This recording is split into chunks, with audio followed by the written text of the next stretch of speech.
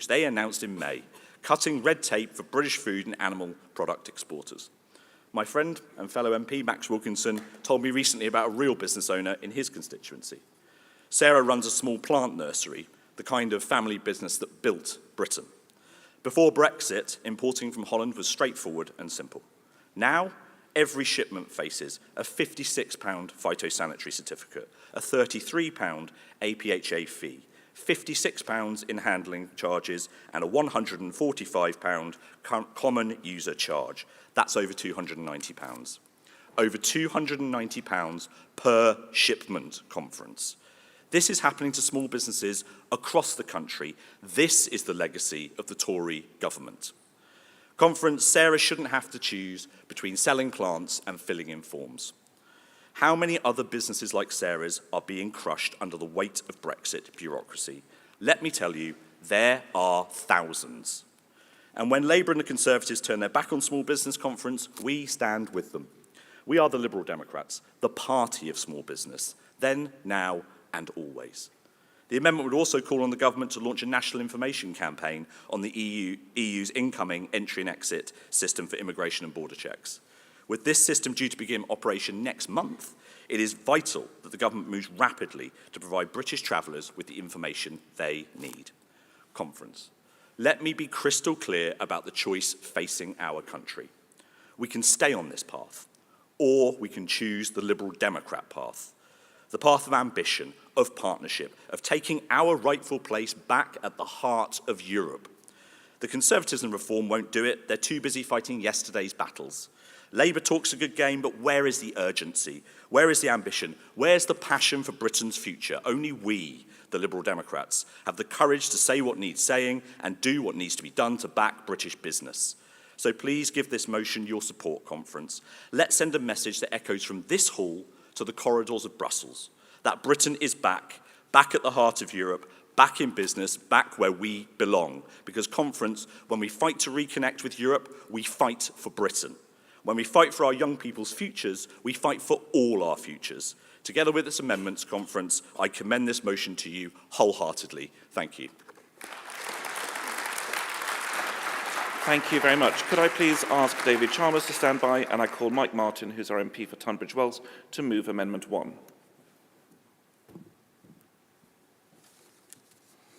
Thank you, James, and good morning, Conference. The geopolitical landscape in Europe is at its most threatening since the end of the Cold War. And actually, it may even be worse than that. In its scale, in its complexity, and the number of threats that we face, it may be the worst that it has ever been. We see Putin continuing his barbaric invasion of Ukraine, and just in this last 2 weeks, Russian aircraft and drones have violated NATO airspace in Romania and in Poland.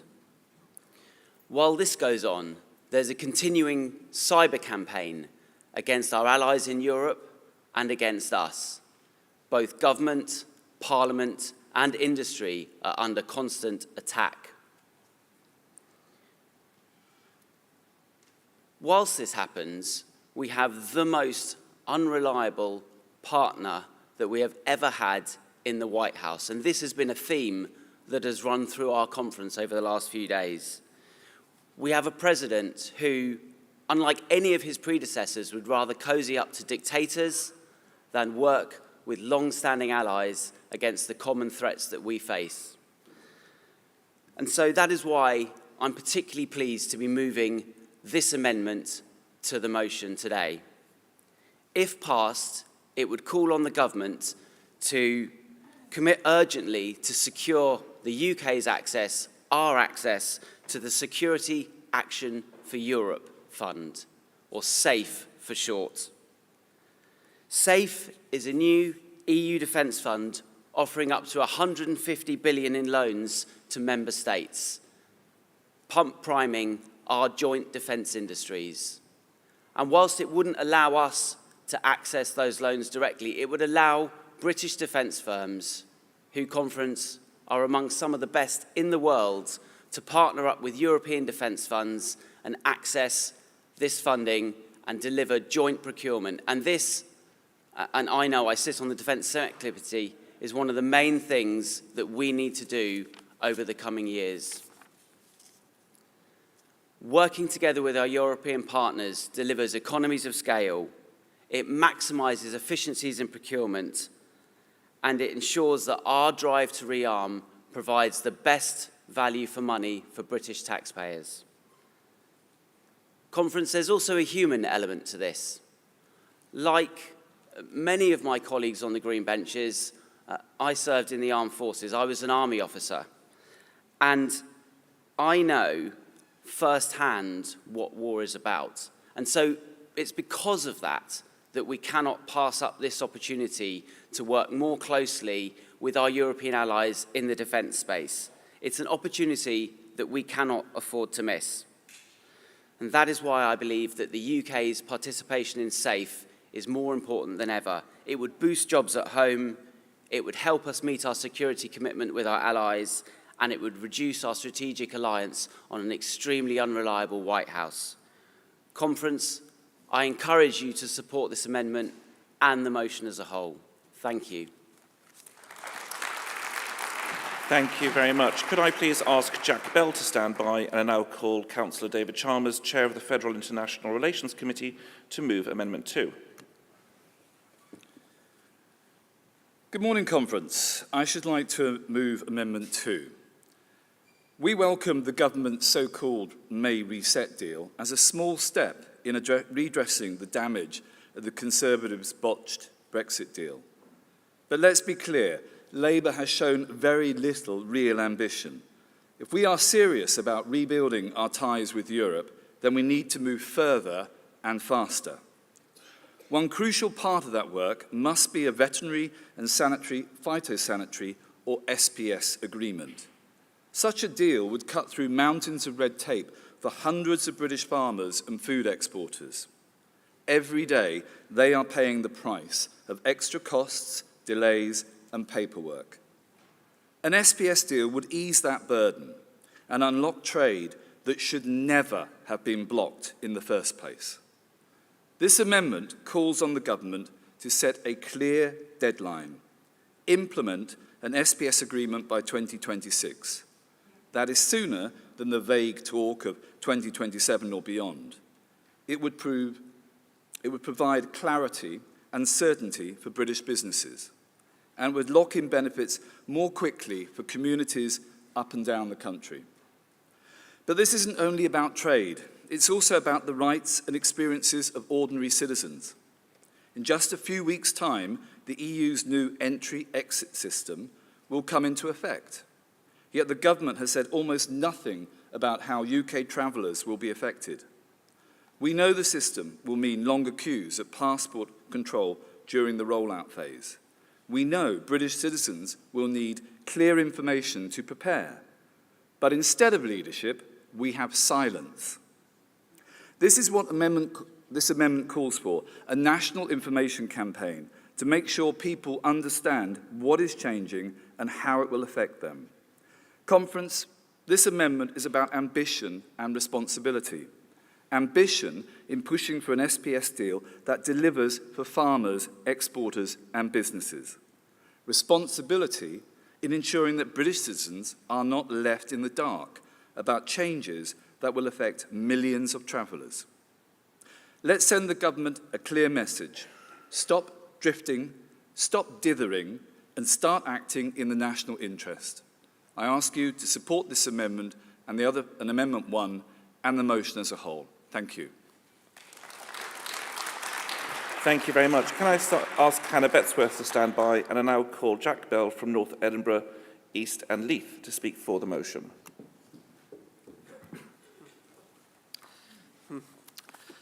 Good morning, Conference.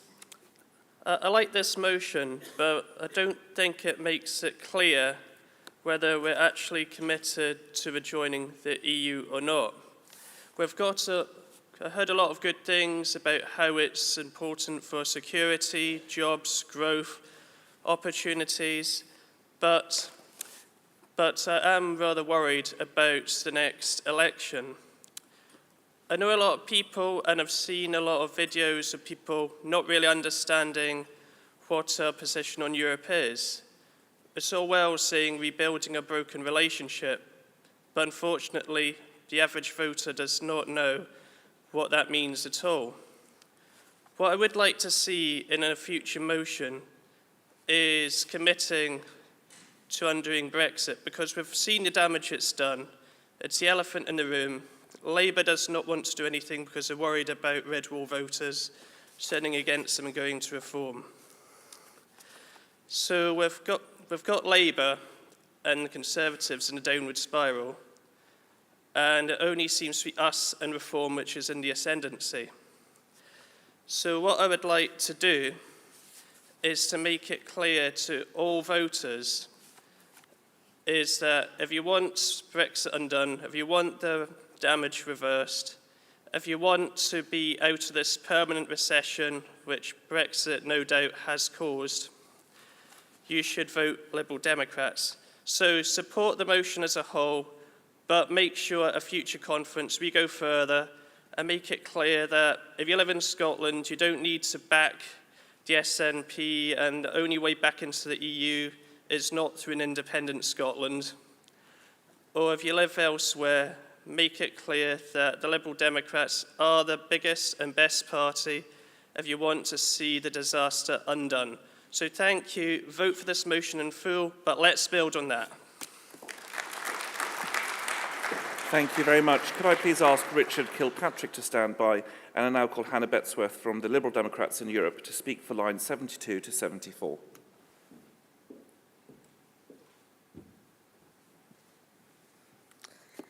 Thank you, Conference. I just wanted to address a particular reason why this is so important. I mean, we all love a nice bit of science, Conference, and we want to work with people who do as well. People who are committed to evidence-based decision-making. As with everything at the moment, we face a strategic choice. Medicines have not been exempt from Trump's tariff threats. The Department for Health and Human Services is led by someone who is not just willing, but enthusiastic about abandoning evidence-based standards.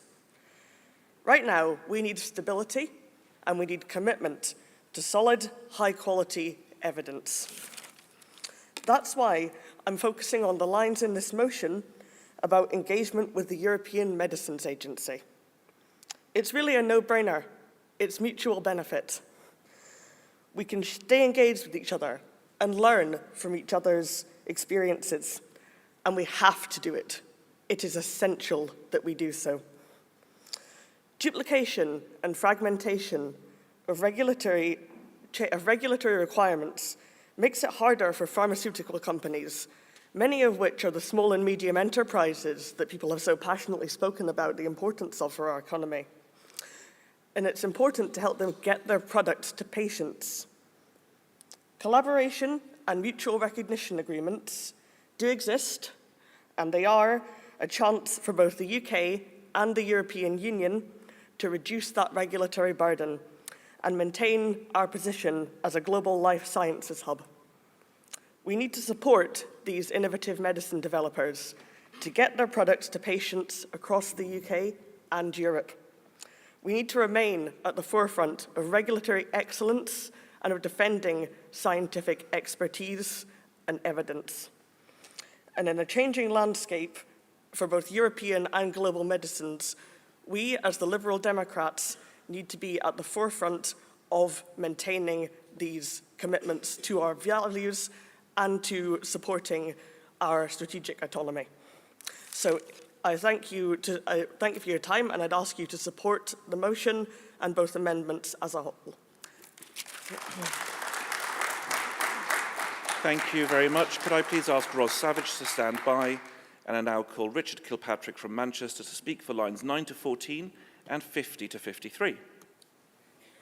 Good morning, Conference. As well as being a councillor in Manchester, I am fortunate also to be the campaign manager at the European Movement UK. And as we approach 10 years since the referendum, it is so vital that those of us that see our future of the United Kingdom within the European Union, those of us that believe in a tolerant British internationalism, Those of us that still value the strong influence of a confident liberal patriotism should welcome this motion and support every effort to improve our relationship with our European neighbours. Now, Conference, there are many of us that will urge an immediate return to the European Union. And it's more in line with our values, and Jack, we very much hear it. And that would be the right thing to do. But it would be deeply rooted in a place where we need to make sure that every stakeholder, including the European Union, is aligned with those aims. And Conference, at the minute, we can't guarantee that. It would also distract us from the key parts of this motion, which is designed to help our communities held back by Brexit red tape. At the European Movement, our business impact report surveyed thousands of businesses from Orkney to Cornwall. And Conference, 97% of those businesses told us that leaving the European Union has been bad for their business. 79% of businesses are pessimistic about economic growth in the future. And over 98% of businesses would support accessing the European single market. And since the publication of our report, we've started one of the biggest qualitative studies on the views of businesses and the business communities on our future relationship with the European Union. 5 very clear policy asks have come from that work. 1, removing red tape for professionals, allowing sector-specific visa waivers to help our service industry. 2, an SPS agreement to literally save businesses that rely on less friction for perishable goods. A youth opportunity scheme, including opportunities for those who want to and wish to return to work in our hospitality and service industries. A joined-up approach to energy and net zero, and yes, Conference, a pathway to joining the customs union and the single market. Conference, the business community is frustrated at the growing sense that political leaders of all political parties fail to recognise the practical reality of their situation. And this motion states very clearly a pathway to a better relationship with Europe. And in doing so, provides us with a pathway to that future where we can once again return back to the heart of Europe. So, Conference, please support the motion, support the amendments. Thank you. Can I please ask Theo Waterman to stand by, and I now call Ros Savage, the MP for South Cotswolds. Can I please ask Peter Burt to stand by, and I now call Theo Waterman from Portsmouth to speak for the motion.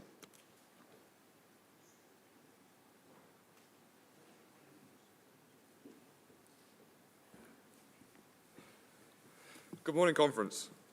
This is both my first time speaking and my first conference with Liberal Democrats.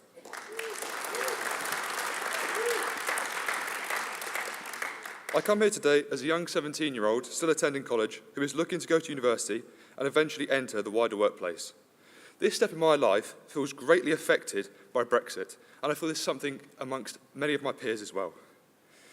As for many, I feel like pursuing an education or a career in Europe isn't really an option anymore, due to increased bureaucracy, increased costs, and an increase in negative attitudes. In addition, I imagine this is a sentiment held from a European perspective as well. This is why I believe it is important to reopen the channels of education and work with Europe at a bare minimum. I do personally hope for a possible reunification with Europe and the EU due to the various benefits that it will give us as a nation and the way the public opinion is changing, a factor we can help to change. However, adding to this, I would like to point out there is no greater time than now to build stronger relationships with Europe due to the political state of many European countries and the ongoing war in Ukraine and in turn the threat of Russia. We cannot wait for our or Europe's circumstances to get better, we must act now, as despite what many on the right would like us to believe, we need each other and we must act together. As how can we put out a united front against Russia when we as a country are pretending we are separate from the rest of our continent? Or are our ties with Europe dependent on what benefits us in the moment? Is this how low we have dropped, Conference? Overall, we must put out a stronger message for closer ties with Europe and the EU for various issues from education, the economy, immigration, trade and Russia. We must work together for a better future. The Conservatives lied to us, Labour is failing us, we Liberal Democrats must prevail. So I urge you, vote for this motion. Thank you very much. Could I please ask Irina von Wiese to stand by, and I now call Peter Burke from Didcot and Wantage to speak for the motion.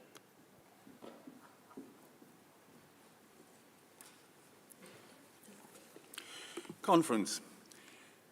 I'm one of the many thousands of people, many in this very room, who chose to join or rejoin the party in 2016 and thereafter because we felt strongly that this party was speaking our language.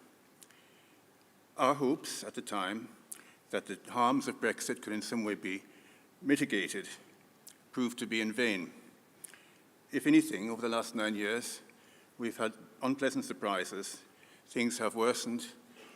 The OBR estimate of a 4% hit to our GDP, I think, has proven to be over-optimistic. Things are even worse than they seemed. And we know, of course, the effect on business, those selling goods and services within the EU, the difficulties caused by the loss of free movement and the loss of mutual recognition of qualifications, something that's proven, I think, more challenging for the Labour government to renegotiate than they expected. Of course, even now, when we call upon the government to act faster and better, our opponents will accuse us of trying to relitigate the referendum. They'll say that it's unpatriotic to oppose the will of the people. At the rally on Saturday, Tim Farron reminded us of the difference between true patriotism and petty nationalism. Our message as a party is that it's patriotic to fight for what's in the interests of the country and its people. It's worth restating the will of the people has changed. Over 60% of people now believe we'd be better off within the EU and better off with better relations. About 30% of those who are surviving, who voted for Brexit, have now changed their minds. Even the notoriously fanatical Brexiteer Tim Martin has admitted that Brexit has harmed his business, and his is only one of many.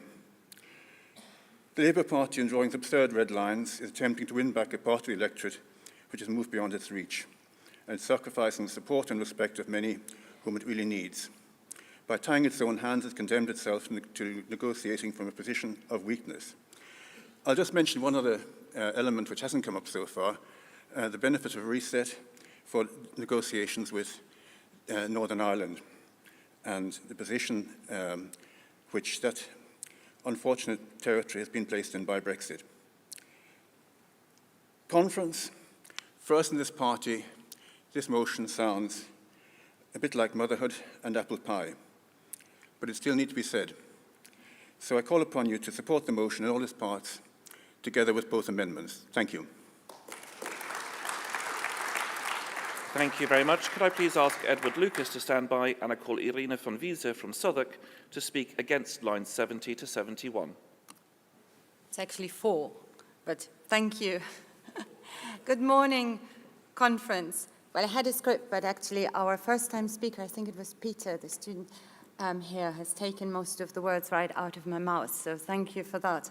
It's been nearly 5 years since Shafak and my other colleagues and I left the European Parliament. Nearly 6 years, I should say. Time flies. In March 2022, we were here and set out a roadmap for our EU relationship, which would rebuild trust and eventually lead us back to full membership. Restoring the hugely successful Erasmus exchange program was at the beginning of that roadmap, enabling regulatory alignment with the EU's evolving legislation so we wouldn't drift further apart, rejoining the customs union to end the costly obstacles to trade with our closest neighbours, and working towards access to the EU single market were all part of that roadmap. Now, back then, we placed our hope in a change of government and Labour's promises to repair our broken relationship with our neighbours. But the so-called reset delivers nothing. Instead of Erasmus, Labour has stifled student exchanges further by tightening student visa conditions and shortening the time that they can stay for internships in the UK. Now, I teach at the Pan-European University in London, and I see the soft power of our international students mingling in our student courtyard. And that has now become a privilege of the few wealthy students who can afford student fees and the visa fees. Instead of regulatory alignment with the EU, Keir Starmer is inviting US products to the UK with much lower standards, from poultry to social media content, endangering not only UK consumers, but also our future trade with the EU. Instead of a customs union with the EU, Starmer is still clinging to the hope he can get some form of free trade with Trump's protectionist America. And instead of rebuilding trust with our biggest trading partners and political allies, this Labour government is making our economy, our security and defence, and our political credibility on the world stage dependent on the whims of an increasingly autocratic madman. Conference, we need an urgent reset to this reset. And I urge you please to support these motions and the 2 amendments in full. Thank you. Thank you very much. Could I please ask Clive Jones to stand by, and I now call Edward Lucas from Westminster Borough. Conference, I'm here to explain 2C. We may not all be banking experts, but we do know that it's not 5 minutes to midnight, it's 5 minutes past midnight when it comes to European security. We face an enormous and really urgent task in rearming Europe to deal with the threat from imperialist Russia. And we can't put this bill in one lump on the taxpayers. There's probably €1 trillion cost to rearming Europe, and we have to do it really quickly. And that's what a bank does.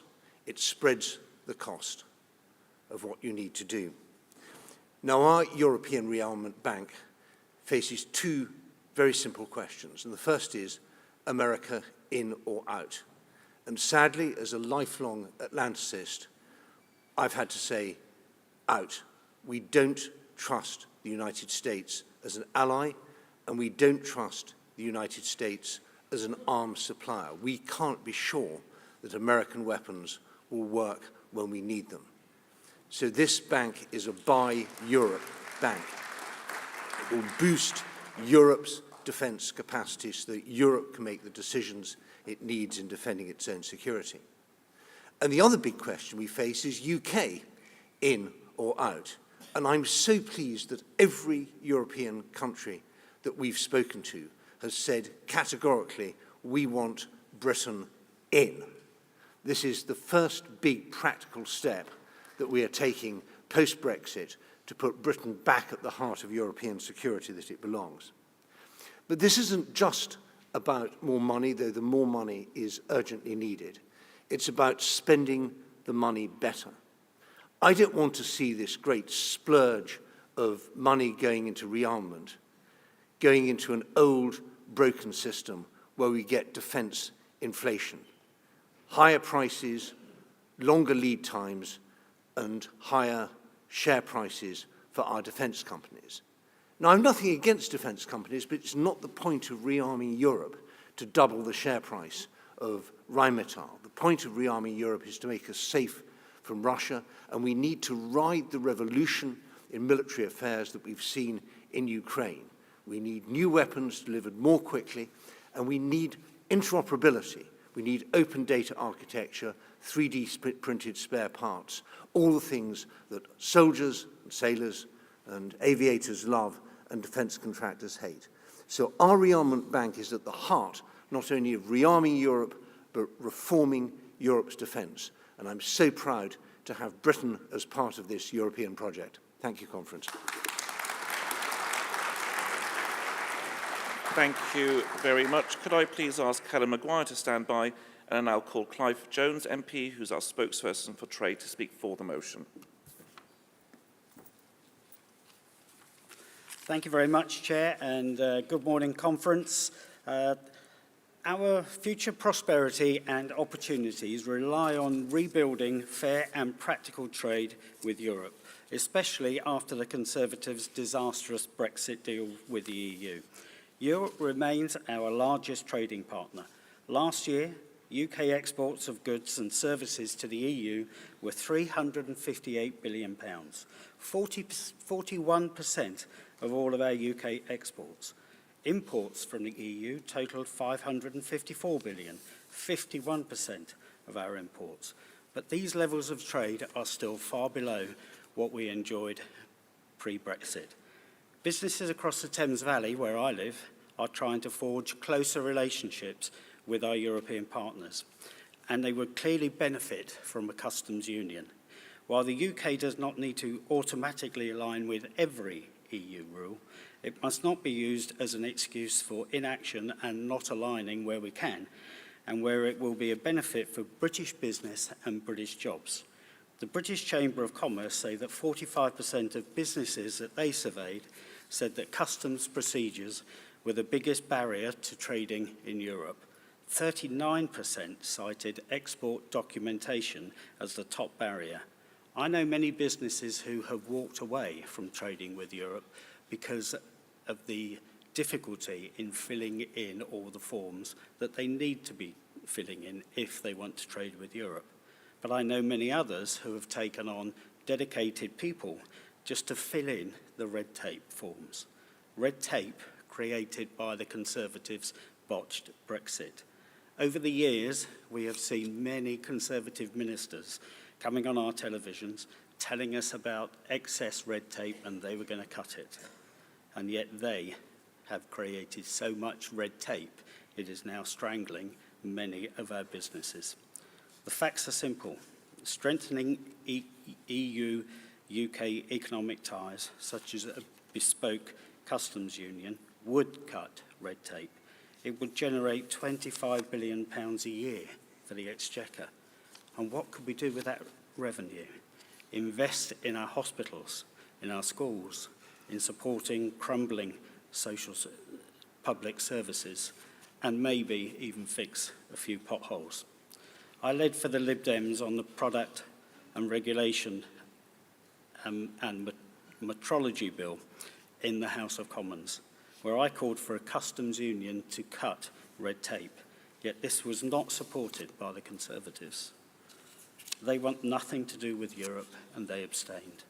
Labour voted down my amendments and didn't support me. The Liberal Democrats believe that the government should be targeting a bespoke customs union. Please draw your remarks to a close. Apologies for that. I went on a bit too long. But the reason the government won't do anything is that they are frightened of Nigel Farage's Reform Party, and they must stand up to them. Thank you very much, Clive. Could I now call Helen Maguire to the stage, the spokesperson for international development, to summate the motion?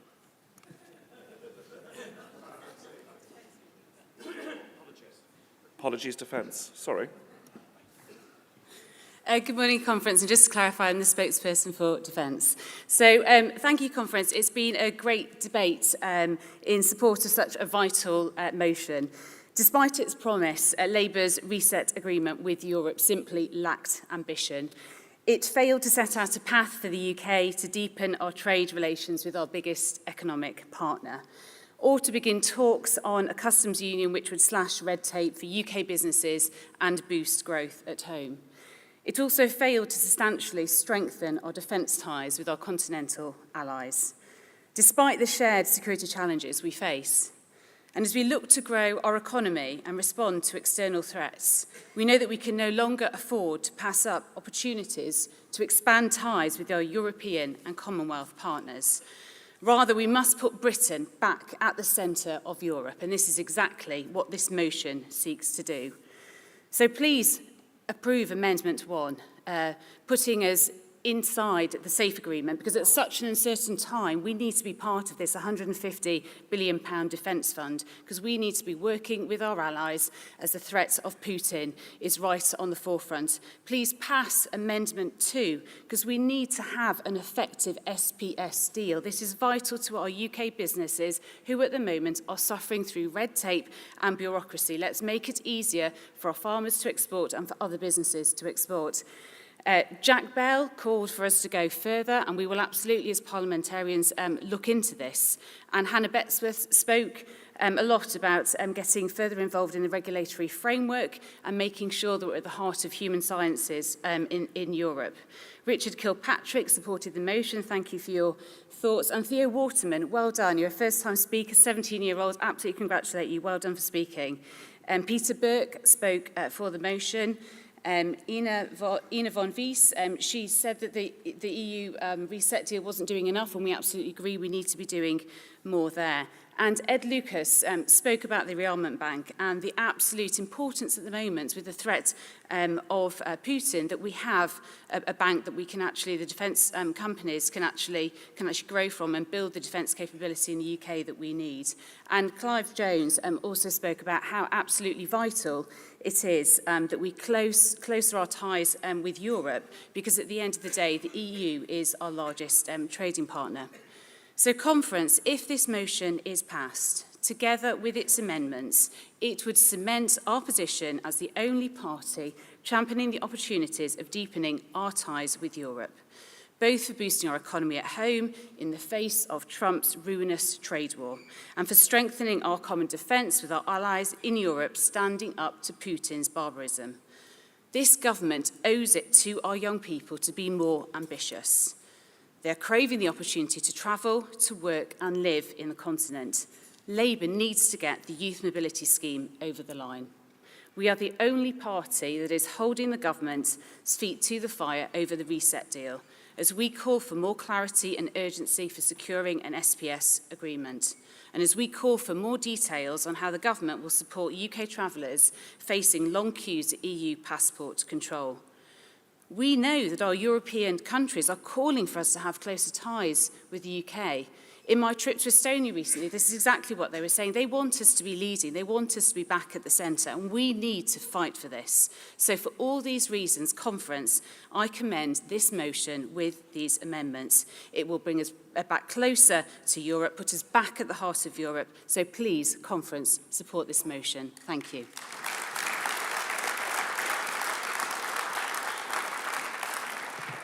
Thank you very much, Conference, and apologies, Helen, for getting your title incorrect. We're now going to move on to a series of 3 votes, voting on the 2 amendments and then voting on the motion as amended or unamended, pending the 2 votes. The online vote has already opened and has started on the 2 amendments. Could I please see all those in favour of Amendment 1?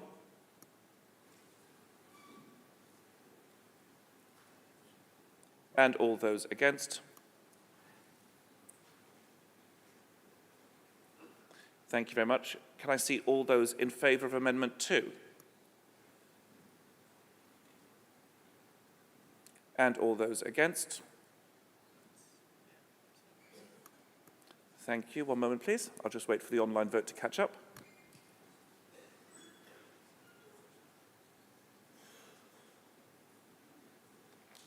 Thank you very much. I can confirm that Amendments 1 and 2 have both overwhelmingly passed, if not unanimous. We now move on to a vote on the motion as amended by Amendments 1 and 2. All of those in favour?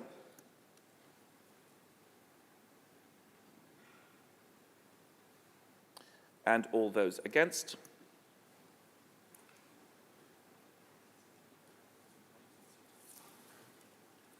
Thank you. We'll just wait for the online vote to catch up.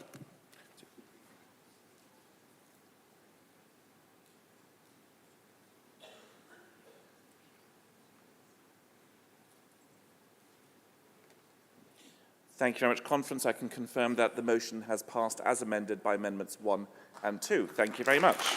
I would like to thank my aides, Lord Mohammed, Chris Mains, Paul McGarry, and of course our BSL interpreters, and I hand over to the next section.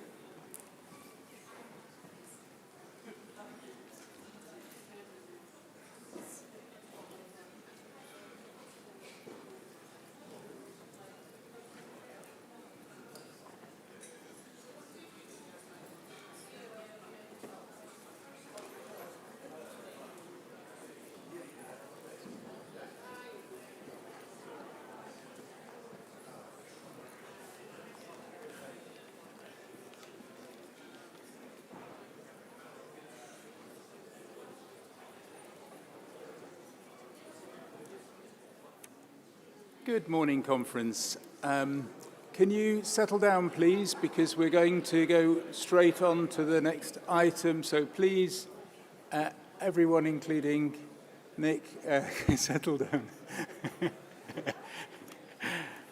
Great. So good morning and welcome to F32, a debate on the policy review paper Leading the Way.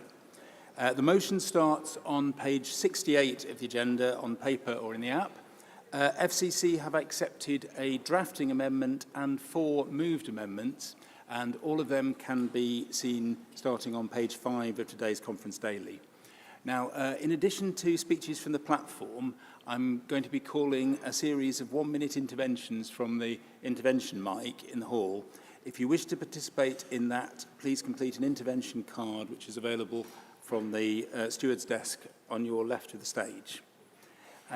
Will Abriel Duran please stand by? And I now call Helen Morgan MP, Vice Chair of the Federal Policy Committee, to move the motion.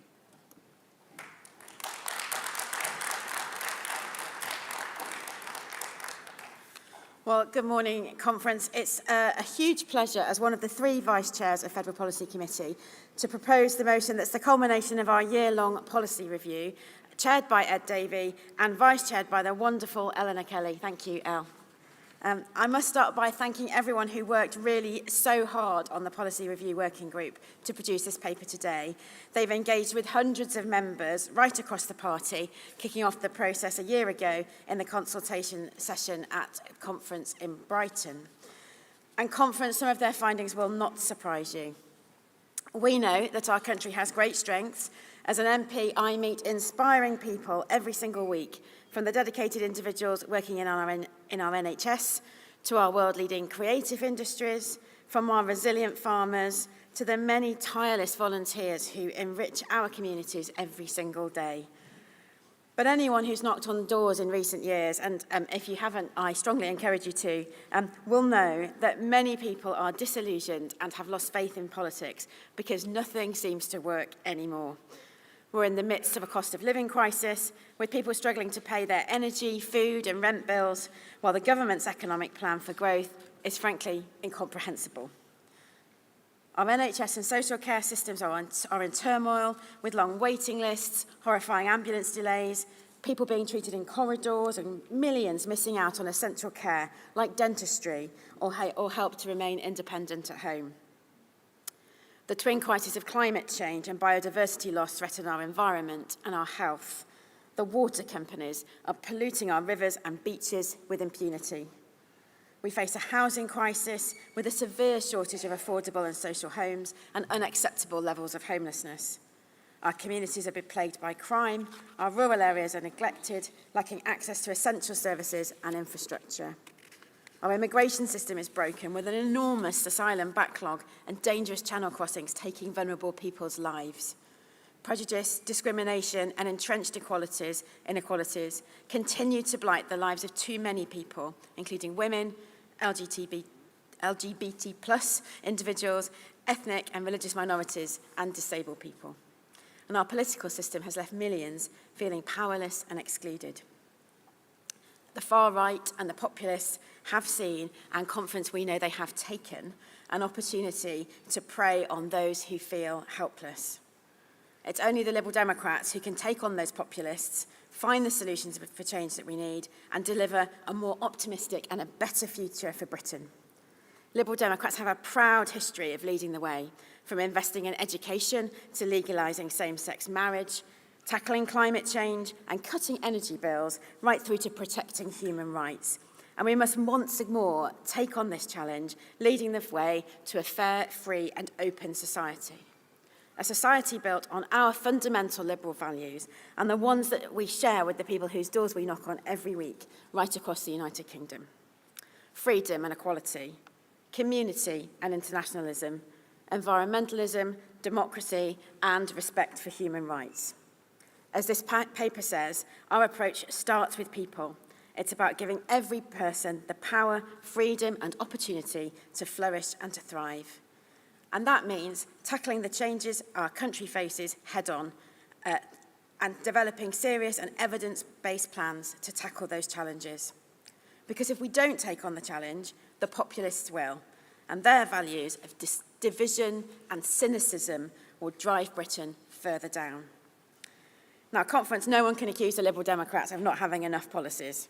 At last year's general election, I think we had by far the best manifesto of any political party.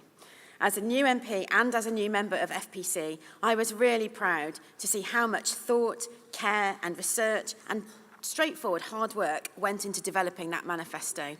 I was proud to stand for election on that manifesto. I was proud to win my North Shropshire election on it, and I was proud to see 71 fabulous colleagues elected on it too.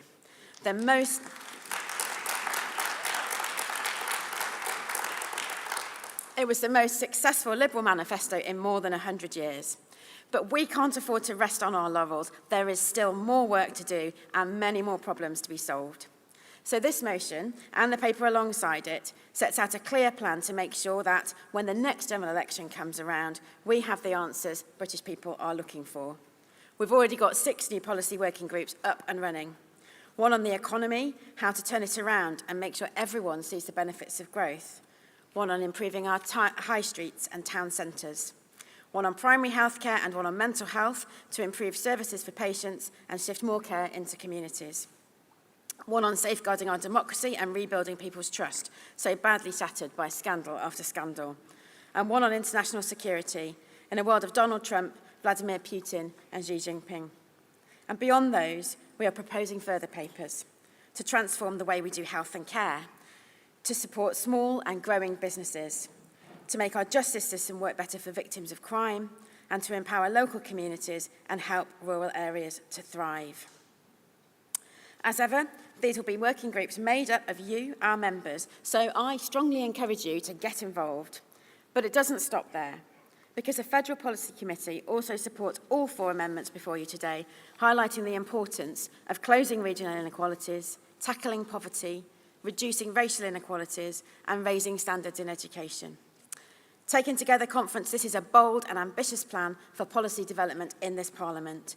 This is a plan to put our Liberal Democrat values into practice and put real power in people's hands. Together, we can build a fair, free and open society for all. Thank you. Thank you, Helen. Will Catherine Pinder please stand by? And I now call Abriel Duram from Durham to propose Amendment 1. Thank you, Chair. Conference. I think this policy review is about boldness. It is about committing us over this Parliament, where we have the most MPs yet, to face this country's biggest challenges head-on. And if I'm right, and it's big challenges that we, Conference, are looking for, then I have something for you. Regional inequality in the UK. Conference, I want to be proud of my country, but sometimes that is very hard, because the truth is that we have the highest regional inequality of any advanced economy, compared to Germany, where productivity in the East is 80% of what it is in the West. Productivity outside London and the South East is 71% of what it is inside. Conference, let me be as clear as I can about the implications of what I've just said. The failure of government after government of this country is so great that it achieved greater regional inequality than the Iron Curtain could. And it's not even close. It is an undeniable truth that in this country, your chances of good health or a decent job with a fair wage are systematically and dramatically lower based on where you live. That's not a fair deal. This party wants to be the party of health, so let's talk about it. Women in the North East can expect 57.5 years of healthy life compared to 64.5 for a woman in the South East. That's 7 whole years of healthy life lost. It's the same for infant mortality, 4 deaths per 1,000 live births in the North East compared to 3 in the South East. That's a couple hundred avoidable infant deaths every year. I want this party to be the party of education, so let's talk about that. Conference, in the North East, in 2024, 17.8% of GCSEs were grade 7 or above. In London, that number is 28.5%. Conference, I could list stats like this for the entire debate. But how has this happened? It has happened because decade after decade, government after government has made the wrong investment choices. Rail lines built, starting in the south first, science and research spending flowing overwhelmingly to the south. And let me say this plainly. You cannot close those gaps with handouts or short-term grants. You cannot close them with photo opportunities and hard hats. You only close them by changing the choices at the very heart of government spending. This means recognising in the Treasury's test of value for money that every pound spent on infrastructure in the North, in the Midlands, in the South West, in Wales, delivers not just fairness, but growth for the whole country. It gives us the strong economy we need to invest in the whole country. And conference. Failure to tackle regional equality by us could soon harm the whole country massively. Imagine, at the next general election, a scenario, a nightmare scenario, where Reform get a majority. But we do quite well. We get 100 to 120 seats, and we are the main opposition. It is our duty, it will be obviously our duty to oppose them as well as we can. The main way an opposition exerts pressure on the government is a threat that it will take their seats if they fail. Therefore, we must be the threat to reform all across the country, and we can only do that if we are prepared and thorough in tackling regional inequality. So, conference, if you want to build a free and fair society where no one is enslaved by poverty, ignorance and conformity, vote for this amendment. And if you want to give us the best chance of safeguarding it from Nigel Farage and Reform, vote for this amendment. Thank you. Thank you, Gabrielle. So will Janice Turner now stand by, and I'd like to call Catherine Pinder from Cumberland, who is proposing Amendment 2.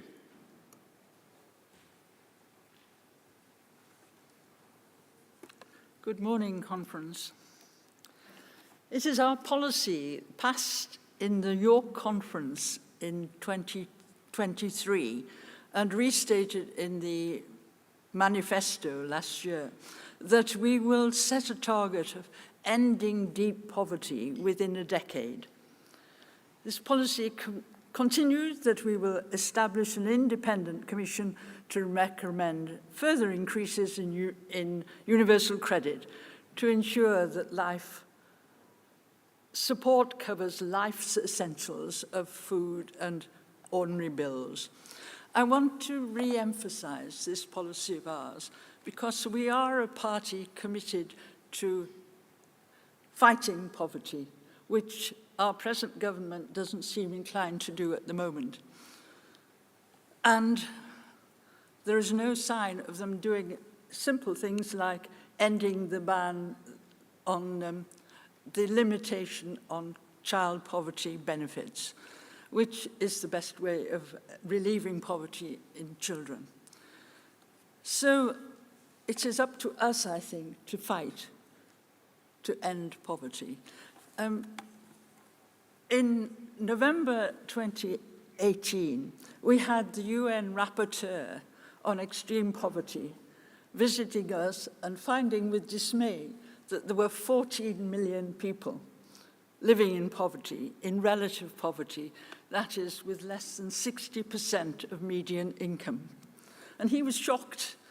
And it is even more shocking that 6 years later, the Joseph Rowntree Foundation finds that we have still 14.3 million people living in poverty, in relative poverty, including 4.3 million children. So there's barely been a change in poverty levels, in fact, since about 2010, according to the Joseph Rowntree. And in their latest report on poverty for 22 to 23, they say that there are 6 million people, 4 in 10 of those living in poverty are in very deep poverty. And that is something that is almost unimaginable for those of us who have a happier, luckier lifestyle. And it isn't right. To live in very deep poverty, you have less than 40% of median income. And I think it is very difficult for us to imagine that. And that is happening to so many people in our country. And it isn't right. There are 4 in 10 of those living in poverty who are in very deep poverty. with less than 40% of median income. They're the largest percentage of the entire 14 million. And I want us to make a special point of this because we want to help relieve poverty. We're already doing so, I'm sure, by helping with food banks, helping with local activity in councils. There should not need to be food banks in this country now. It is not right in a strong country like ours. And I'm asking here, yes, please go on, of course, with these practical efforts that we all are making to relieve poverty in this country. But also, let us campaign. Let us campaign against poverty. And at this moment, let us campaign particularly for those still in deep poverty after all these years since the UN rapporteur came, trying to live on so little of life's essentials. Please support, I know you will support, but please campaign on this amendment. Thank you.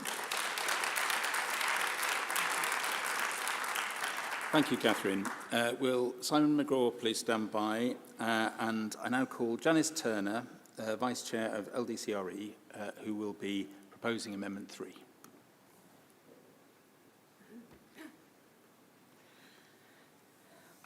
Conference. This amendment is another of the raft of amendments that LDCRE has put forward to motions debated at this conference. Our amendment adds an additional priority area for further policy development in this Parliament, and that is reducing racial inequality throughout the economy and society. We've done this because this party must recognise that it has never been more important to fight racism in every area of life, because racism is prevalent in every area of life.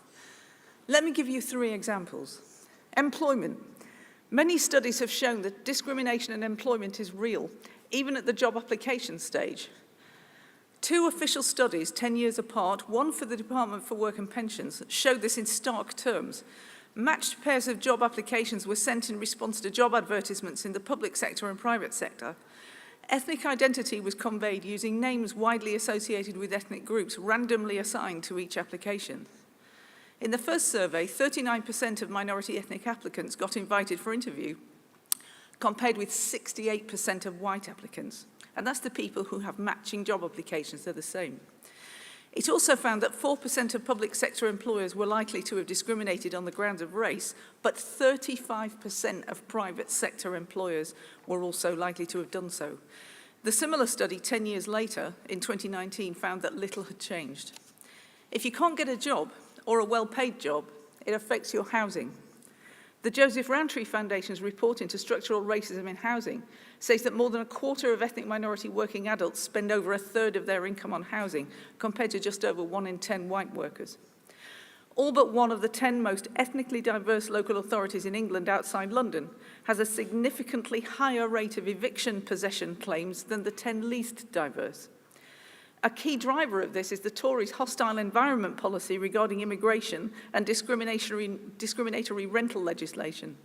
If you make landlords have to check the immigration status of people trying to rent, and they risk being fined if they inadvertently rent to an illegal immigrant, then some landlords are only going to take people they assume are British by looking at them and seeing what their name is. In the NHS, biases against ethnic minority patients can affect the quality of care individuals receive, leading to disparities in health outcomes. For instance, studies have shown that black and minority ethnic patients are less likely to be offered certain treatments or are subjected to longer waiting times compared to their white counterparts, even when presenting with similar symptoms. Minority ethnic healthcare professionals often face barriers to career progression, unequal opportunities for training and development, and experiences of workplace harassment and discrimination.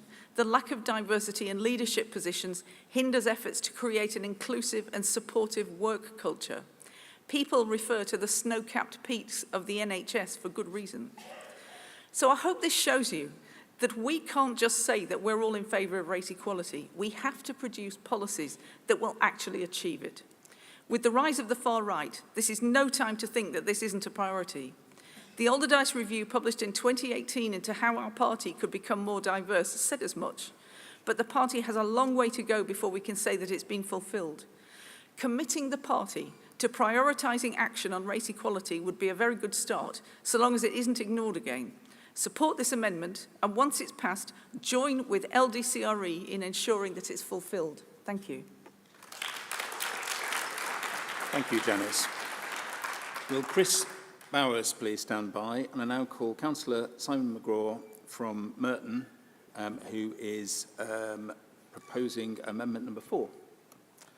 Thank you. Conference, this is going to be my shortest ever conference speech. There's nobody here that I need to convince of the importance of high standards in education. We all know that the pupil premium was one of the finest achievements of the coalition. This amendment talks about making sure that we continue to support high standards for our children, which is one of the best things we can do to help them in the extraordinarily changing world that we live in. So please vote for this amendment. Thank you, Simon, for allowing other speakers more time, because we do have many speakers in this debate. Will Neil Alexander please stand by? And I now call Chris Bowers from Lewis to speak against the motion as a whole. Yes, I'm speaking against the motion because, quite simply, this policy review is too tame for the purposes of fighting the next general election. We have a magnificent opportunity in 2029, but not just an opportunity, also a responsibility. Labour and Conservatives will both be unpopular. Last time it was the Conservatives alone, this time it will be both. And that creates an opportunity for an anti-system party. Now, we know that Reform will look to make use of that, but Reform are only capitalising at the moment on people's anger and frustrations. They're not proposing solutions. And anyway, who do they speak for? Most people in this country are tolerant. They're not looking for scapegoats. Most people want to help people in difficulties, not demonise them. So the gap is for a party that is hopeful, optimistic, and imaginative, but at the same time grounded. This is our opportunity, but it's also a responsibility, because democracy itself will be at stake at the next general election. And we will only succeed with clear messaging underpinned by a radical liberal, exciting and optimistic policy offering. I'm sorry, this is not it. If we're going to fight the populists, you don't tell them they're wrong, you basically offer something more attractive instead. So our policies have to appeal. We have to call out the elephant in the room, that's the disaster of Brexit, and be the first to call for the process of Britain rejoining the EU to start now. Yes, it may take 10 years to convince Europe to trust us again, but the process must start now. And if the Lib Dems aren't the first to call for it, we misplay one of our big trump cards.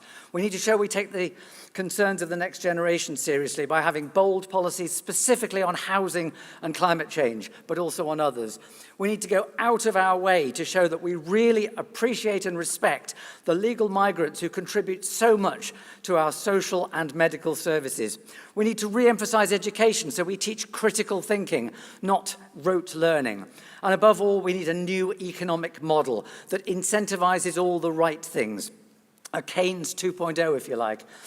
Even mainstream economists are coming around to realizing that today's economics, it incentivizes the wrong things, but we need to be the party that calls for a new model. That is our opportunity, to be the party for people who are disillusioned with British politics, but who reject the nihilism, xenophobia, and frankly, threat to democracy of Reform.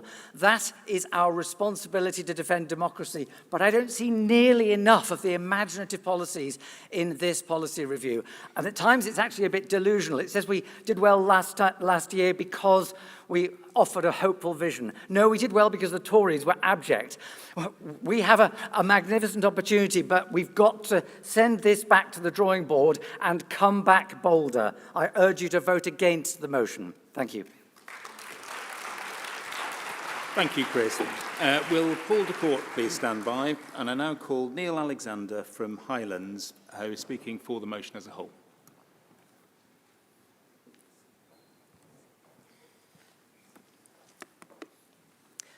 Conference, it's an honour to speak to you for the first time federally. Thank you. This policy review was about putting power back in the hands of our communities. And I learned growing up what that really means. I grew up in Dunblane. For those not old enough to remember, it's a town shaped by tragedy and how they responded to it. After the massacre, I grew up seeing the power of community politics, something we champion. Together, they changed Britain's gun laws forever. That's where I learned what politics could be. Communities pulling together, turning pain into hope, despair into change, demanding better for those that deserved better. And I'm very proud to be our candidate in Inverness and Nairn for the Scottish Parliament next year, where we won last year and where we can end decades of SNP neglect.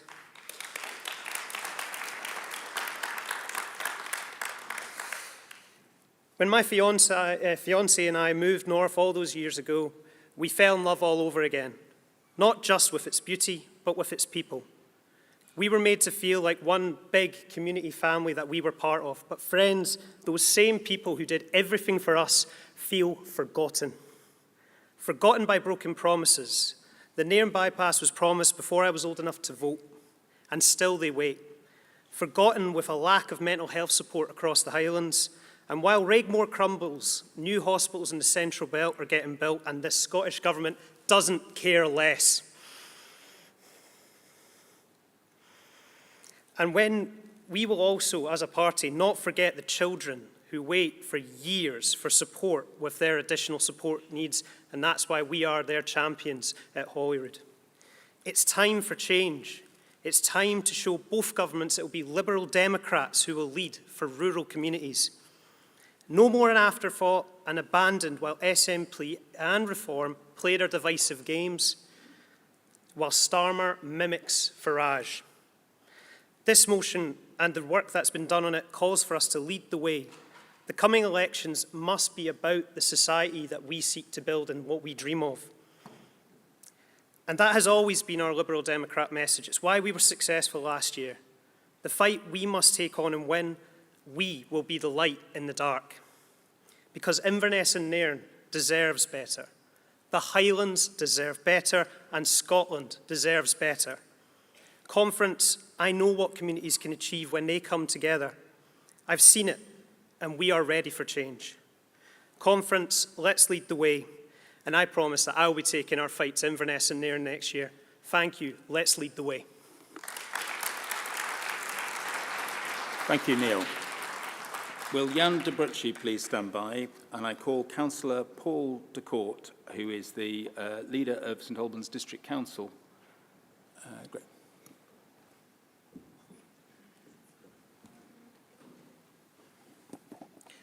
Good morning, Conference. I support this motion because it aims to be true to the core Lib Dem values of fairness and equity as we seek to transform the economy and tackle the many social and environmental challenges of our age. However, my experience as a local council leader leads me to caution that there will be a need to make some very well-considered choices should we be entrusted by the electorate to implement the many priorities listed here. 3 years ago, my council faced a budget crunch and we began charging for the collection of garden waste. This was unsurprisingly attacked as a bin tax by our opponents, but we leaned into our core value of fairness successfully to justify this local policy. Why should residents living in flats with no gardens subsidise large homeowners and their sit-on mowers? And I'm proud that making this hard choice and others, parking charges anyone, created the financial headroom to allow us to offer our local MenCap charity an affordable long-term lease on 7 new build homes whilst they redevelop their own site to generate desperately needed additional care capacity. Now, I imagine some conference organisers are thinking this is exactly why they didn't want to platform a council leader to bang on about the bins. But I only use this example to support my plea for this party to recognise that we must use the remaining years of this Parliament to transform from what can appear to be a gigantic pressure group into a party that is really prepared to make the tough policy choices. There just are not enough billionaires out there to fund all spending desires. Economic inequality in the UK is at its highest level since World War II. And the biggest driver of this is intergenerational inequality. We must prioritise the post-boomer generation's prospects so that they and their children can live in affordable homes, can receive a quality education, whatever the circumstances they were born into, and can use this platform to access rewarding, secure jobs. And if this has to come at the expense of a universal triple-locked pension, or VAT on private school fees, or fair taxation of property wealth, then we must make that case based on a real and credible commitment to our core values. The Reform Party presents a very real threat, and we must stop them forming the next government. However, achieving this imperative would have a challenging implication for us. So, Conference, we must now reflect on the pressures, make the policy choices, and maybe this time be prepared for government. Thank you. Thank you, Paul. Will Carl Cashman stand by? And I now call Jan de Britchie from Kirklees, who's speaking for Amendment 1. I'm sorry if I've got your name wrong.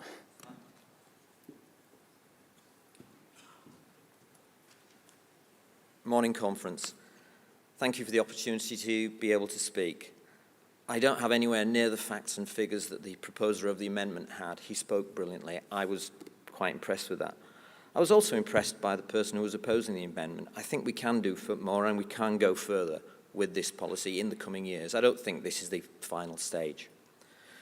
The overall motion, however, is about fairness and opportunity, and this amendment takes that a step further. For too long, where you've been has shaped your opportunities in pay, health, education, and life chances. That's unjust and it holds our country back. I speak as a treasurer for Yorkshire and Kirklees, and from experience I know the value of investing in people and regions. I trained in Huddersfield, became a finance director of a local aerospace business, and part of a Californian group which we took to the New York Stock Exchange. We grew our operations from 50 million to 300 million, and we did that because we invested in our people.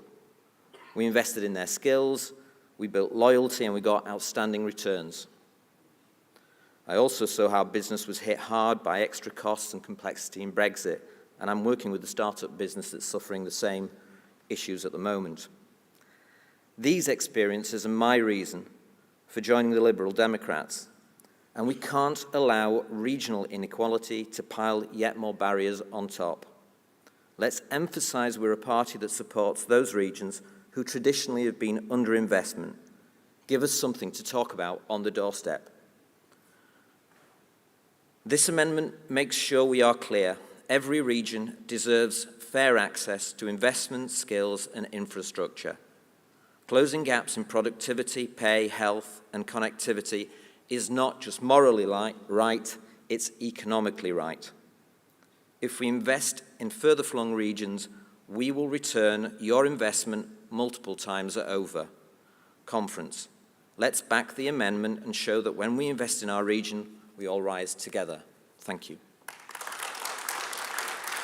Thank you, Jan. Will Jeremy Hargreaves please stand by? And I now call Councillor Carl Cashman, leader of Liverpool Lib Dems, who's speaking for the motion as a whole. Thank you, Chair. I'm happy to speak for the motion as a whole, but I'm also summating for the First Amendment as well, and that's what I wanted to concentrate on, the regional inequality that we face in this country. And if we're serious as a national party, then we need to be talking about the core cities in this country once again, to win in the likes of Liverpool, to win in the likes of Manchester, to win in the likes of Scotland. And I was very happy to hear Neil's first speech here. I think he was absolutely fantastic. I just wanted to address the speaker from Lewes, who I missed what his name was. I thought his speech was absolutely fantastic, but I also believe that we don't need to vote against this motion in order to be bold. In fact, I believe that we need to vote for this motion and all of the amendments in order to be bold, because this policy review doesn't stop here. In fact, it only begins here. Because we are a democratic party where we have one member and one vote, everyone in this room is able to input into that policy review. And I encourage every single member of this party in order to do that, because I know we see certain things on the TV and we get frustrated by the BBC platforming Farage and not platforming Ed Davey. But when I speak to every single Liberal at this conference, I'm encouraged that we're all still radical, rebellious Liberals, and I think that is fantastic about our party, and we should support this motion with the amendments in order to take that forward. And I just wanted to give a few statistics, because I know we're Liberal Democrats and we all like statistics. So where I'm from, Liverpool, in case anyone didn't notice, we see huge regional inequality, and the child poverty that comes from that is absolutely heartbreaking. And you know, pulling up a few stats about this made me even more frustrated. So recently the South East's Crossrail received £19 billion in investments, while the North West got 12 million. Not 12 billion, 12 million. That is completely wrong. And if we want to have growth in this country, if we want to have real equality, we need to pump that money into the likes of Liverpool, into the likes of Scotland and Wales and Northern Ireland. We can't be London-centric as a country anymore if we want to achieve growth. And I wanted to give you a little bit of an anecdote, conference. If anyone has heard of the reference to Never Skip Leg Day, which is a gym reference, if you look at this country's physique now, it would very much be a gym bro who only trains his chest. Our chest would be London, and that is very well developed and very, very nice. But the legs, which we've skipped, would be the likes of Liverpool and Manchester. And I say, let's grow our legs, let's grow our quads, let's grow our calves, and let's make this country equal again. Thank you very much. Thank you, Cole. Will Tony Vickers please stand by? And I now call Jeremy Hargreaves, Vice Chair of FPC, to speak for lines 45 to 74. Conference, I want to focus on the middle bit of this motion, what our core beliefs and approach are, if you like, what we stand for in this Parliament. It starts, of course, from our underlying values, which don't change much. You can see them in lines 71 to 74.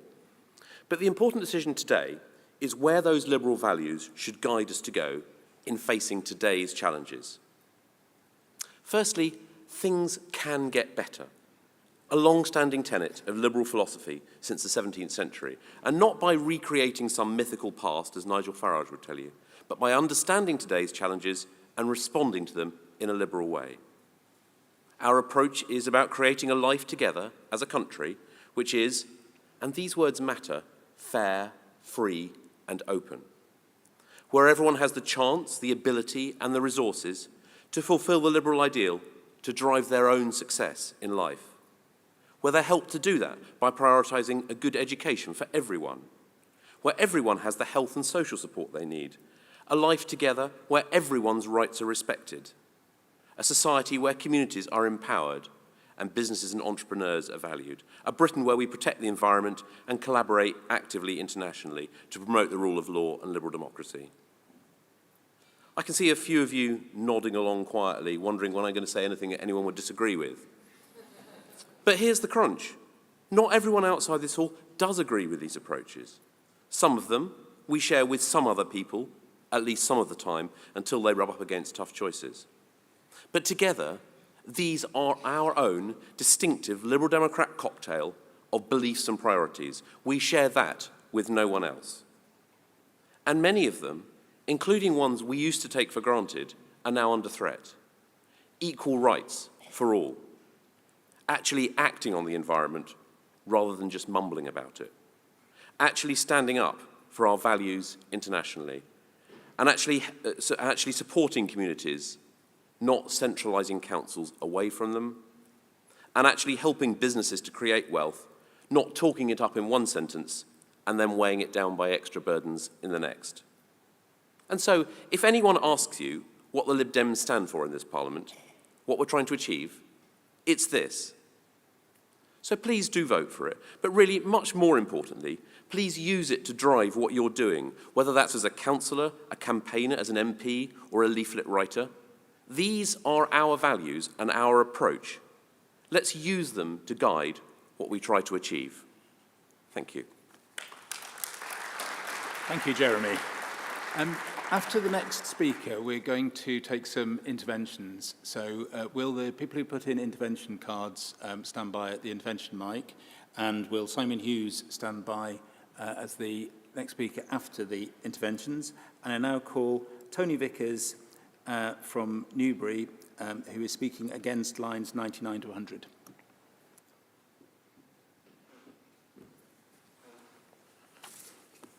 Conference. A great American liberal, Henry George, said 150 years ago, "There is in nature no reason for poverty." To my mind, the driving force that needs to come from this party is tackling poverty. As the previous speaker said, it's a disease that is unnecessary and can be conquered. However, there's nothing in the policy paper that gives me comfort that we will reach that goal of eliminating poverty. However, I've had a lot of comfort from this conference so far, from the conversations I've had. Everybody seems to agree that radical economic reform must emerge out of our policy review in time for the next election. Please, let's stop the gimmicks and start being serious about the problems that face this country. Yes, we need to care about the people that do the caring, our NHS and our care workers, and nobody exemplifies that better than our leader. Yes, we need to be fair. Of course we need to be fair, but it's not fair when those who work lose increasing amounts of income, whether it's through income tax or indirect increases in national insurance. The government has lost the plot completely through this current Chancellor. She's been completely captured by Treasury conformity. We have to start saying really daring things in our manifesto at the next election. We have to grab the attention of the markets. We sing at every glee club, "The land belongs to the people," but we must really mean it. I'm not against land ownership, but what I am against is landowners capturing the prosperity that workers and entrepreneurs put into our society. So let's mean it when we say the land belongs to the people at the glee club at the end of this conference.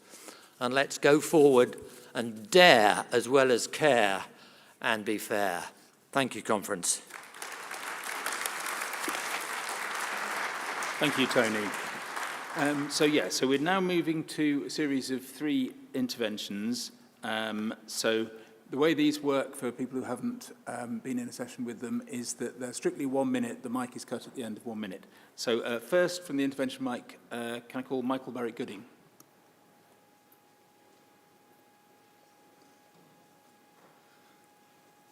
I would like to make 2 points.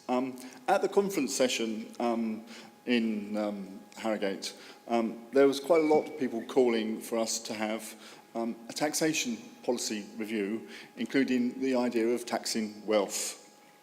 And I also understand that some people, and some organisations maybe, put in written submissions asking that we have a policy review on taxation. But it's not in this motion, and it's not in the policy paper. But if you read this document, you might think that it's quite good, it's good in places, and it's a good first attempt, I would say, at writing a narrative and a vision for the country. But it's far too long. Thank you. Can I now call Andrew Hayden for the second intervention, please? It's Andrew Haldane. In relation to Amendment 1, I'd like to draw conference's attention to recent peer-reviewed research on the impact of artificial intelligence and other new technologies, which looked at the impact on regions. And guess which regions get the benefits and guess which regions get the disbenefits. Conference, if we don't act on regional economic disadvantage and take serious measures, the left behind are going to be left further behind. Thank you, Andrew. And final intervention will be from Stuart Edge, please. Thank you. A previous speaker mentioned tax review, but my point is that much has changed since the last reviews of tax policy in detail in 2013 and as part of the wider Fairer Share for All 2019 motion. The policy report implies that the Liberal Democrat position is restricted to ensuring that everyone feels the benefit of growth equitably. There is nothing that recognises that previous Liberal Democrat policies have advocated adjustments to the existing tax system, in particular to change from a system in which taxes on income and employment are higher than taxes on income from wealth. I urge the Policy Committee to ensure that there is a proper review of tax policy before the process of writing the manifesto for the next general election begins. Thank you. Will Janet King please stand by? And I now call Simon Hughes, who put on his card, he's the Honorary Joint President of Southwark, previously MP, etc., to speak against lines 95 to 118. John, Conference, good morning. Thank you very much for inviting me to speak. I want to follow in the sort of themes of Carl Cashman and Chris Bowers and Martin Vickers, because this policy motion is great. From lines 1 to lines 94, it sets out our principles, our strengths, our challenges, belief that things get better. All that's great. But then it actually comes to what should be our priorities, and it's waffly and not specific and not appealing and not radical. And I want to suggest that we have a separate vote on that section, take those out and come back with something. I'm going to give you some suggestions. I can only give some suggestions.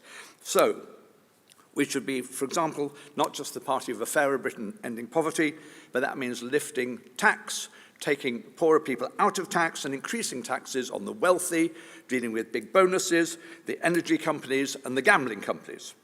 It means we should have a crash programme of house building on brownfield sites to deal with the homelessness and bed and breakfast scandals.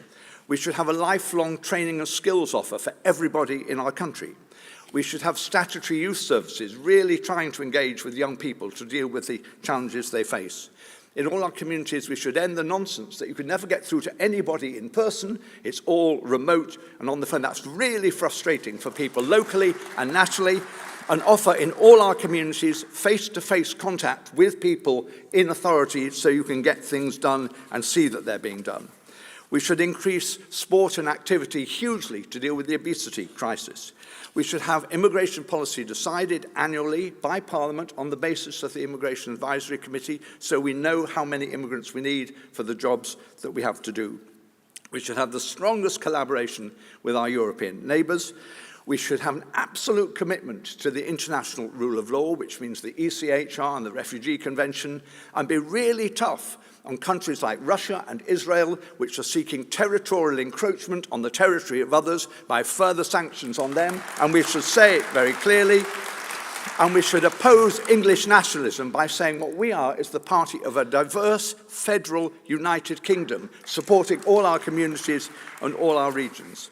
One last point. We've got to be a liberal party, and we must stop being illiberal about people who differ from us in our own party, which is a danger that we are suffering from and others. So my request is take out the lovely generalised liberal waffle of that section and replace it by a radical agenda. People need to know what we're saying, they need to hear what we're saying, they need to understand what we're saying, and they need to see we have very clear, specific policies that would change Britain in a liberal way and give them the answers to the questions they ask. We really can't just be general and waffling and unspecific in the days ahead. The days for liberalism to be on the march are coming, and we can seize the moment, but we need to be very clear and much clearer than this policy suggests at the moment. Thank you very much. Thank you, Simon.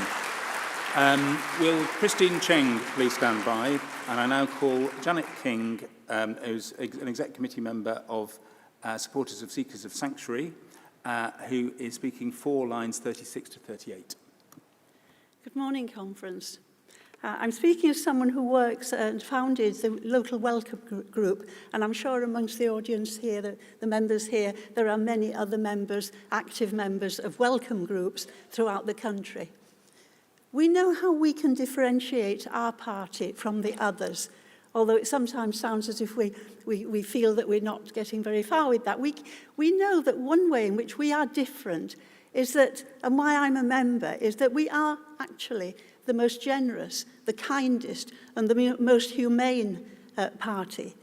We can easily stand up against the Tories. We can easily now, sadly, stand up against the policies of the Labour Party. The Labour Party, who refuses and voted against our Lisa Smart's excellent motion in Parliament recently to just allow our asylum seekers to work for pay. Many of them are doing valuable voluntary work, but they're well-qualified people in their own countries, and they are not allowed to work.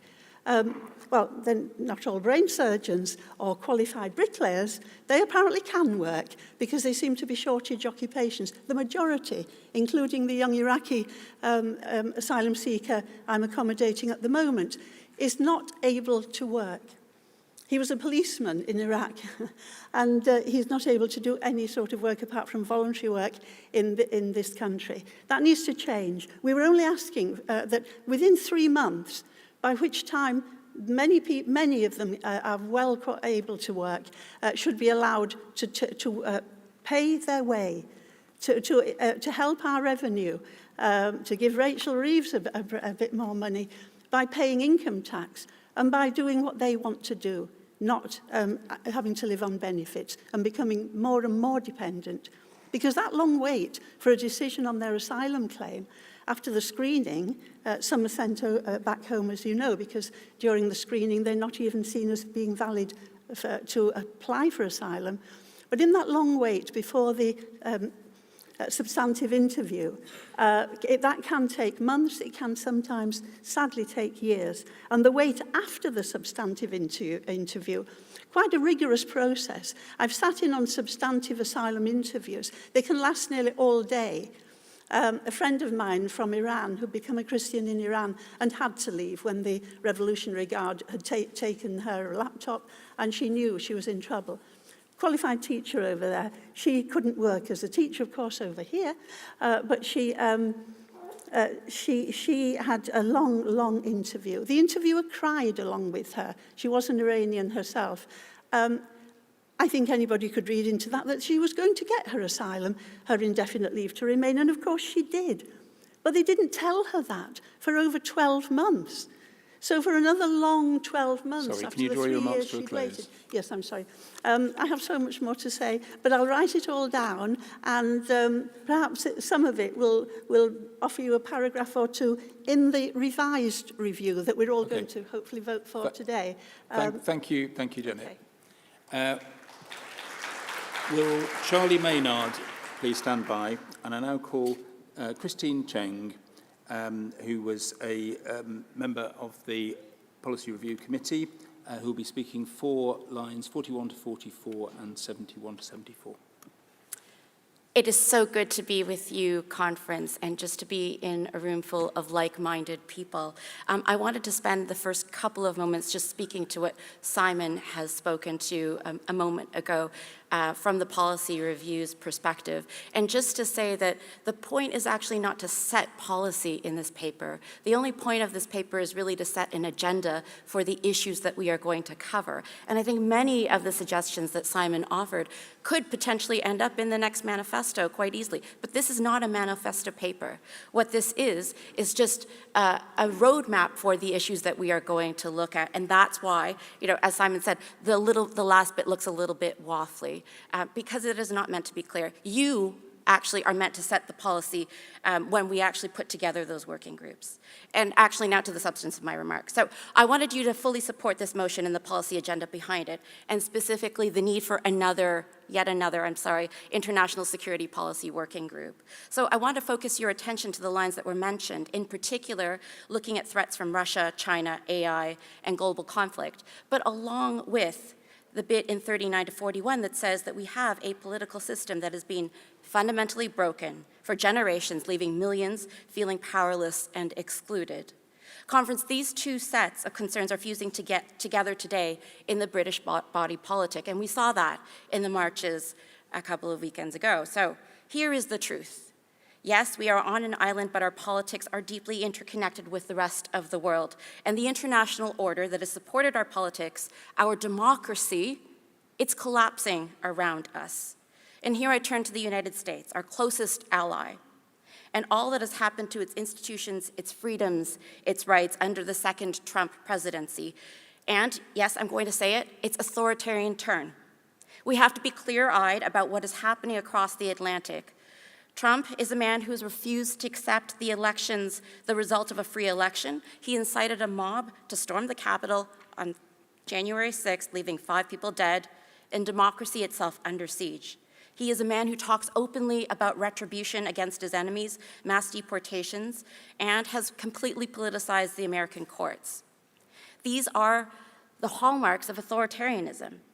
Here, in the UK, in Britain, only the Liberal Democrats, only Ed, has actually had the guts to stand up to Trump. Labour hasn't been able to call it out. And I understand why they're in a position where it's very difficult for them to do it.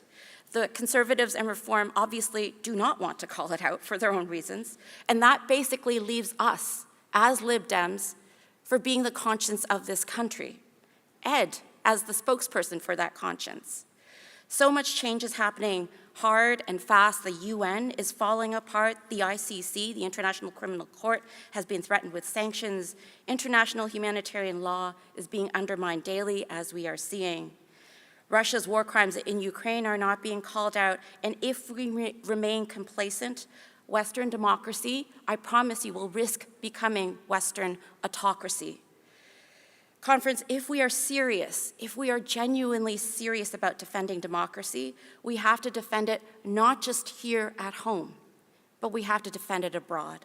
Conference, I encourage you, please, to support the motion in its whole, to look forward to building a radical new foreign policy, and to rethink our relationship with the United States. Thank you very much.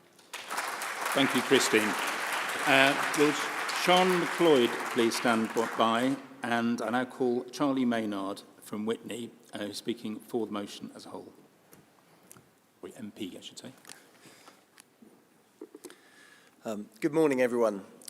So I'm speaking in favour of this amendment. I've only got 3 minutes, so I'm going to focus on the big stuff, and just really 3 points. The first one is we desperately need to be the party which has the best economic policies, which drive economic growth, which we are desperately short of, so we can deliver the social goods we need, the schools and the hospitals. We've got a real problem. We've got an ageing population, we've got record debt, and we've got a record tax burden. I'm not going to suggest I've got all the answers here, but some of them are about tax reform, about looking into land value capture, and looking into how we scrutinise our own budget, because we don't do enough scrutiny in Parliament of our own budget, and it's about trade. It's about reforming our relationships with Europe. It's about the customs union, single market, and yes, ultimately rejoining. Secondly, we need to be on the front foot of the migration debate. And I say that as somebody who has hosted Syrian and Ukrainian migrants in our home. At the moment, it's a fact-free debate. We have got almost no voice in that, and we need to be explaining what we believe in much more strongly, because we have got a great offer to give as Liberal Democrats, and we need to be making that. And things that count are talking about the ageing population, talking about the positives that migrants bring to our country, talking about how, whether it's allowing them to work, whether it's faster processing of people who should not be here, and fixing our agreements with Europe so we can return people effectively. All of those things we need to be doing, but we, above all, need to be demonstrating that we're serious about securing our borders. We can't do anything if we don't demonstrate that, and we need to demonstrate how we're going to do that. Thirdly, I spent a week in summer recess traveling up through Eastern Europe, through Lithuania, Latvia, Estonia, meeting with presidential candidates, ambassadors, chairs of foreign select committees, thanks to Ed Lucas's introductions. Thank you, Ed. We've got a real problem, and we should be very, very worried about what Russia is doing and what they have learned in Ukraine and what they might be doing elsewhere against NATO. It will make Putin an extremely happy man to take down NATO, and we are not ready politically or militarily. And that's been very much in evidence in the last week as Russia has been flying its jets all over Eastern Europe. We don't have the decision-making structures in place, and we need to move much more aggressively as a country to be helping our allies put those in place so we are ready, because we are not, and it is extremely dangerous. So working inside NATO, but also inside the Joint Expeditionary Force with the 5 Baltics, the 5 Nordics, 3 Baltics, Netherlands and the UK is really important. Thank you. Thank you, Charlie. Will Jack Davis please stand by? And I now call Sean MacLeod, who was a member of the Policy Review Group and is speaking for the international elements. Good morning, everyone. Like Christine, I will address the international elements of this motion. Taking the need to fix our relationship with the EU as read, I'll focus on 3 other points. The relationship between international and domestic spheres, subversion of UK democracy, and revisiting our international security strategy.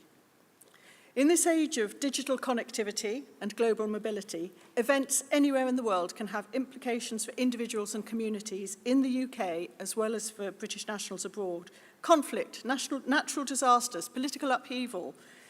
We all need to be aware of what is happening elsewhere and alert to the potential domestic consequences.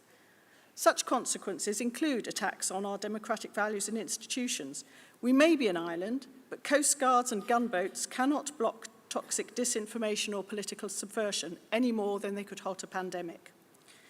For too long, we were complacent about the risks now in plain view, whether from Moscow's security organs, Chinese influence operations, or the spectre of a foreign oligarch beaming in on a large screen to sow fear in the heart of our capital. We need to move beyond hand-wringing to effective action. The FPC has agreed that we should revisit our international security strategy. It isn't that the 2024 policy paper got things wrong. On the contrary, the peaceful vision that followed the collapse of communism in Europe has given way to uncertain shift in the international order. Geopolitical influence has realigned. Liberal values remain under attack. But we cannot let our strategy gather dust. The international arena is an unpredictable kaleidoscope of actors, relationships, motivations, and consequences. And the pace of change is unprecedented. In just a few months, we've seen Trump move against freedoms and towards state capture with a speed that emboldens autocrats, inspires the intolerant, and undermines respect for the international rules-based order. We've seen heightened nuclear risk in 3 military theatres, overwhelming force and humanitarian disaster in Gaza, and Putin's brutal Ukraine campaign extended to challenge NATO defences and decision-making. Meanwhile, of course, cooperation on global challenges has taken a back seat. So it's right to revisit our strategy for the world as it is and how it may be tomorrow. And to answer points that have been raised earlier, the review isn't a manifesto. It doesn't seek to dictate a prescriptive set of policies, but it does seek to equip us to shape a flexible response to an unpredictable world. We must prioritise the issues we care about, the effect that affect the UK and our interests, and where we can make a difference. As it says in the motion, we need to defend British democracy against threats from home and abroad, and to stand tall in a safer world, we must work with neighbours, allies and partners to champion equality, democracy, human rights and the rule of law. I commend this motion. Thank you. Thank you, Sean. Will John Grout please stand by? And I now call Councillor Jack Davis from the New Forest, who is speaking 4 lines 115 to 116. Thank you. Good morning, Conference. It's great to see so many people here this morning. Given that it's Glee Club tonight, I don't expect to see quite as many early risers tomorrow morning. Probably not me either. When we talk about inequality, we often think about north and south. We often think about urban versus rural. But inequality within rural communities is just as real and just as urgent. I come from a New Forest. Many of you will have travelled through the New Forest on your way here to conference. It's a beautiful part of the world, but that beauty disguises a real severe inequality. We face a severe shortage of social housing. Right to Buy cut our housing stock from 9,000 in the early 1980s to just 4,500 today. The demand hasn't changed, but the supply has. The rise of holiday lets and Airbnb has pushed private rents through the roof. The average private rent now in the New Forest is £1,222 a month. Public transport disappears after 5 p.m. Groceries cost more. Jobs are often seasonal and low paid, or in the care industry. For those on the lowest incomes, life is precarious, like me, living from one payslip to the next. It's not because of bad luck, but it's because of choices made in Westminster by out-of-touch politicians. The Conservatives failed the New Forest and other rural communities. Labour don't understand us. They probably think we're some sort of different species. The Liberal Democrats are the only party that want to fix rural Britain. The Liberal Democrats are the only party that can fix rural Britain. Conference, please vote for the motion. Thank you, Jack. Will Eleanor Kelly please stand by to summate? And I now call John Grout from Reading, who is speaking for the motion as a whole. Thanks, Chair. There have been a couple of threads through this which have stood out to me. Two in particular, the most important is that of institutions. Some of you might know I did a PhD a few years ago on Roman archaeology in Syria, which coincided very nicely with the start and continuation of the Syrian civil war. Institutions only have power for as long as people think they do. That came through to me in my PhD as I was studying the role of temples in international trade in the ancient world.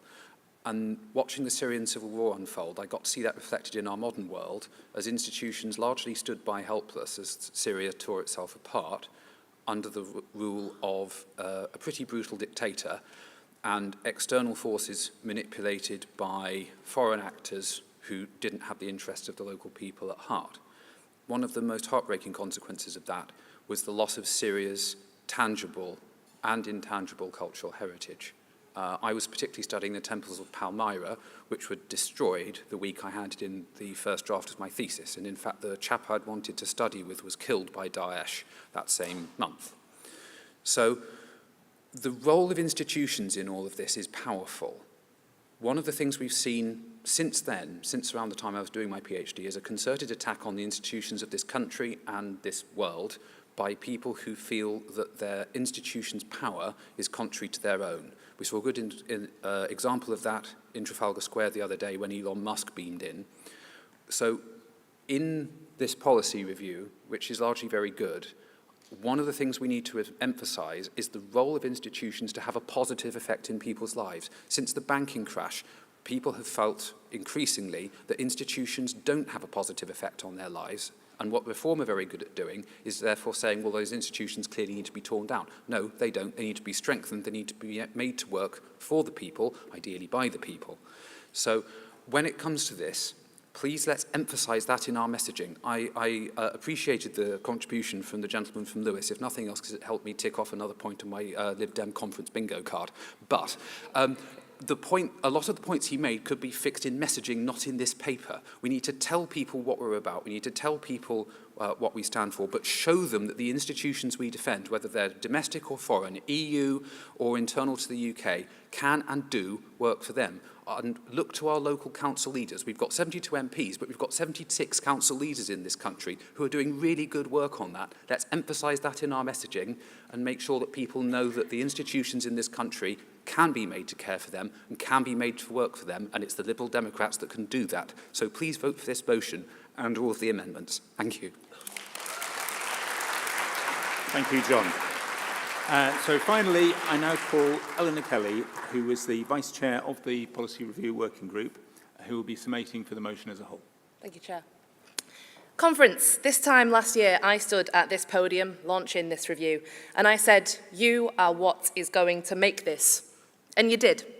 Whether you were one of the 2,000 that responded to our surveys, one of the hundreds that attended our consultations in Harrogate, Brighton and the regional and state conferences, whether you were part of the group of members and staff who gave up their evenings and weekends to write this, or indeed if you have put in a speaker's card today.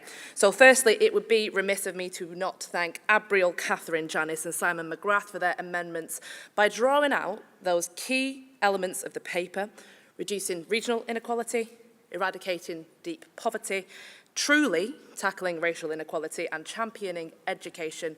You're adding the flourishes and really making this sing, and you've highlighted and voiced them in such a way that you can only do at conference. So for that, I thank you.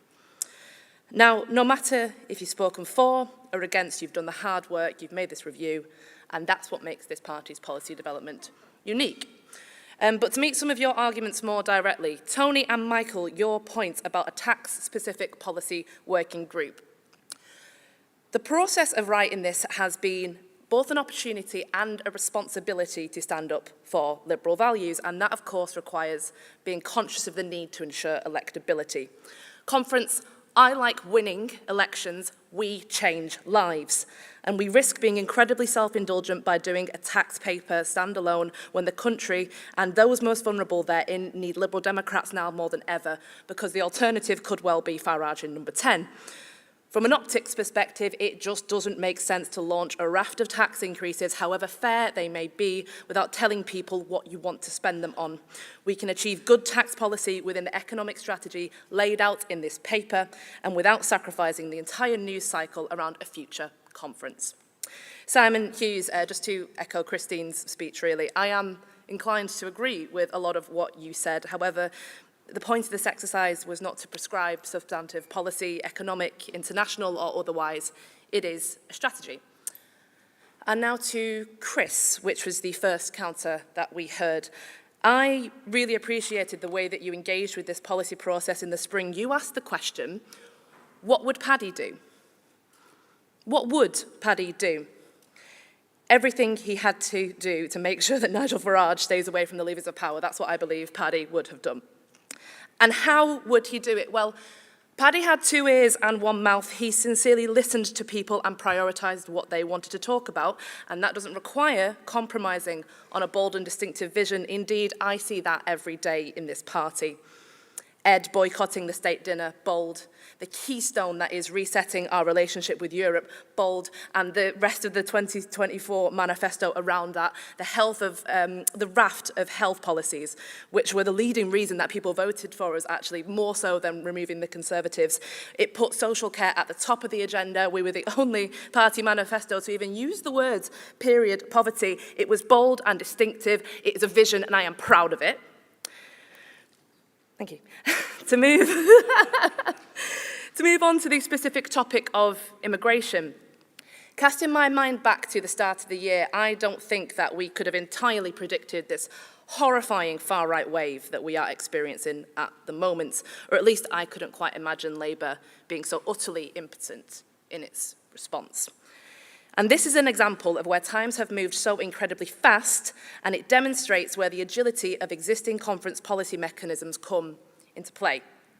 Looking at the conference agenda from the last few years, beyond Rwanda, a fairer way forward on asylum, liberal values in a dangerous world, both debated at Spring 24, Hong Kong's future 2020, 3 motions reiterating our commitment to Ukrainian visas, including certainty for Ukrainian children, which we will be debating in 6 hours, and of course, in 24 hours, building a fair asylum system will occupy one of our emergency motion slots that was written in the last few weeks, selected for debate by you. Conference, you don't need the policy review to timetable a 6 to 12-month working paper on immigration in 2 years' time. Frankly, we would slow you down.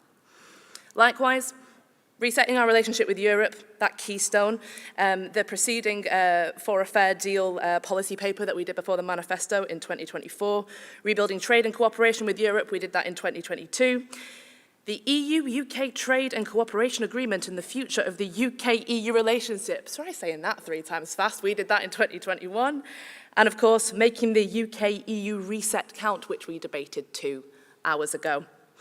So, you're already doing so much of this, and just before I go into my final bit, I want to really give a shout out to Neil from Scotland.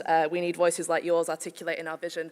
And Jan, I think we met at the consultation session in Yorkshire in November, and I'm thrilled to have heard from you at the podium today. Now, if I may take a moment to talk about how much of an immense privilege this has been for me, Vice Chairing this. I applied to be part of this group alongside hundreds of other party members, barely conceiving of the idea that I'd get on, let alone be at the helm. And I remember getting the call from Jeremy asking if I'd consider the role, and I knew damn well that the final meetings would be hours before my law school finals, and I'd be juggling it around not only that, but all the other hours I spent campaigning and volunteering for this party. What I didn't know was the shape of the next year's work, but I had this gut feeling that it would be worth it, and it has. Not only has my path crossed with the amazing personnel of the group itself, we heard earlier from Shan and Christine, 2 women with exceptional insight whom I admire deeply. In what other world am I sitting in meetings with them, let alone chairing them?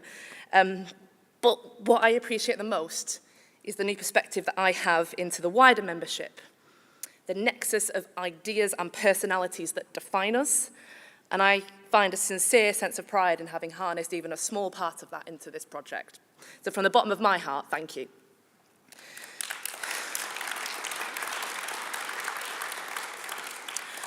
I want you all to be able to get involved in our policy. In the Labour Party, there isn't a one-member, one-vote system.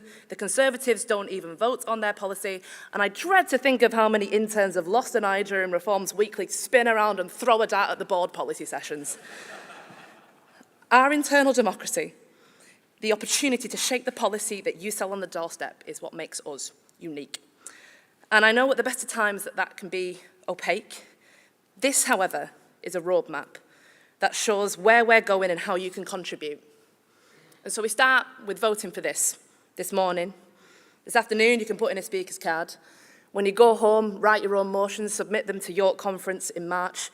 In between conferences, I implore you to put your name forward for the working groups we commission and attend the consultation sessions that the FPC is going to be rolling out in all the regions and states during their next term. Conference, this isn't the end, this is the beginning. You know what to do. Thank you. Thank you, Elle. So we're now going to move to a series of 5 votes on this motion. There was an idea floated of a separate vote, but that hasn't been submitted in writing. So what we're voting on is the 4 amendments and then the substantive. So can I see those in favour of Amendment 1? Thank you. And can I see those against? Very small number. Yep, so Amendment 1 is clearly carried. Can I see those in favour of Amendment 2?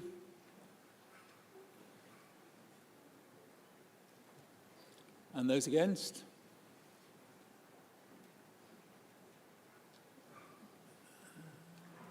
Yeah, I think that's actually NEMCOM. Anyway, very, very clearly carried. Can I see those in favour of Amendment 3?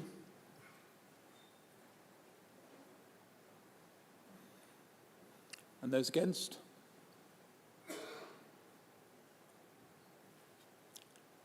Very clearly carried. And can I see those in favour of Amendment 4? And those against?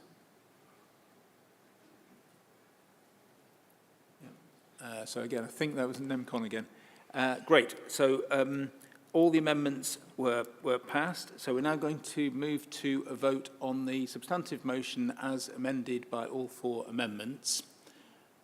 So can I see those in favour of the substantive?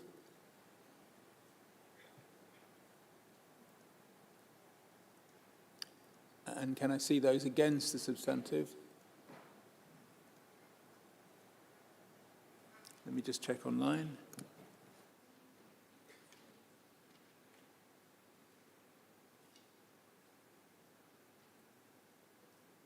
Yeah, so including online votes, the motion as amended is very comprehensively passed. Thank you very much.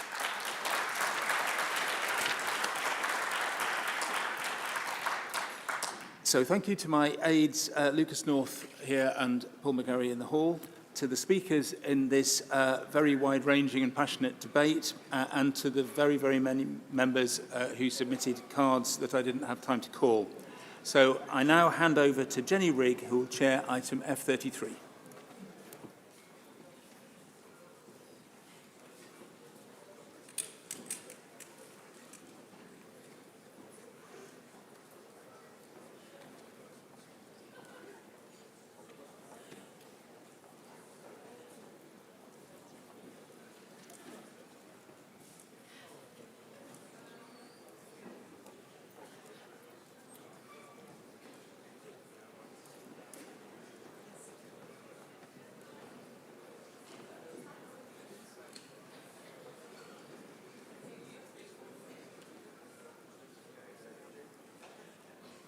Good morning, Conference, and welcome to item F33.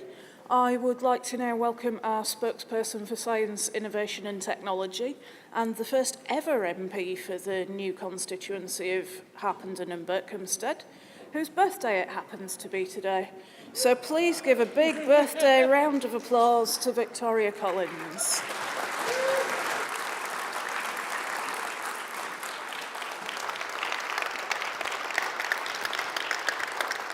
Thank you so much, Conference. This is absolutely the birthday wish that I called for. Conference. A year ago, we gathered in Brighton to celebrate the result of a century. It was just weeks after I and 71 colleagues had been given the privilege and the responsibility of serving our communities in the House of Commons. Just weeks since I've been swept into Parliament by amazing campaigning work by members like each of you and an amazing team in Harpenden and Berkhamsted. Soon after that happy weekend in Brighton, I was honoured to be asked to serve as the party's Science, Innovation and Technology spokesperson. Now, a new MP's inbox is full. A new spokesperson's diary soon is too.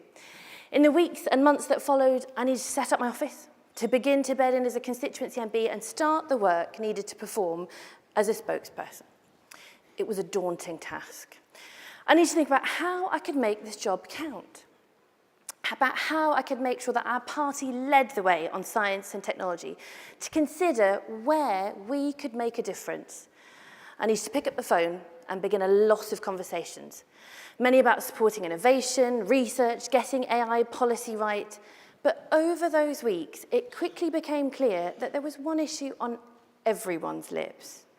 Whether I was talking to parents in my constituency, with tech experts at roundtable meetings, or to my fellow MPs in the tea room, one issue was a constant point of discussion. That issue was the question of children's safety online and the role of social media in young people's lives. It was the #1 issue that I heard from people in my constituency, and I know it's filling up the inboxes of my 71 Liberal Democrat colleagues. Parents see what the online world has become, we all do, and they're concerned that their children are faced with the same barrage of harmful content, violence, pornography, suicidal incitement, and the list goes on. Indeed, young people in Harpenden and Berkhamsted have told me that's exactly what they're seeing and what they're being shown, even when they try and block it. The effects of this content on young minds is well documented, and I agree with the Children's Commissioner that we need to see action if we're to avert a widespread mental health crisis in young people. Taking action doesn't mean we cut our young people off. The online world is not optional for young people. The world is central, that world is central to all of our lives. It's where we work, where we shop, where we socialise, where we go for entertainment. Young people have grown up online and they need to be able to engage with it in a safe and healthy way. But that means listening to the mounting evidence of the harms that exposure to unsafe online environment is posing to our children. And it means acting on that evidence. One of the most eloquent voices on this issue has been Ian Russell. He lost his daughter Molly a number of years ago when she was fed hours and hours of suicide encouragement content by social media algorithms. Ian has not just been brave in standing up for Molly's memory, he has been steadfast, determined, and deeply considered. He's made it very clear the social media giants are simply not doing enough to tackle this harmful content in their algorithms that are pushing to our children. Now, 2 years on, Parliament passed the Online Safety Act. The Act was the government's first and real effort to tackle that harmful content online and to create a safer online environment for children and young people. With any novel legislation, there will be challenges in implementation. We've seen that in recent months, as Ofcom have rolled out their codes and rules off the back of that act that many people have raised concerns, including members of our own party. There remains questions to be answered about the best way to implement this legislation so that it does what it says on the tin and keeps children safe online in a way that was proportional, effective, and in line with our own liberal values.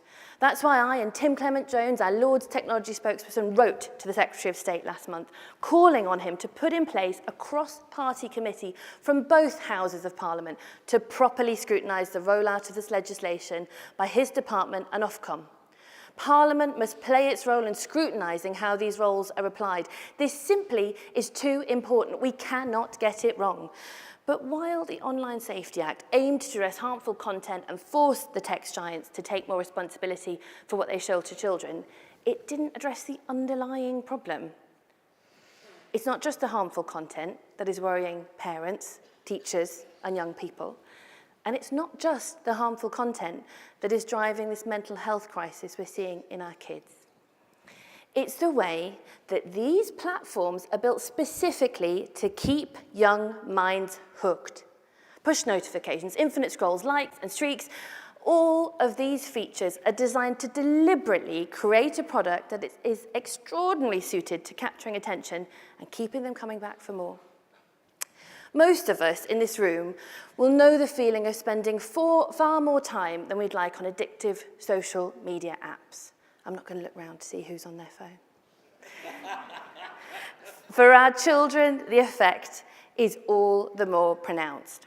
That is the addictive nature of these social media apps. For too long, the social media giants have profited off our children's data, using algorithms to create experiences that are more and more addictive to young people. Every click, every scroll, every post from a young person is turned back against them to keep them hooked. I know when I worked in tech, I read the books, I did the training, all about how apps are designed to capture and keep our attention. We know the impact this has. Research in recent months has shown that teenagers are showing signs of being addicted to social media and are at a greater risk of emotional problems and, sadly, even suicide. The spiralling levels of mental ill health we've seen in young people over the last decade isn't just down to social media, of course, but there is no doubt that this is exacerbating the crisis. Earlier this year, I took a tour around my constituency. Over several months, I visited schools in Harpenden, Berkhamsted, Tring, and our villages to talk to teachers, parents, and most importantly, young people themselves about the impact of social media on young lives. What I saw and heard was clear.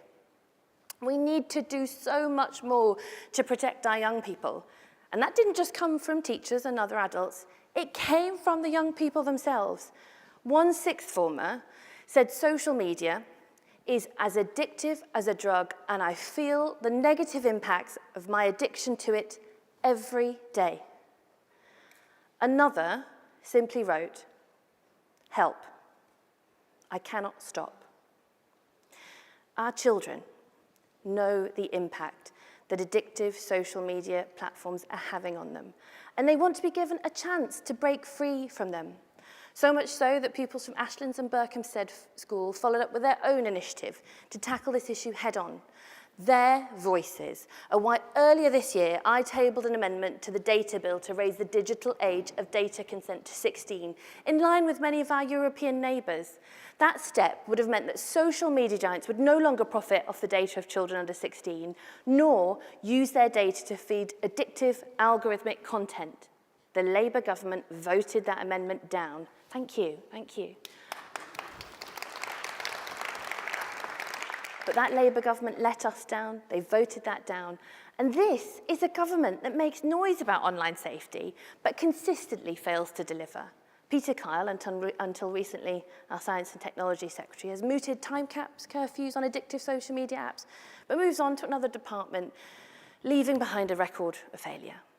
The government must finally deliver and introduce a doom scroll ban that caps the amount of time that children can spend on these addictive apps. This is a public health issue. The impact of addictive social media apps on a generation of children and the effects on their mental health is a crisis, and it must be responded to as such. A public health issue demands a public health response, but that has been sorely lacking thus far. A public health approach means putting children's well-being at the centre of all decisions in this area, not the profits of US tech giants, not Elon Musk's latest ramblings, and certainly not the bullying and threats of Donald Trump.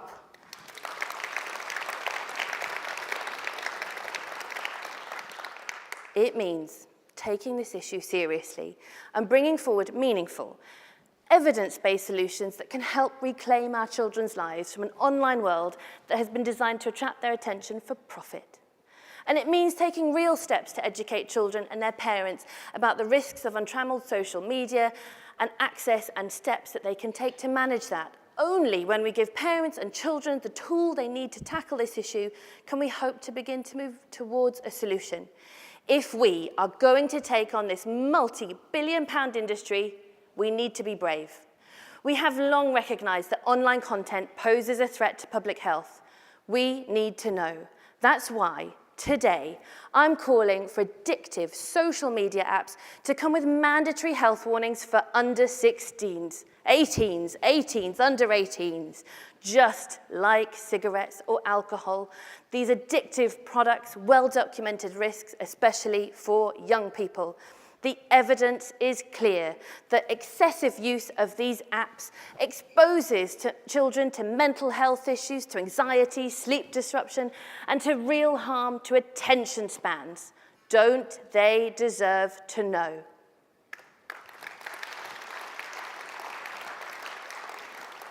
Clear labelling, spelling out those health risks wouldn't stop young people's engaging with social media. It wouldn't stop them engaging with their community or connecting with friends online. But it would ensure they go into the experience with their eyes open to the risks. When we pick up a pack of cigarettes or a bottle of wine, we expect to be told about the harms those products will pose to our health.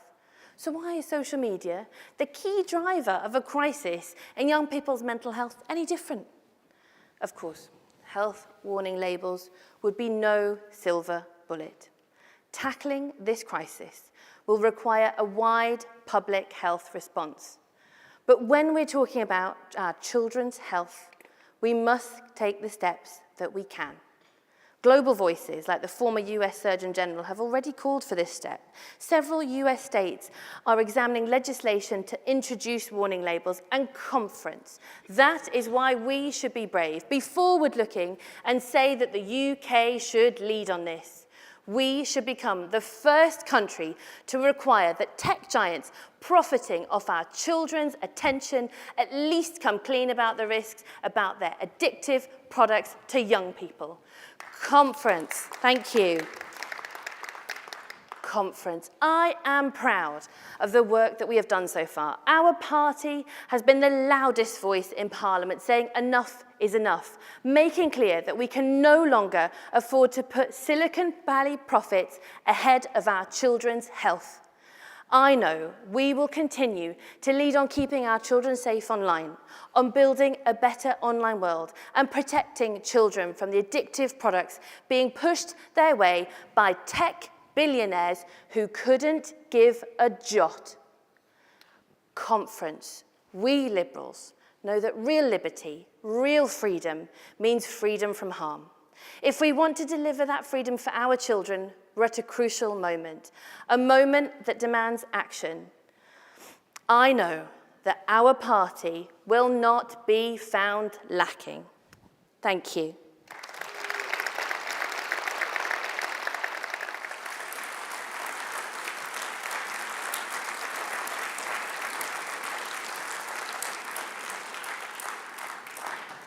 Thank you very much, Victoria.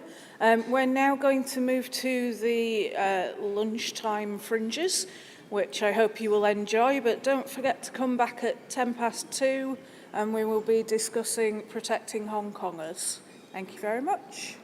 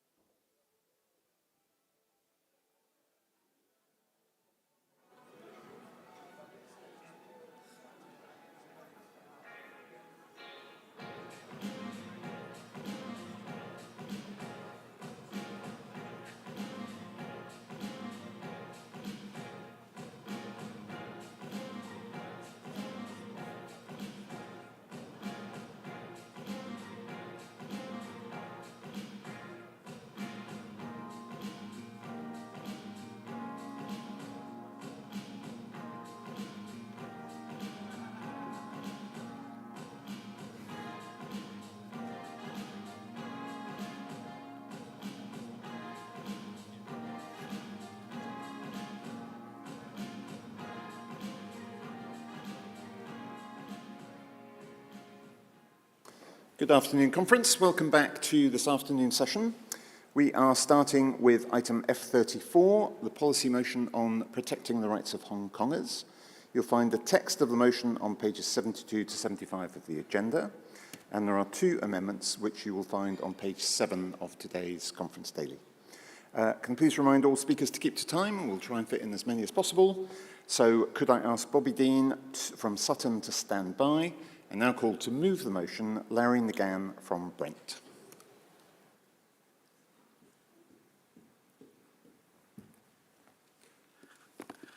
Conference.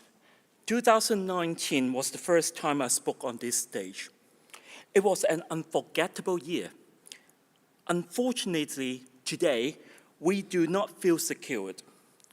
The Conservatives have tried and failed the golden era with China, a failed, if not naive, plan of illusional economic benefits. Labour Minister even tried to wade through a mega-Chinese embassy as a mere planning application. So let me just plainly speak to the Labour government. Don't be as naive as the previous Conservative government in their ill-fated policies. Now not the time to cozy up to China. Give us security to settle in the UK. And together, we want national security, defending against Chinese influence and its repression to this dangerous world. It's time for an endgame on the proposed new Chinese embassy. Its size speaks for itself. It's a base of transnational repression in this country. Hence, this call for support of Amendment 1. This amendment rightly called for government minister to wake up. There are little reason for the cozy trade talks with our strategic rivals and history of broken promises. Therefore, I thank Bobby Dean MP for Amendment 1. As a history academic, I also agree with Amendment 2, especially the line, Hong Kongers have a distinct history and identity which should be celebrated and protected. The CCP expansionism isn't just on territory, it's also a cultural hegemony. In Europe, we know how dangerous it is when we hear the word of everything under one banner, pledging under one nation. Hong Kongers who fled the city felt the same. We, from Hong Kong, have a unique language and identity. For most Hong Kongers, we don't want to be identified as Chinese. We have pursued liberal values, being creative, and believe in civic society. We adopt values different from that of the Chinese, that is the CCP leadership. Not only do we recognize our identity, we define our identity however we wish. As liberals, we must protect freedom to identity and put a stop of conformity. Therefore, I thank Sheffield Liberal Democrats for Amendment 2. Liberal Democrats, Friends of Hong Kong, as the AO for Hong Kongers in the party, fully support both amendments. Now, I would like to end with sharing this story with you. There's a Hong Kong takeaway near where I live. Its owner, Catherine, fled from Hong Kong under the BNO scheme and opened this takeaway with her family. At the beginning, things didn't go well. Their English wasn't great, so they missed their orders. They were close to getting cheated by local scammers for free meals. But 3 years after, they finally got a foothold in the local community. They plan to expand the business, and their daughters attend one of the best schools in the borough.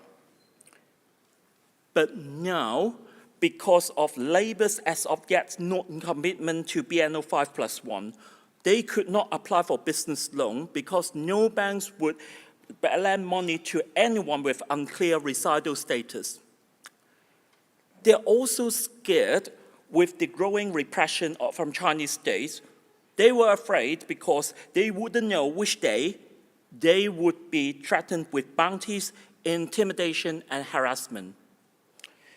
Indeed, there are 250,000 Catherines up and down this country.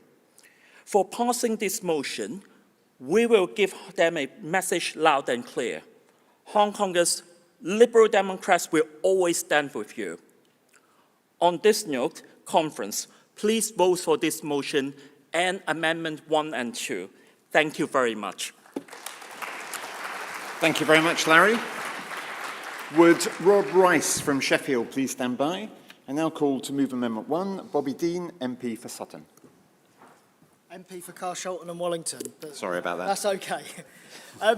My amendment is about signals. What signal does it send to China when 2 spies expected of surveillance on parliamentarians get let off the hook without any real explanation? What signal does it send to China when the Ministry of Defence won't allow a Chinese-made vehicle to park anywhere near their land, but the Strategic Defence Review refuses to call China a threat? And what signal does it send to China when our Chancellor starts the year by going to Beijing with a begging bowl while bounties are placed on the heads of Hong Kongers living here in the UK?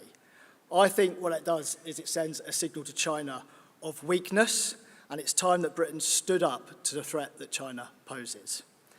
China poses a threat to our values, our security, our prosperity. It supplies weapons to Russia. It monopolises supply chains. It threatens and harasses Hong Kongers that live here in this country, and they still detain a British national, Jimmy Lai, in solitary confinement just for daring to speak out against the Chinese Communist Party. Conference, what I say is enough is enough. It is time for us to draw a line, stop treading the red carpet in high-profile trade missions to China, and suspend all of those ministerial visits until Britain gets some respect. Now, in Carshalton and Wallington, we have thousands of Hong Kongers living in our community. They've chosen to live here for our great schools, our good public transport links, and parks and many other things. But they've also chosen to live here because of the safety and security that our borough and our country is supposed to offer to them. But they tell me that they live in fear of surveillance, they experience harassment and intimidation, and they fear retribution for the family that they still have living in Hong Kong. And yet the first act of our new business minister was to jump on a plane to Beijing and continue those trade negotiations, and the rumours have it that Prime Minister Keir Starmer is not far away from doing the same himself. Now, let me be clear. I understand the need for a relationship with China. We cannot ignore how big of a power they are in the world now. But what will that relationship be based on? What hope do we have of securing a good trade deal with China if what they see in us is such weakness? I think that China, when it comes down to this trade deal, are going to deal with the hard economic realities between our two countries. They're going to weigh that up and offer us a deal on that basis. And so we should not be thinking about sacrificing our values or our people in such a negotiation. I believe it's time for Britain to show some strength. I believe we can send a strong signal to China by cancelling all of those ministerial visits until they're ready to negotiate on our terms. Thank you. Thank you, Bobby. It's nice to have so many MPs I can't remember all their constituencies. Would George Cunningham please stand by? Now call Councillor Rob Rice from Sheffield to move Amendment 2.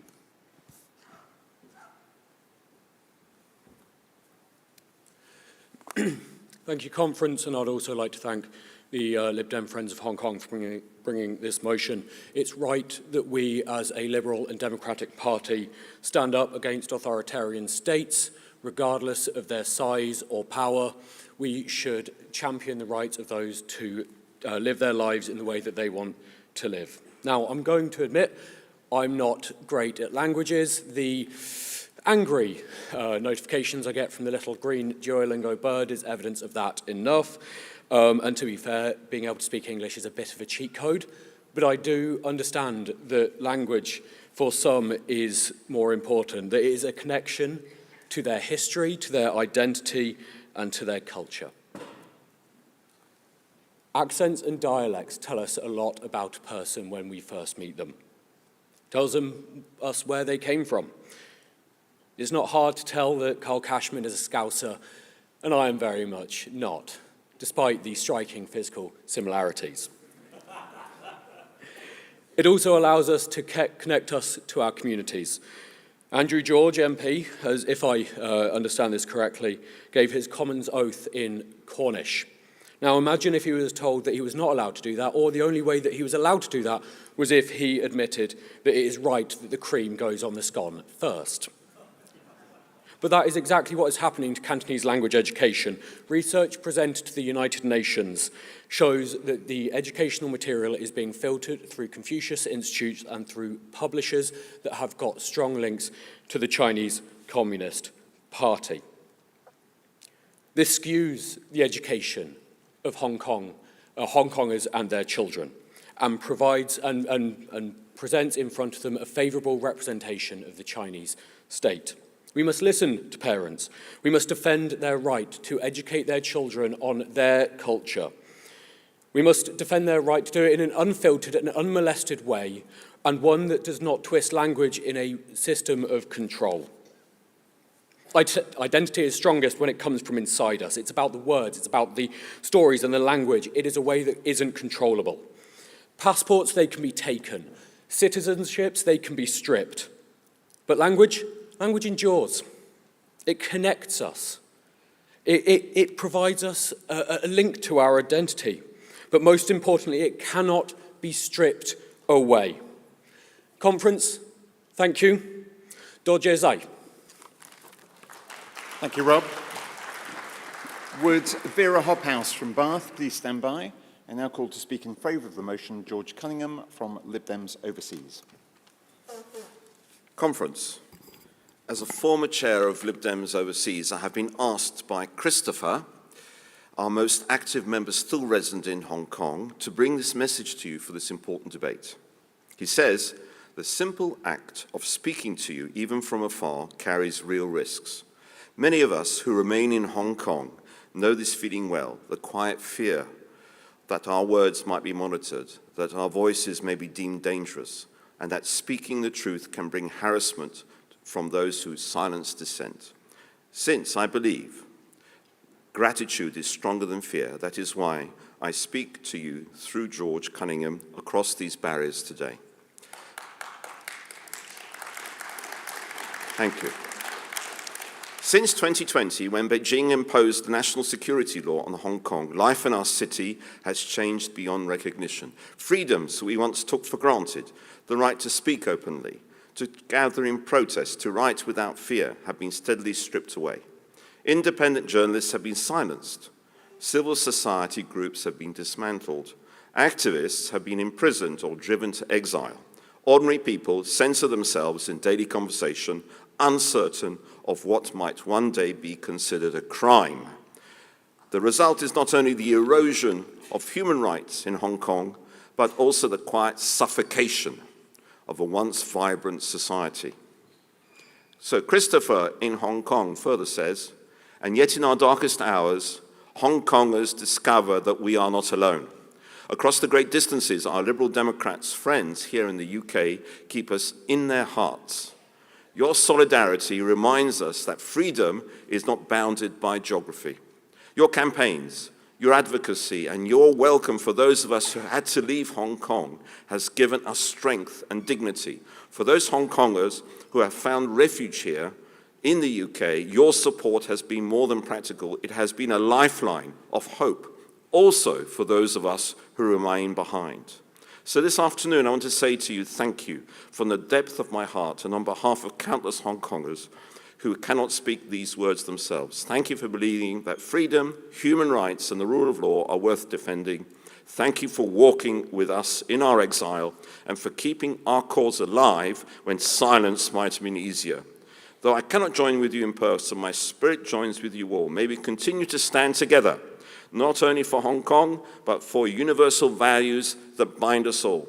Thank you, Christopher, for your brave words. Thank you, Conference. Support the motion. Thank you, George. Would Andy Siu Hong from Wokingham please stand by? I now call to speak in favour of the motion Vera Hobhouse, MP for Bath. conference. I had never been to Hong Kong, but when our grandson was born there last December, it was finally time to visit. With a British passport, you can just fly in and your visa is issued on arrival at the airport. That would usually take a minute or two. But for me, there was an immediate hold-up when my passport was put into the system. I was at first not particularly worried, happy to step aside and answer a few questions. But after 3 hours in the interview area, all conducted very politely, I was deported back on the first flight to London. This was the most chilling experience, coming out of nowhere. Thanks to the professionalism of our Liberal Democrat media team, my story became widely publicized and a major embarrassment for the Chinese authorities. But my story happens to hundreds, maybe thousands of private individuals. We just don't hear about it. To this day, no explanation has been given by the Chinese authorities why I was refused a private visit to see my family. I cannot fault the efforts of the Foreign Office to get answers. The reality is we are dealing with a country hostile to our values. We believe in the freedom of the individual, they don't. We believe in the transparency of government, they don't. We believe in the democratic transfer of power, they don't. How do we deal with an enemy of the open society? We should recognize the Chinese Communist Party for who they are. We should not naively fall into the arms of false friends just because the geopolitical landscape is frightening and confusing. We should stand uncompromised on our commitments to human rights, freedom, and democracy. Look the CCP straight into the eyes and ensure the UK does everything in its power to protect Hong Kongers under the historic obligations to the people of Hong Kong. Please support the motion. Thank you, Vera. Would Christine Jardine from Edinburgh West please stand by? Now called to speak in favour of the motion, Andy Siu Hong from Wokingham Borough.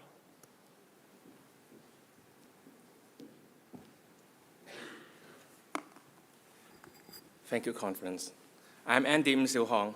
I'm a former district councillor in Hong Kong. I was forced to resign and leave Hong Kong for safety. With the support of the people and the Liberal Democrat, I was elected in Wokingham and become the first former Hong Kong district councillor to be elected as a borough councillor. Thank you, Lib Dems.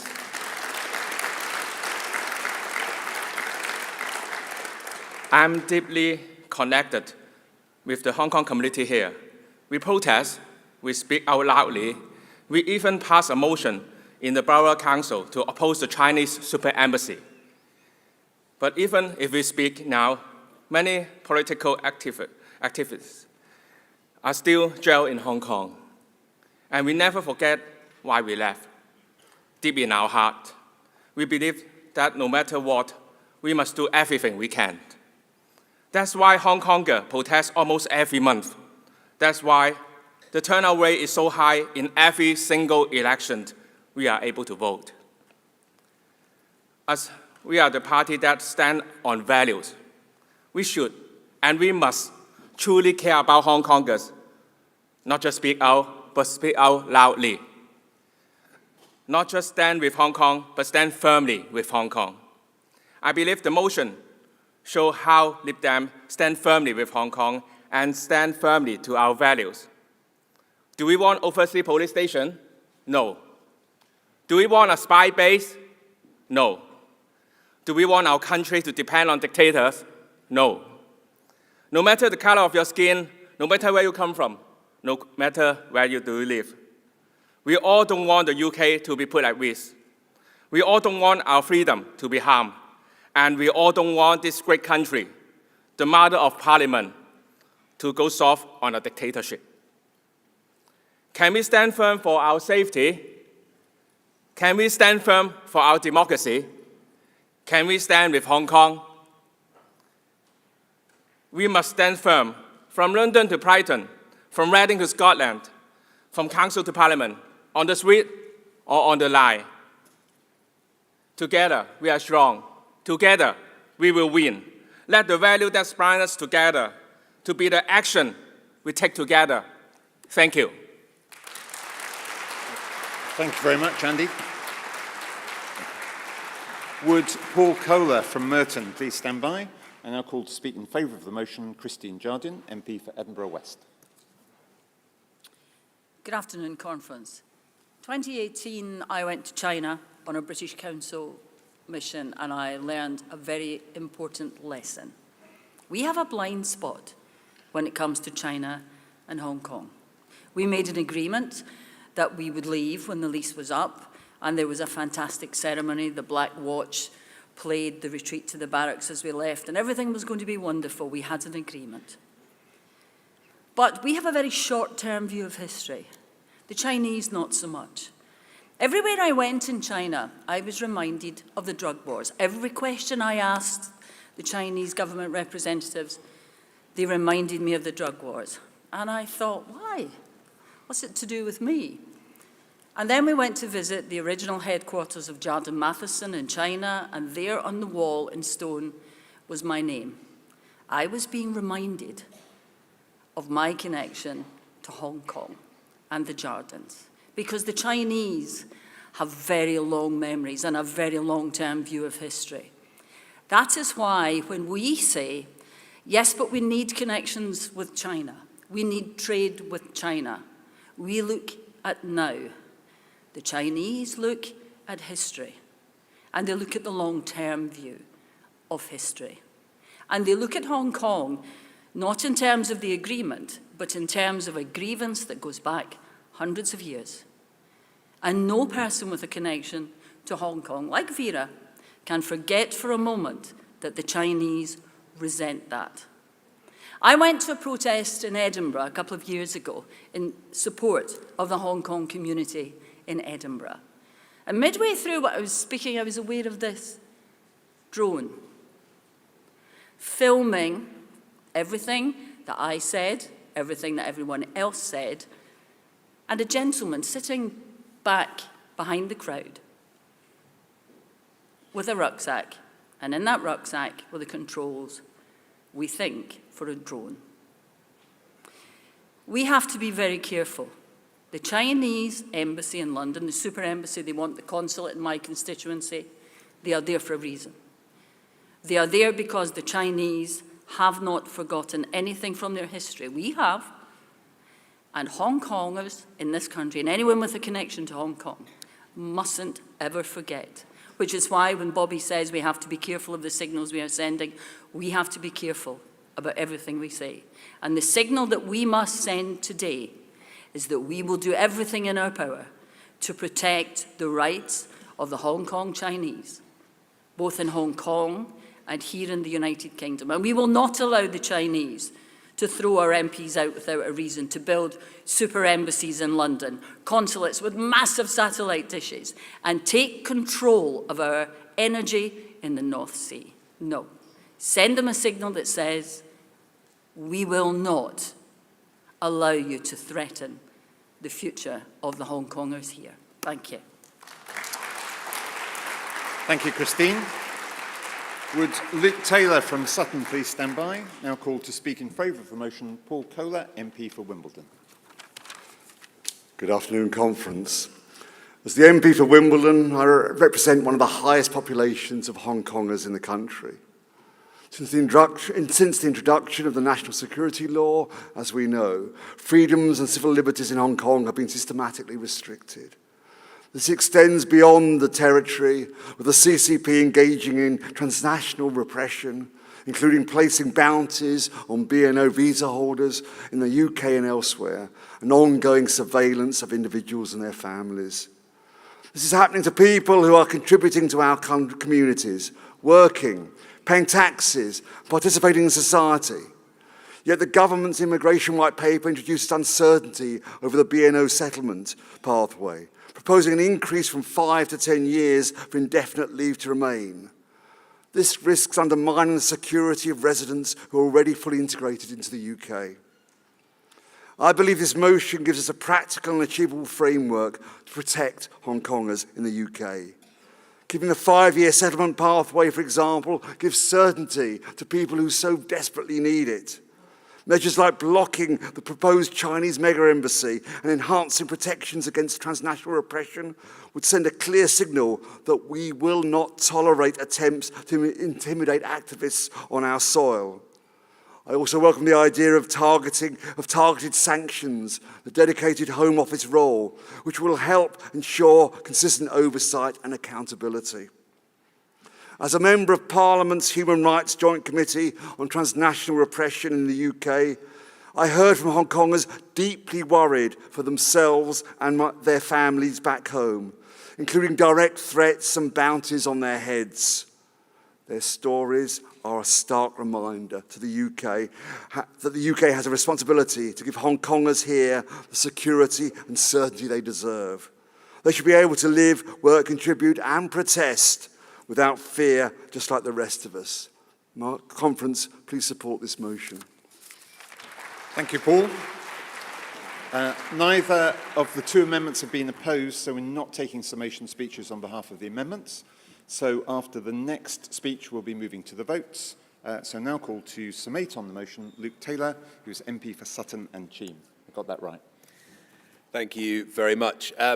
We've had some powerful speeches today explaining the need for this motion. Larry told us about Catherine, who cannot access business loans now because of the uncertainty introduced by the Labour government that's affecting her life and her business.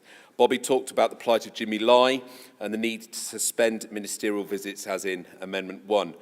Rob talked clearly about the need to help protect access to Cantonese language resources for Hong Kongers to preserve their culture.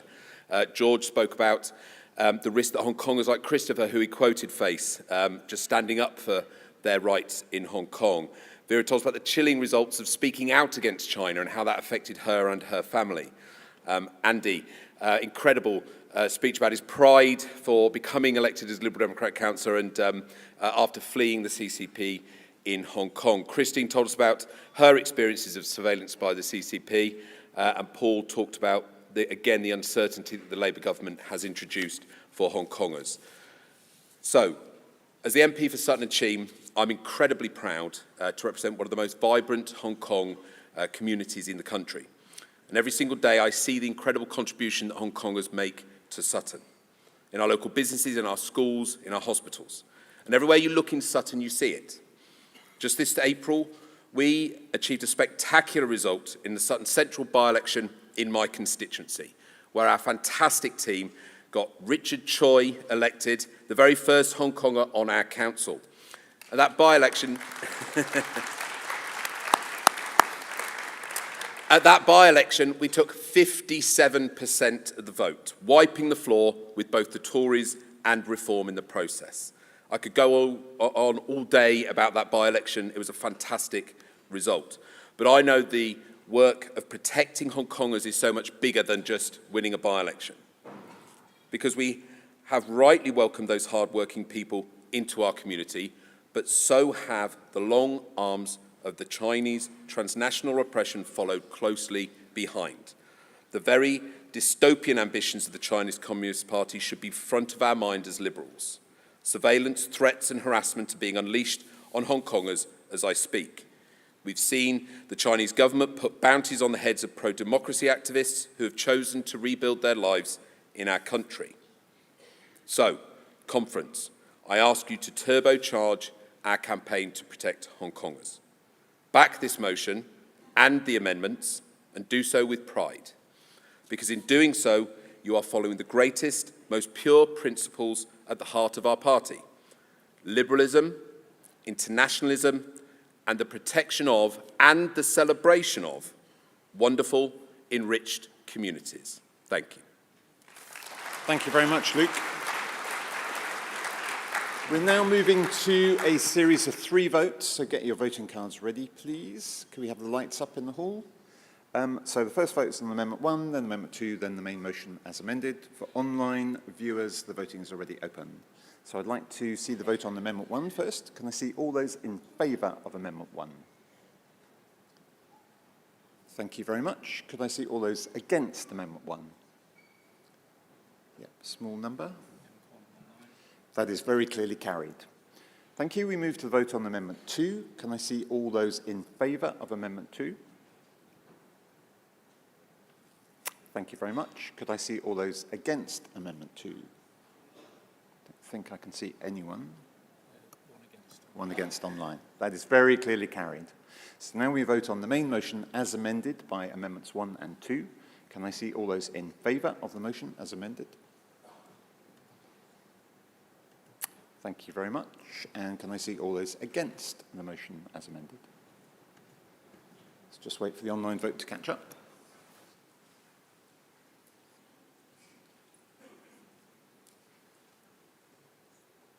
While we're waiting, I'll just say thank you to my aide, John Ball, my hall aide, Charlie Hasted, and sorry for the speakers we couldn't call. We did have too many speakers to be able to fit in the time available. Yeah, thank you. That motion is very clearly carried. Thank you very much, Conference. I now hand over to Fraser Graham.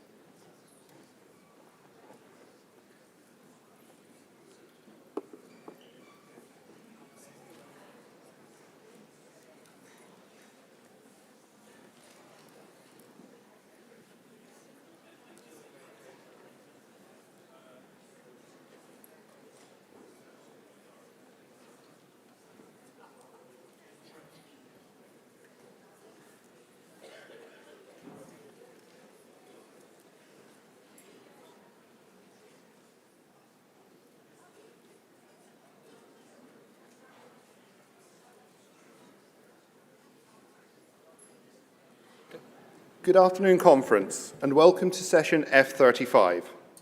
When I was asked to chair this session, I was surprised to find I would be, as Scottish Rep to FCC, introducing a fellow Scot to speak on the conference stage.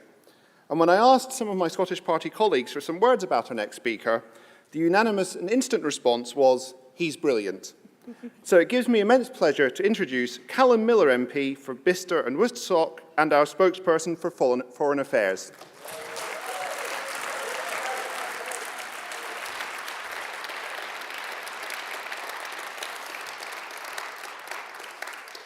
Thank you very much, Fraser, for those kind words, and thank you, Conference.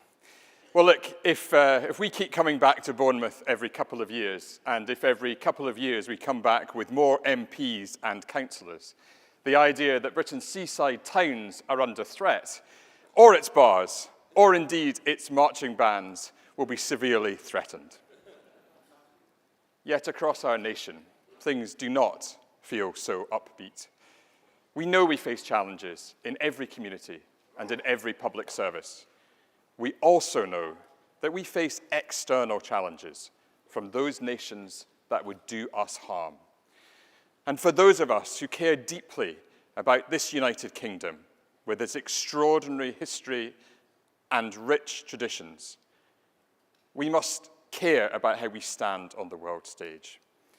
And for us, the last few years have been painful, as we felt our influence, our contribution, and our leadership diminished. Friends, our nation can be a force for good in the world, and our role in the world can benefit every community in this country, but only if we choose a new path. As a young person, I was lucky to have the opportunity to travel and to represent my country overseas. And as a result, I got to know Jakob.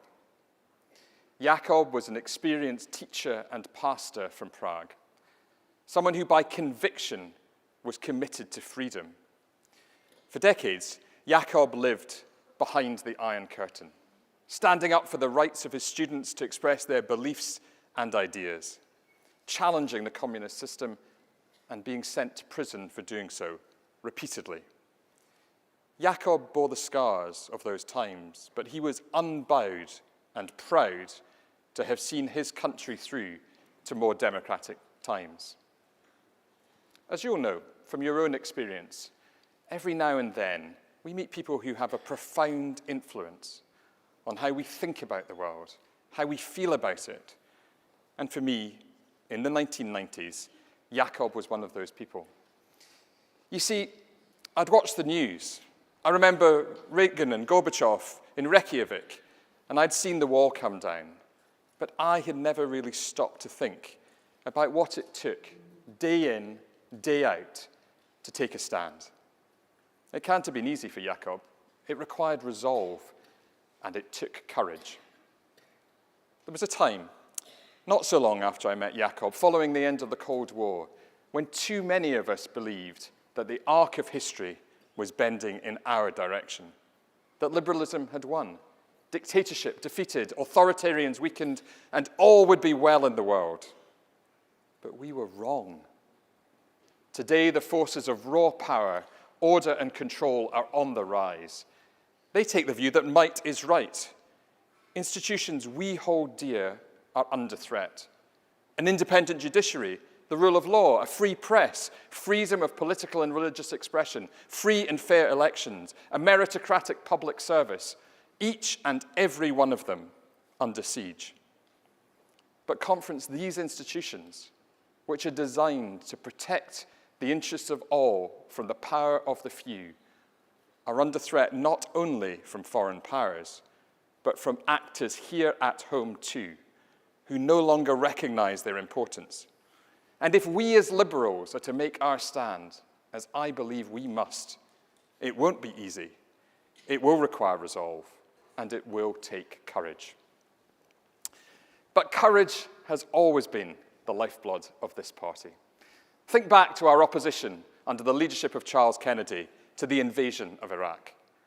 Or as another courageous leader once put it, ours is a party with a heart and a history and a soul. His name was Paddy Ashton.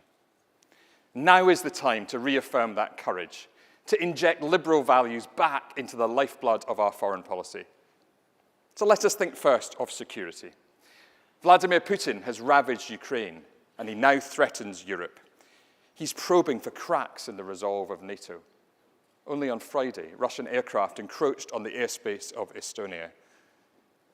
Meanwhile, in the United States, it's a president who is at best ambivalent, more often spiteful and destructive, hollowing out the very institutions and norms which his own country pioneered after 1945.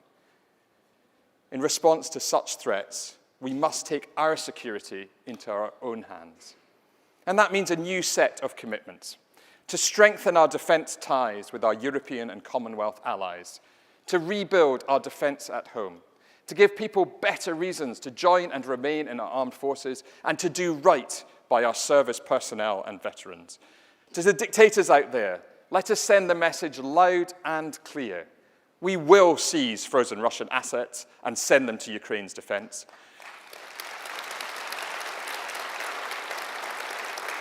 And we will halt trade talks between the UK and China until Beijing stops its support for Putin's war effort. To those leaders who run roughshod over international law, who cultivate a culture of impunity, as liberals, we say their actions will have consequences.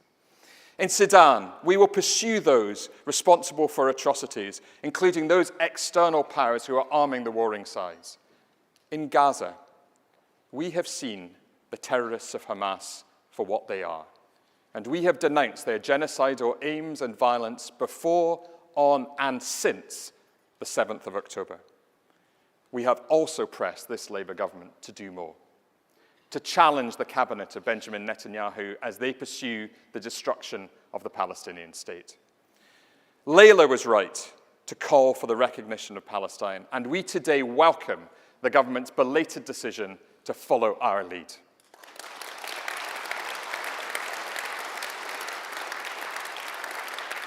Ed was also right to call for the sanctioning of extremist ministers Ben-Gvir and Smotrich. We have been right. We have been right to call for a halt to all arms sales, to ban imports from illegal settlements, to call for the arrest of Netanyahu and Gallant under their ICC warrants if they come to the UK, and to recognise that in Gaza, what is happening today is a genocide.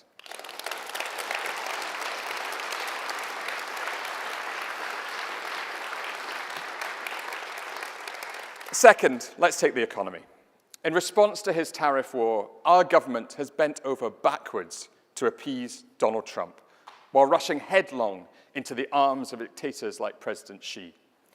Ministers now turn a blind eye to Beijing's aggression, starting by placing bounties on its opponents overseas, including here in the UK, extending to the arbitrary detention of British parliamentarians like our own Vera Hophouse.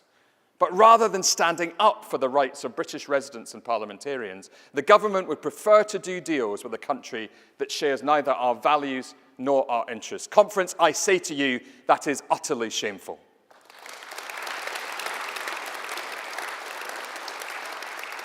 Instead of kowtowing to the bullies and architects of chaos, as Liberal Democrats, we are ready to chart a different course. We will renew ties with partners who choose cooperation over conflict, strengthen relations with those who would join us in standing up to a bullying American president, like the new Liberal government in Canada. And yes, rebuild our trading relationship with Europe.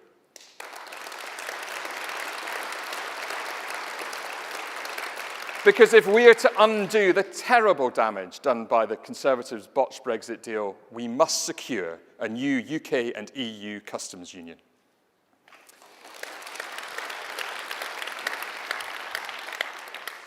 Conference, before entering politics, I spent more than a decade as a civil servant. 3 of those years at a senior level in the very heart of government. I was leading teams to support the Cabinet Secretary, Gus O'Donnell, then Nick Clegg as Deputy Prime Minister. And I spent each day trying to improve how government worked. In the Cabinet Secretary's office, I fielded many requests for investigations under the Ministerial Code. And I thought long and hard about what it means to act properly in government. In my first year as an MP, there have been a few occasions when I've recalled those experiences, not least in the recent departures of Angela Rayner and Peter Mandelson. When I first put myself forward for election, it was because I'd had enough. Enough of Boris Johnson's lies and mendacity. Enough of Tory ministers putting personal interest before national interest. Enough of politicians who set out to mobilize fear as a tool of division and to serve their own ambition for power. I truly hoped that with this Labour government, things would improve. Yet they have shown that they would rather be led than take a lead. Far from challenging actions that damage our country, they accommodate them. Today, we see a Labour government willing to do almost anything to appease Donald Trump. In April, we learnt that the government's officials were lobbying the R&A, the body behind golf's Open Championship, to host the championship at the President's Golf Course at Turnberry in Ayrshire. To me, it's shocking that our government is appealing to the personal financial interests of an American president to curry favour. That cannot be right.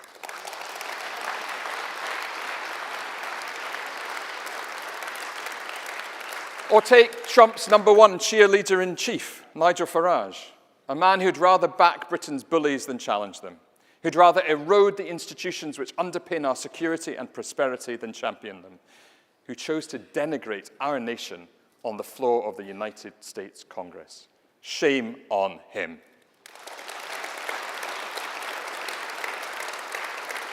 Farage may believe Britain's best days are behind her, but I say we reject your cynicism, we reject your pessimism, and we reject your plastic patriotism.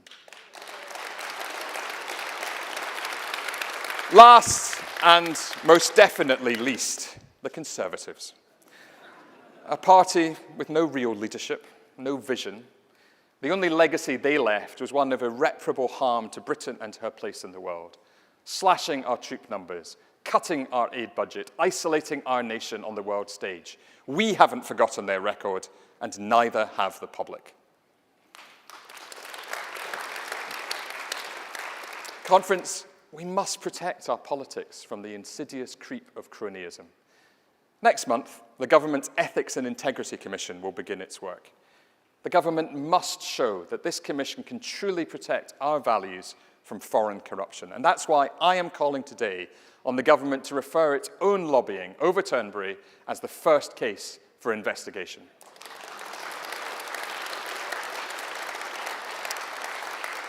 And to protect our politics from further corruption, we must too go further.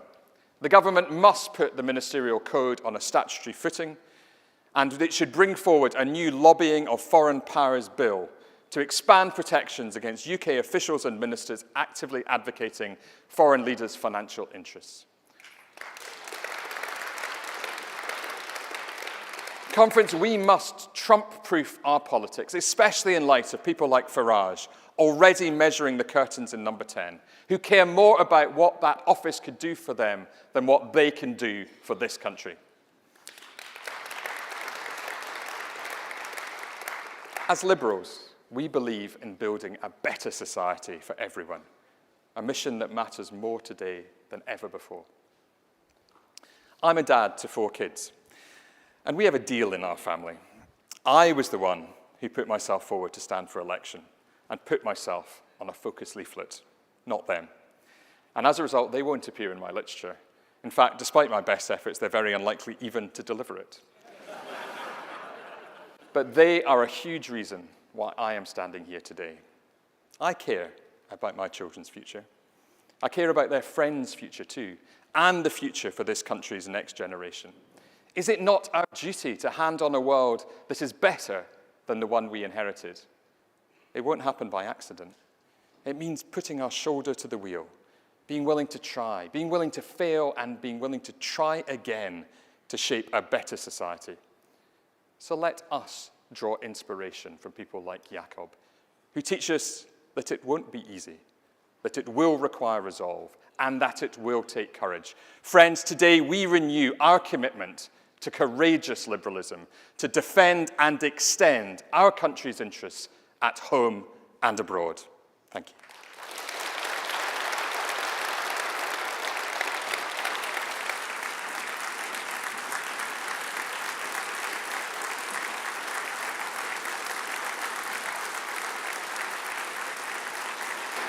Thank you very much to Calum, and thanks to my aide, Paul McGarry. I will now hand over to Tom Morrison MP for session F36.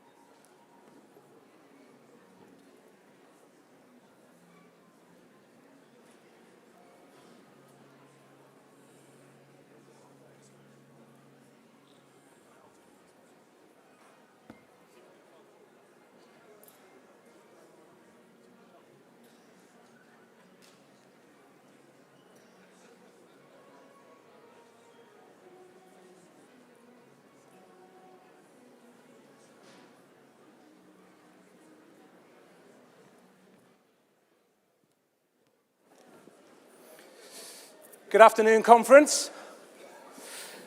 Hi, everyone. I'm Tom Morrison. I'm the MP for Cheadle and the Deputy Chief Whip of the Parliamentary Party, so please behave yourself. I'd like to get this session started, and I'm going to introduce now our fantastic ReformWatch panel. Please give them a round of applause.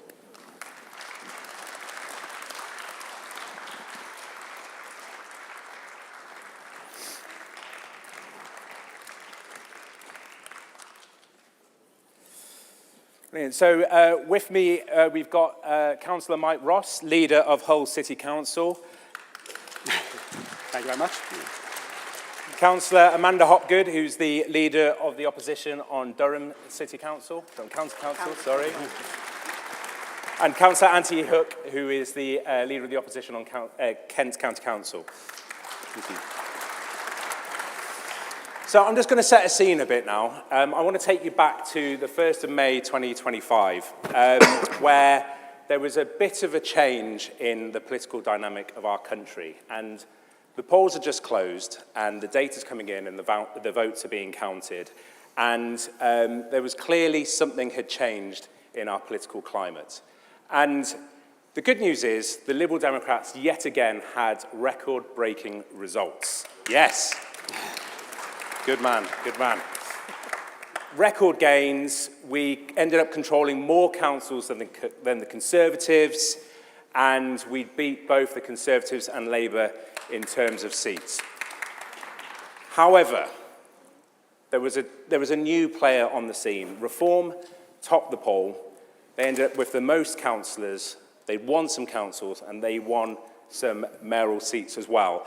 And this is all very new. This is very new to the country. And we'd all heard about Reform. We'd all seen them around about. We all knew Nigel Farage. But we didn't really know what they were going to be like when they were running councils, when they were going to have councils on the ground. So Ed Davey, who, as we all know, is the UK's most popular political leader, yeah, set up the ReformWatch scrutiny panel and asked these three legends in front of me to chair this, to set up this panel, which would allow the grassroots of all those councillors, activists that are taking on reform in their local patches to feed back so we could get a better understanding of them. And Amanda, you're the chair of the scrutiny panel, so do you want to talk a little bit about what ReformWatch is? Yeah, so we came about, as you say, because Ed asked us to do this, asked me to chair it. And it's around being able to see what's happening on the ground. So for years, as any political party would do, you keep an eye on what other political parties do so that you're able to combat what they're saying, so you're able to challenge and you're able to oppose when it's right. But we didn't know anything about reform.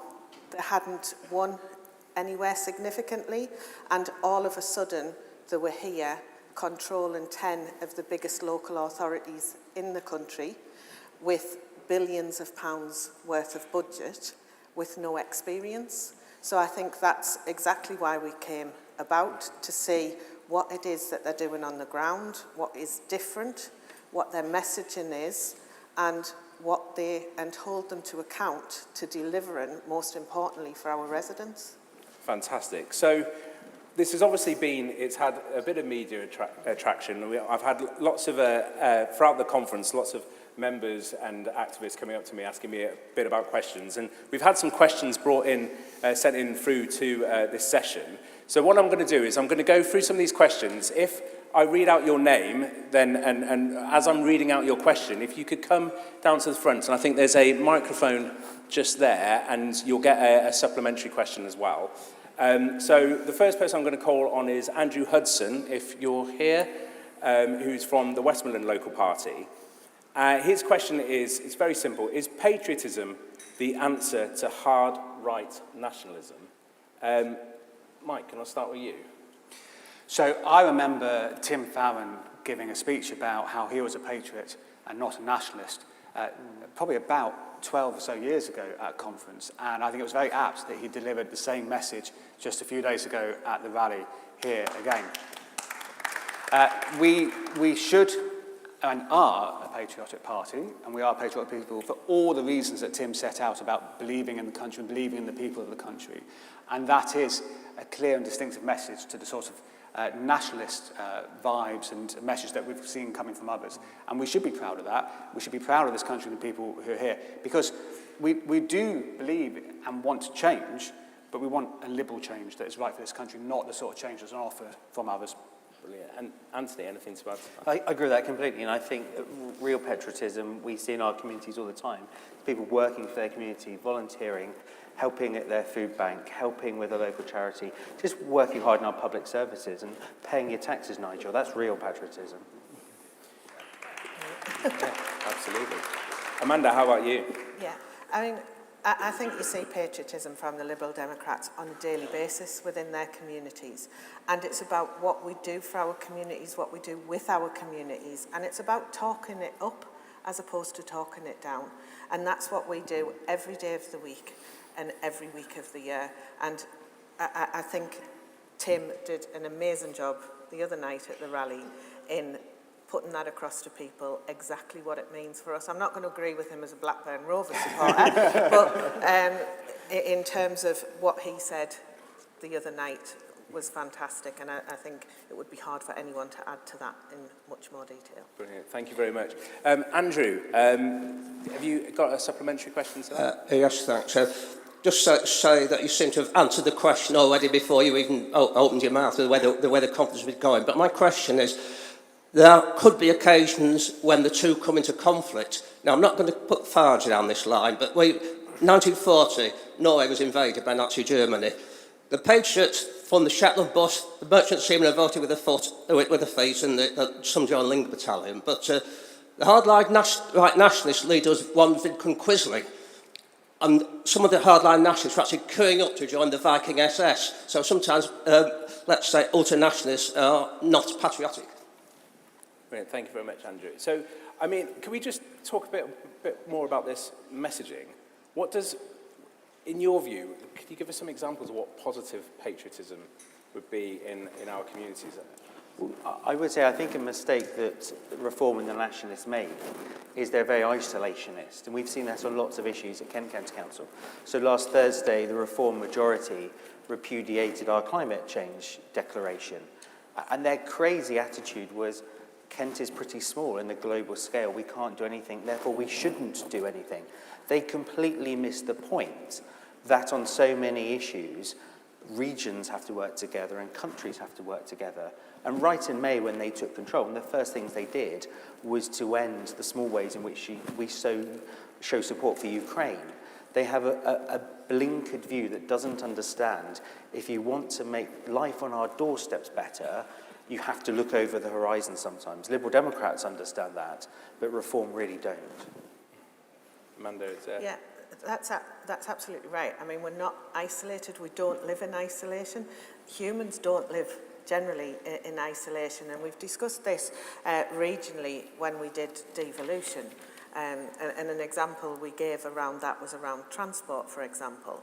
You don't get off the bus as you cross over from one county council or one district council to another and get on another bus. So you need, and I think that Reform, the way that they operate, is that they want us to be insular, they want us to be just about this country, and yet don't practice always what they preach as well in terms of that. So I think that's really important. Like Anthony, we have a Reform-run council in Durham, and we've seen the same issues. So it's not around local issues, because it doesn't appear to be what's important for local people, because it's exactly the same in whichever Reform council you're in. Absolutely. And Mike, just on that, it's clear from the certain by-elections that have taken place that the Liberal Democrats, we seem to be in the best place to tackle reform head-on. And as the leader of the council, you've got a responsibility for those local policies there. Do you think that it's because of our kind of embedded in the community, it's that kind of the localism that's in our DNA? Do you think that's part of the reason why we're in such a good position to tackle on reform? Well, I think the more that we demonstrate that we have an offer to the public, the more the public will get on board with that and know that actually that is what they're after. I think where we've done well in those by-elections, for example, is because the party has gone out and campaigned hard and got that message across to people. People are looking for an alternative.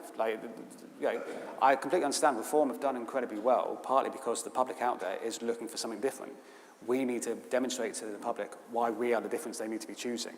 And Conservative Party, the Labour Party, they're not in a good space right now, are they? Let's be honest about that. They're on a downward slope, and there are votes to pick up as a result of that.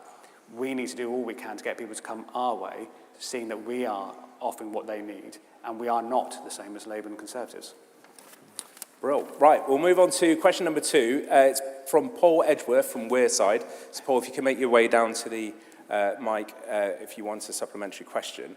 The question here is, what populist policies and campaigns have you found effective in once Labour, now Reform-facing areas? Amanda. So I think and give them credit where credit's due, what they're very good at is putting one line out about what they want to do. Whether it's factually correct is another matter. So, for example, potholes and road conditions was a really good one. I think it was on every leaflet in every part of the country. And amazingly, all of the councils that they stood for had the worst roads in the country, so we must have some really bad roads if that's the case. And just in our cabinet last week, so after putting a leaflet out to say in the election that we had the worst roads in the northeast, our cabinet report last week showed actually we perform better than any other area in the northeast and are above the national English average as well for the conditions of our roads, and we've increased the condition by over 7%, improved them during our administration over the last 4 years. So I think it's digging underneath that, but it's that one line that resonates with the public and they've wanted to believe it. Right. Telling the truth, almost. Yeah. Well, for us to tell the truth, yeah. And so, Mike, it's a bit different for you because you've got it's a reform mayor. Yeah. So, you know, let's think traditionally that we would have thought that would have been a Lib Dem Labour fight. Yeah, we said Lib Dem Labour. Yeah, Lib Dem Labour fight. But obviously now it's a reform mayor. So how are you, what differences have you seen now in terms of those policies and campaigning with that reform mayor?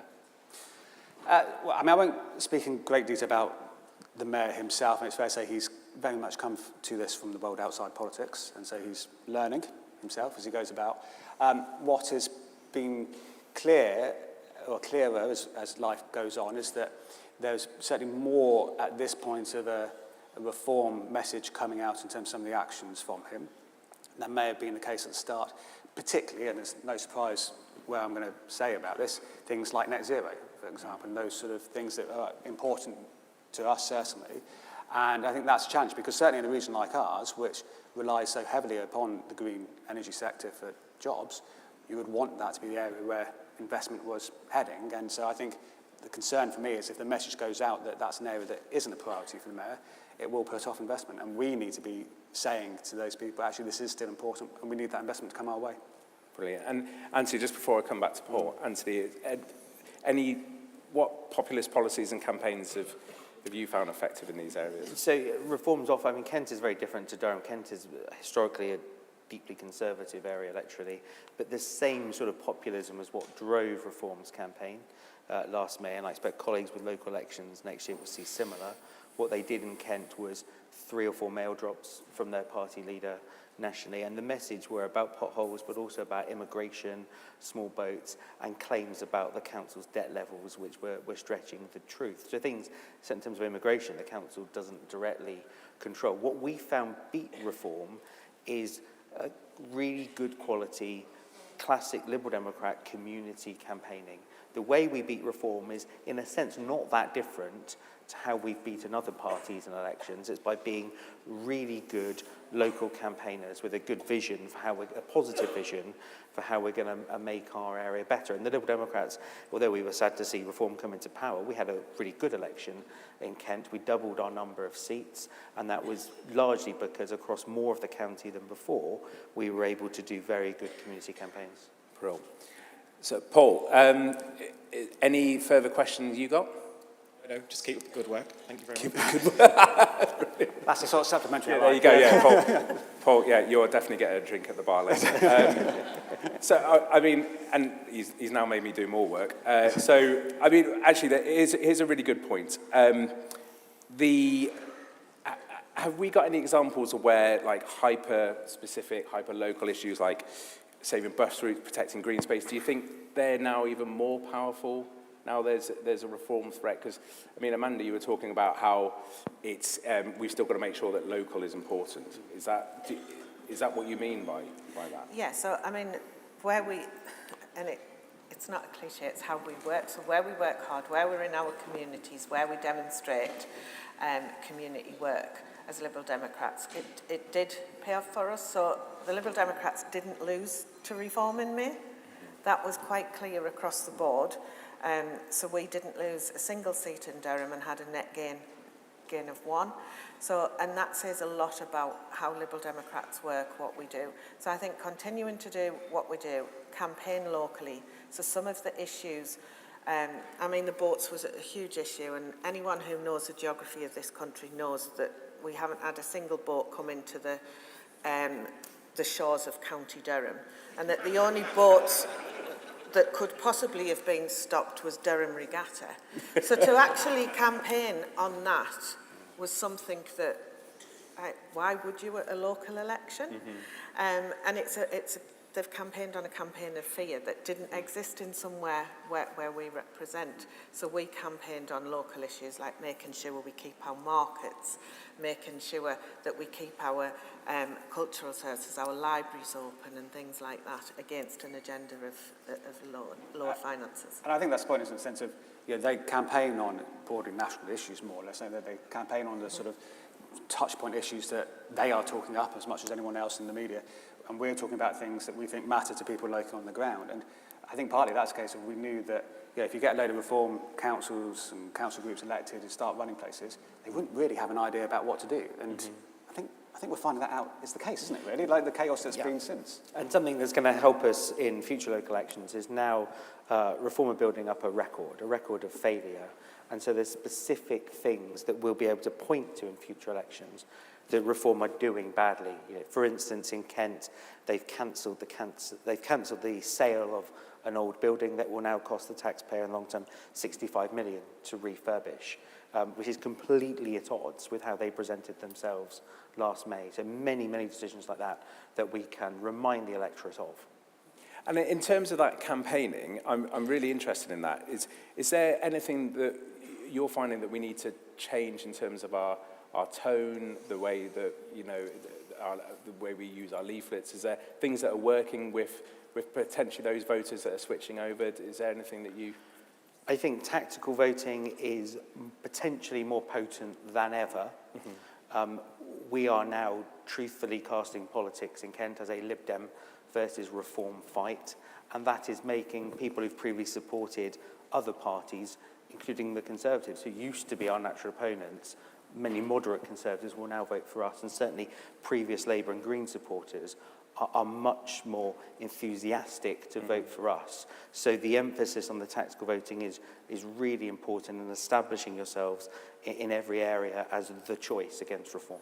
In part because, obviously, as much as there are some people who really do like Reform, there's a lot of people who really don't as well. And so we need to be presenting ourselves as one that can beat them, because so often it is us who are the ones that can beat them, isn't it? Yeah. And just on that, have we learned anything from why those, let's say, in whole, the traditional Labour voters, where we've seen them switching to Reform, have we firstly, why are they switching from our conversation on the door, and is there anything we can do to try and catch them before they make that journey? I think in large part there is obviously national issues that take precedence in their minds for that group of voters, so the sort of ones we'd expect, immigration and so on, feeling being let down. The Labour government's got a lot to answer for on this. If the Labour government come in last July and actually had been good since then, they would have kept a lot of that support, and it hasn't been good, and they are losing it because people now feel let down by not just the Conservative government that was there before, but this Labour government as well, and they are looking for an alternative.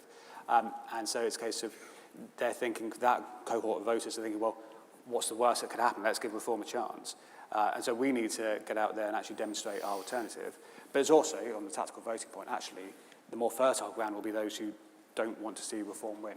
And they're the people we need to be engaging with and getting out there on the doors and speaking to those people. Brilliant. Right, we'll move on to the third question. It's from the wonderful Nigel Jones from North Staffordshire. So Nigel, if you're around, if you can make your way to the mic. This question is, we lack media presence, so should our MPs go around the country helping local parties spread our message on national issues that will counter Reform UK? Yeah, I look forward to all the invites to your local parties. Anthony, do you want to... I think in the local elections, the key to beating Reform remains the local issues. That's what we're finding. Having said that, we are certainly finding that many people are hostile about Reform because of some what you could call national issues. For instance, in Kent, their immediate decision to end our moral support for Ukraine went down very badly with the public. And we have consistently reminded people that the Liberal Democrats support the people of Ukraine, Reform don't, and that is driving some support away from Reform. Yeah. And as much as I'd love to see some MPs both visit the North East and actually be elected in the North East. I do think that we need to keep it as local. We need to keep it local. We need to keep that local messaging to people. And we have proven that they can be beaten. We had the first by-election in Durham at the beginning of August because Reform stood a candidate who worked for the council and couldn't take up his seat. And we beat them. And we came from 7th to beat them. So it can be done. I mean, the proof is in the pudding there, that we can do it. And what happened there was we could prove and demonstrate that actually in that area of County Durham, every other party other than the Liberal Democrats had been wiped out and reformed. So we were the only competition to and the only antidote to reform in that area. And it was quite amazing on the doorstep how many people had been shocked that reform had won. So whilst they were issuing a protest to Labour, and some people did that by not going out and to vote in May, and some people did that by voting for reform, the actual consequence of reform winning shocked more people than were happy, hence why we then won that seat just 7 or 8 weeks later. That's fantastic. Congratulations. And Mike, the lack of media presence, should IMPs be going? Well, I think the lack of media presence is not for a lack of trying by the party. I say, we have a fantastic media team who work incredibly hard and to get out the press releases and get the MPs out into places to speak to media. So I'm not one who is sort of wants to speak ill of the media, but what I would say is they need to recognise actually that there's a distinctive voice that we offer on a range of policy issues that is not being heard because, of course, you've got a Conservative and a Labour Party that's just too timid to actually say the right things, whereas we will go out there and say that. So if they want a different voice to what's being offered by the likes of Reform, who frankly do get too much airtime, and there's a slight irony for me. I think Reform are talked about too much, and here we are talking about it on stage, but I think we have to get across the message. They can come to the Liberal Democrat MPs, council leaders and council group leaders to get a different voice and a different message out there as well. Brilliant. Nigel, great to see you. Have you got a supplementary question? Yes, I mean, do you share my feeling that it would be useful if our MPs spent a little less time in Parliament, for which we get no notice in the media, and therefore spend more time using our local party system to reach out to people locally outside the system, thereby increasing our message that we are for change in the whole entire system, that we are anti-establishment and not pro-things as they are. And I think the more we spend time just doing that in Parliament or even on local councils, people don't know about that. We need to get outside the political system, don't you think? Tom, can I use this as an opportunity? Go ahead. To thank all those MPs and peers and others who came to help my election campaign this May. Yeah, we didn't win, but I had great support from a range of parliamentarians for that, and I'm really thankful. So I think that is a demonstration of MPs doing what is being asked for there. And yes, we need more of that, obviously, but I would like to thank those who did come this time round. Fantastic, yeah. But I think there is a really good point that Nigel raised there, that there is clearly the Reform message is about that, it's anti-establishment, it's not being those two main parties. But clearly we are well positioned there, aren't we? Wouldn't you say, Amanda? Yeah, I would say that we are, and I think there has to be a happy medium, so I understand where the question is coming from in getting people out. And we would say that when we're campaigning and things, you don't win votes sat in County Hall or whatever, right. And that's absolutely right. However, there is still a job to be done. And if you're not there challenging them in person in Parliament, I mean, some of the biggest the criticisms that Nigel Farage faces is he spends more time in America and outside of Parliament or his constituency than he ever does representing the people who he was elected to represent. So I think we have to have a happy medium, but the media do have to take some responsibility for making sure that they are fair and transparent. So I've been around long enough to know that when we had less than 10 MPs, we didn't get coverage. But now we have the amount we have with and we used to get told it's because we were the small party and that's why we couldn't have it. But now all of a sudden a party with it half that number get maximum coverage. So it just doesn't make sense. I don't know when the rules changed. Tom. I think also this framing of politics as now Reform versus Lib Dem is really important in us getting media coverage. Because in the last 4 months, I've done many more interviews as leader of the opposition at KCC than I did in the 4 years before as leader of the Lib Dem group. And that is because the, frankly, shocking things that the Reform administration are doing invites media attention. And our BBC and ITV South East channels have been really good. They will go to the leader to talk about the leader of council about her latest crazy idea, and then they will come straight to me for the Liberal Democrats to explain why they're wrong and what we'll do instead. But in terms of MPs and councils working together, my experience has been very positive. I mean, the general election was really happy for us in Kent because we got our first Lib Dem MP elected in Tunbridge Wells. And we'd not had, if you discount Orpington in the 60s, which was annexed by London shortly afterwards, we've not had an MP in Kent since the 20s, a Liberal MP. And Mike Martin is an outstanding MP, but he and I work really well. We've got a great relationship between his team and our councillors across the county working together.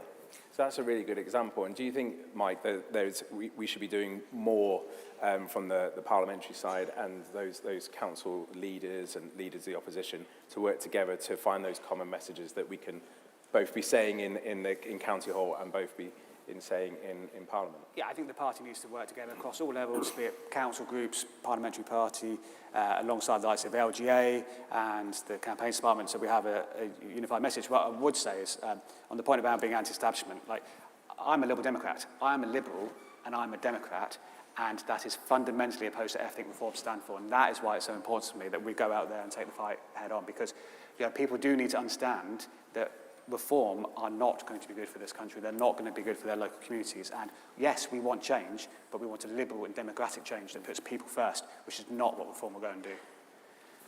Brilliant. Thank you. So we've got the... here we go. Here's a good one. This one is from Jack Bell. So Jack, if you're around, if you can make your way to the microphone. How can Ed Davey compete with Nigel Farage's name recognition? Jumping out of a plane, perhaps, or something like that. Is there anything you think that we should be doing more? I think Ed's doing a fantastic job, and I think when I go knocking on doors, he is known to many of the doors I knock on in a way that a Lib Dem leader hasn't been probably for a long time. I've been around a long time. I can remember helping local elections in the mid-2000s, and people would say, yeah, I'm voting for you. I really like that Charles Kennedy. And I get that now with Ed Davey, and it's fantastic to have that. Yeah, brilliant. How about you, Amanda? Yeah, I think that the name recognition is there for Ed. People do know who he is. I mean, the fact that we are reporting that he is the most popular of all of the leaders within the National Forum. So I think the name recognition is there. It goes back to the media. How many times do they push it out? So if someone is going to print an article or put it on the news, and they're on the news every night, then of course the name recognition is going to be there and people will know who they are. So for me, the name thing is really quite important. Two things. The one, Nigel Farage, is very well known, but I think actually a lot of people are voting for Reform because they are voting for Nigel Farage. And that, in a sense, is actually not that strong a position for them to be in, because without Nigel Farage, what have they got? The other thing is, Reform, I think, as much as I don't like the party, I will give them credit for picking a very good name. People do want Reform. And, and so it makes it very easy for them to sell. They are offering this wonderful thing in Reform. People need to get behind what it actually means. Brilliant. Jack, you got a supplementary question? Yes, I would say that the majority of people who have heard of Ed Davey do have a good opinion on him, but I've seen in YouGov polls that either half or more of the UK electorate just don't know who Ed Davey is. But what way do you think is the best to get people to know who he is so they could find out what he actually does stand for, and make that the best way to beat reform and make sure Nigel Farage doesn't end up in number 10. Thanks, Jack. I'm just going to add to Jack. We've been saying that obviously Ed is the most popular leader, but also, more importantly, I think, is actually he's the most trusted with the NHS and social care.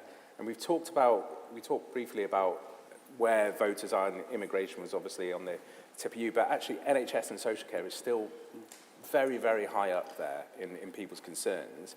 Anthony, do you think that's the route through to be talking about those kind of issues as well? Well, I think Ed's popularity is particularly strong among carers. I think his work on care, as you say, Tom, has made him incredibly trusted when it comes to NHS and care issues. And also his people's awareness of who he is in terms of being, if you like, a centrist dad. Because lots of people out there are. I am. You know, my children are a bit younger, but I have found that being a father of young children has helped me connect with other people in my town. And the town where I was elected, when I was first elected, we took the Lib Dem vote from 4% to 44%. And my town consists of a lot of people who've lived there their whole lives and a lot of people who've moved to the town. I was one of those people, and I was able to tell people about why I'd moved to the town, and I'd chosen a place I wanted to raise my family, and that made a lot of connection. So it's all about making a connection between the leader or the candidate and other people in the community. Brilliant. Amanda? Yeah, so I think one of the things that we can and should possibly do better is do more on social media, more on those platforms, so that message is there, so people are seeing it on a regular. It's the positivity, and you get a positivity from Ed. You get a can-do approach as opposed to everything that's wrong. Yeah. And if we don't talk our country up, if we don't talk our communities and our people up, and what we can do and what we've got to offer to improve things, because let's face it, life isn't perfect. Life will never be perfect. There will always be something that you would want to do differently, that you would want to improve. But if we can talk that up, improve, like you say, he has an amazing platform with carers. It's a lived experience that he has. That isn't something that you can just do. It's something that you are. And I think that's where we are as Liberal Democrats, and we live and breathe that. So in the years that I was leader of the council, I didn't forget where I'd come from, and I didn't forget who had put me there, and that was my community. And I never did a meeting on a Monday morning, and you will still find me on a Monday morning in my local church cooking the pensioners' dinners and then calling out the bingo before I then go off to a meeting and do whatever I do for the afternoon. And that's what you get with Liberal Democrats. You get some people who are strategic, who can see it, but who actually care. Which is the antithesis of the reform message, really. I mean, you were talking about that pride in the country, the pride in our community, and I mean, you did a very true dig on Nigel Farage spending time in the US, actually doing down our country. There is a dividing line there, wouldn't you say, Mike? No, totally. I think it goes back to being, we want change and they're offering change, but we're offering a positive change. We're offering the sort of change that actually the country needs and people want, because we want to be the change that the public's calling for. And I think, on the question around Ed, and I'm very happy for Ed to stay on as leader for a long, long time. But at some time he won't be leader. And actually what we need is people to understand what the party's offering. And Ed's the face of that now, but actually we need people to, yes, like Ed, but also like what the party's offering. And that, I think, is just different with reform. As I said before, reform is so much about Nigel Farage that actually without him, does it crumble? Yeah. Just, Tom, on this point about immigration. Immigration is an important issue, and Ed set out our policy on that today. The thing that I find over the last 4 months, seeing the reform councillors, is that whereas we see it as one important issue among many, they are utterly obsessed with it, to the exclusion of almost everything else. The reform councillors view almost every issue through the lens of immigration. For instance, in July at my council, we had a debate on blue badges, on disabled parking. And when I proposed our motion, I almost made a joke. I said, at least I know you won't bring immigration into this. But they did. Even on disabled parking, they brought it back to immigration. And they do it on issue after issue. And that's why the public are and will, I fear, continue to be let down, because they don't see the other things that may be driving a particular problem. I'm going to just take one more question from is Jackie Bell. If you're around, Jackie, if you could come forward. We've talked a little bit about the media coverage, but this one's a lot more on the nose here. So Jackie says that statistics show Reform having media coverage, for instance, in Question Time, they're greater than their electoral success. And Amanda, you've touched on this already. How do we ensure fairer coverage and truthful information to the public? Amanda, do you want to take So this? I think we have to challenge the media outlets to make sure that we do get fairer, that actually the rules that we adhered to when we were a smaller party, when we were fourth, and we were told, oh, well, you can't have coverage because you're the fourth biggest party and you only get so much time, that it still applies now. Those rules haven't changed. So we need to challenge that. And we need to challenge when things aren't told that are the truth. So things like, I said before, about our roads that was put in leaflets that was inaccurate, and things that, whilst are truth, are taken out of context. So one of the big issues that Reform campaign on is the amount of council debt. But again, they use a big figure. We're a big council. We'll have a £1.4 billion budget. So of course our debt is going to be reflective of the size of the council. But what they don't want to tell you is when you work at it per head, it's actually one of the lowest debts in the country.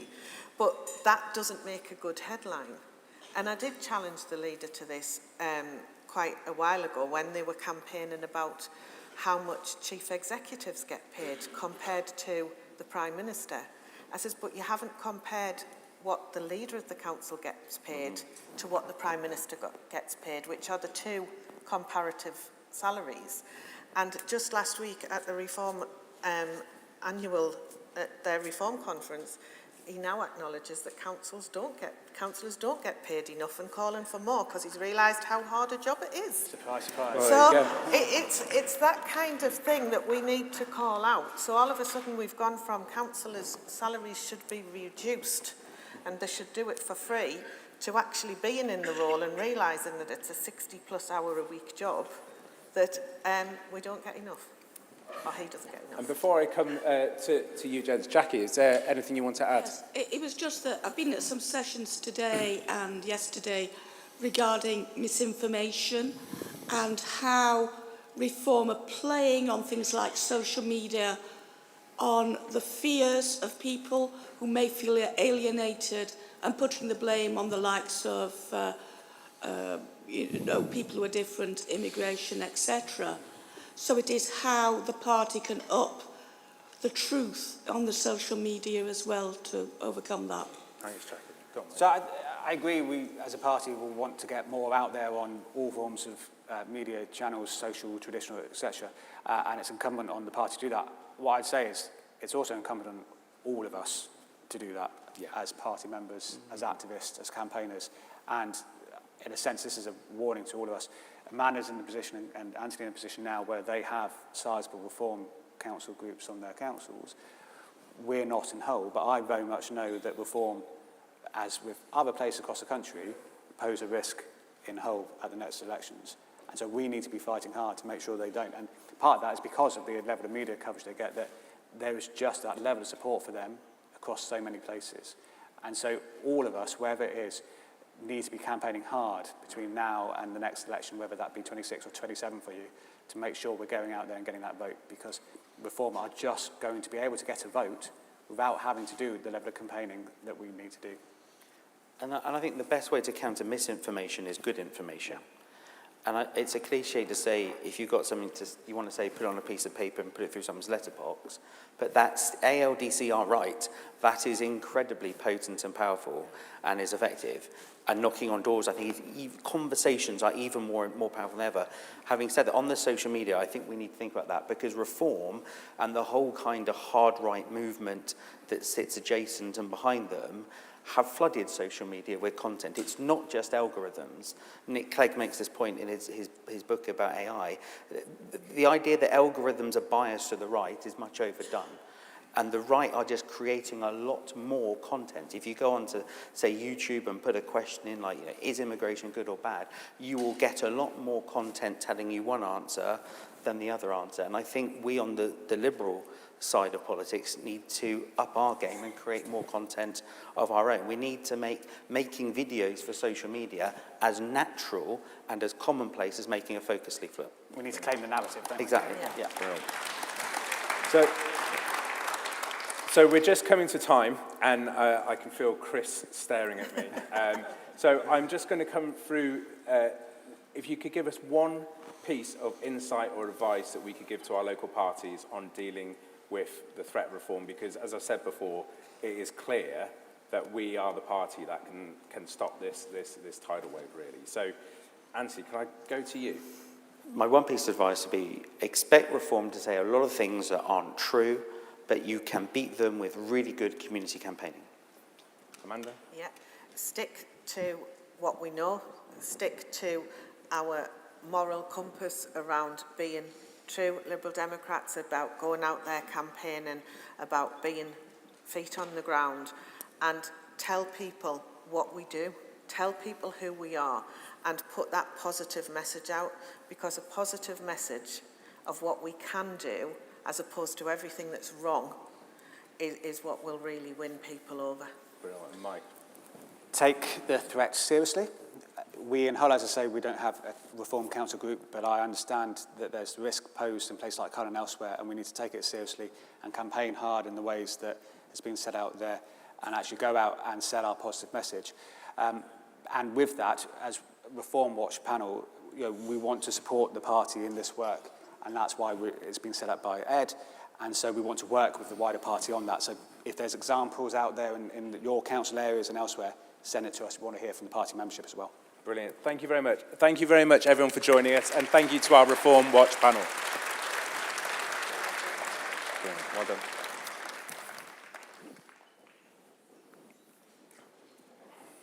After you, please.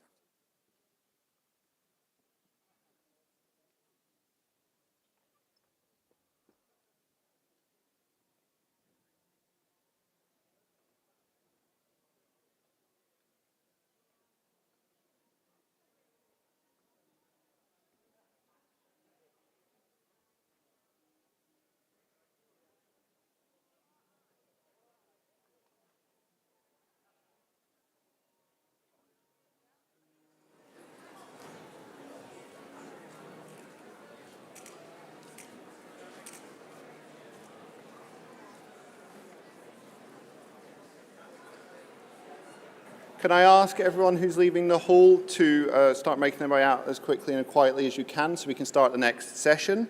Can I also ask for people to put in speakers cards for the emergency motions tomorrow? You can find them within Conference Extra.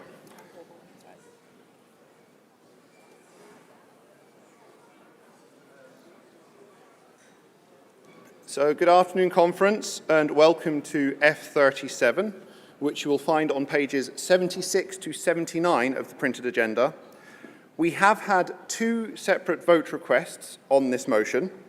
The first separate vote, which, if you are voting online, will appear as separate vote 2, due to this being the second one of the day, is to remove the words "and commercial" from line 47 of the motion.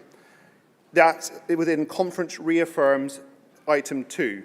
Details of this can be found on page 8 of Conference Daily. The other separate vote, which will appear online as separate vote 3, is a late request to remove the words from line 72 of the motion up to the word "and" on line 73, which is within Conference calls for 2B. The lines which would be removed are on page 78 of the printed agenda and read as follows: capping unreasonable service and estate management charges paid by residents and.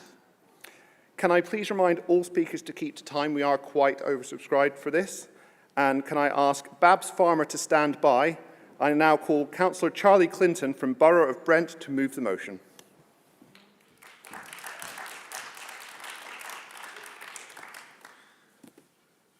A year and a half ago, in my capacity as a PPC in Holborn and St Pancras, I visited Dan and Alex at their defective flats at 53 Agar Grove, and what I discovered shocked me. Nearly 6 years ago, Dan had finally managed to buy his first flat, a brand new build in the heart of Camden.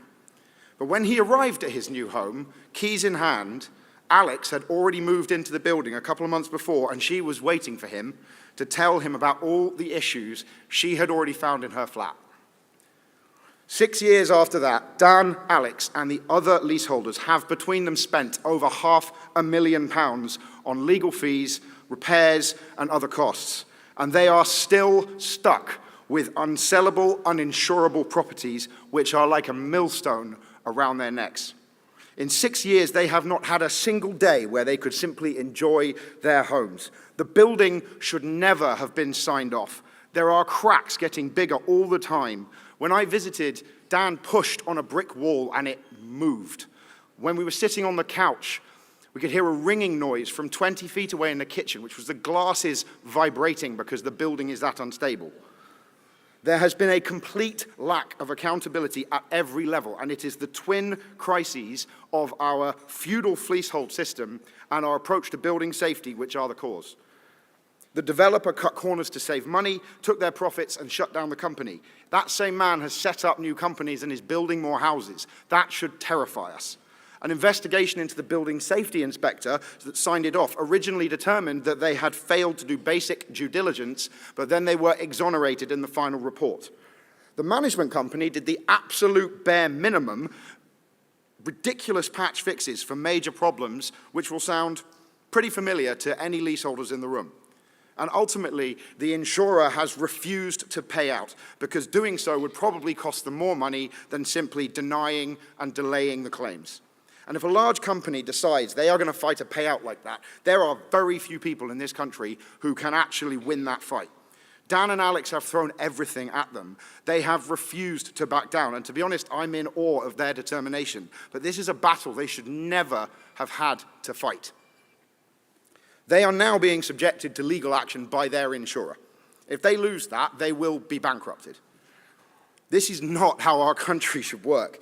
Your rights must be strengthened to ensure that there are no more loopholes that will allow developers, inspectors, or insurance companies to dodge accountability and ruin people's lives.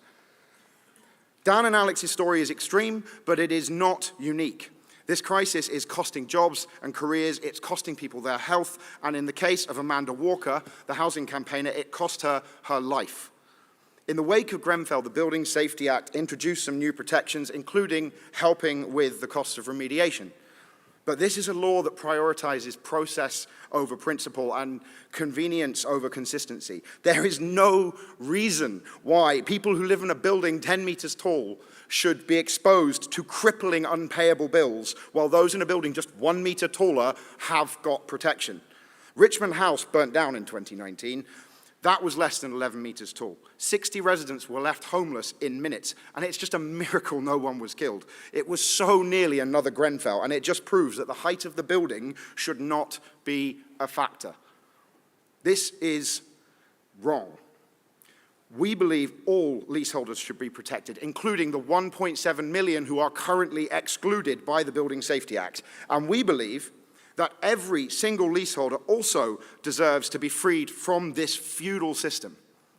As a councillor in Brent, I constantly hear from my constituents who are at their wits' end, just trying to get a response to a simple question from their management company, but also for getting something critical repaired. So whether it's under leasehold or common hold, we also need to ensure that management companies are properly accountable to the residents that they serve. As far back as 1909, David Lloyd George, the Liberal Chancellor of the Exchequer, said this system is not business, it's blackmail. And the only thing that has changed in that time is that that system is finding more ways to exploit more people and extract money from them. Fleecehold is just the latest example, as developers have now found ways to drag freeholders into a system of extortionate estate management charges. Councils need more power to adopt land and put an end to this new practice. Now, Labour's approach to banning new leaseholds is a step in the right direction, but it does nothing to help those who are already stuck in a system designed to enrich the lords at the expense of the people. Labour have taken the easy way out, and today we are once again showing that the Liberal Democrats are more ambitious than them.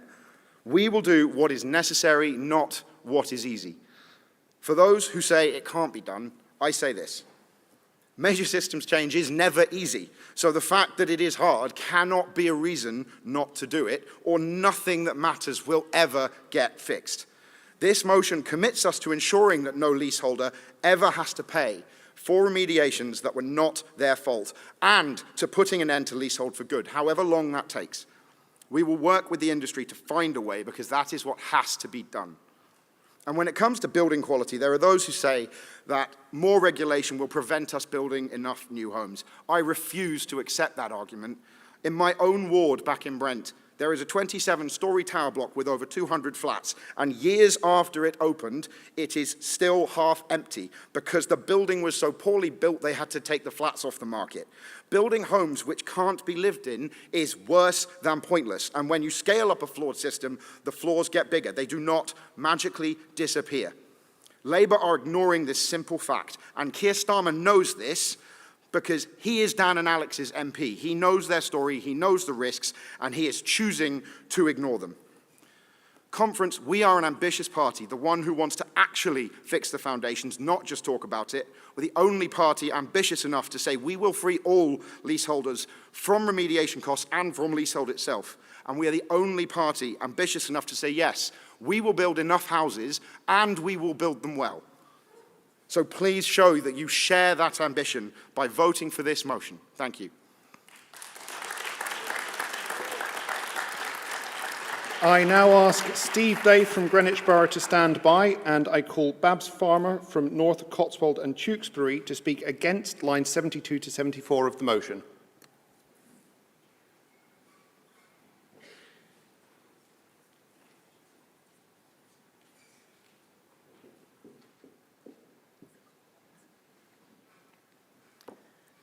Conference, the spirit of this motion is strong, but some of its flesh is weak. I have been a member of the National Leasehold Campaign, NLC, since 2017, supporting Katie Kendrick, Kath Williams and Jo Derbyshire, 3 ordinary women who have achieved extraordinary things. If you don't know about Fleecehold, a term coined by Joy Dickinson from NLC, it is the practice which came in around 2002 of selling houses not flats, of houses on new developments where homeowners pay council tax for all their services, but also pay for services such as grass cutting, landscaping, street lights, children's play areas, dog poo bins, and on some roads, the road surface itself on top of their council tax. These charges shoot up year on year as the developments age and as the many layers of subcontractors cream off their slice. Not only does this lead to financial hardship with unexpected price hikes and punitive charges if you choose to spread your payments, but Fleecehold destroys community cohesion. Homeowners paying extortionate fees for maintenance of open spaces and play parks become, understandably, very protective. So there have been cases of children living in social housing being locked out of play parks because the private owners feel somewhat aggrieved at paying for what they believe has become, in their eyes, a public park.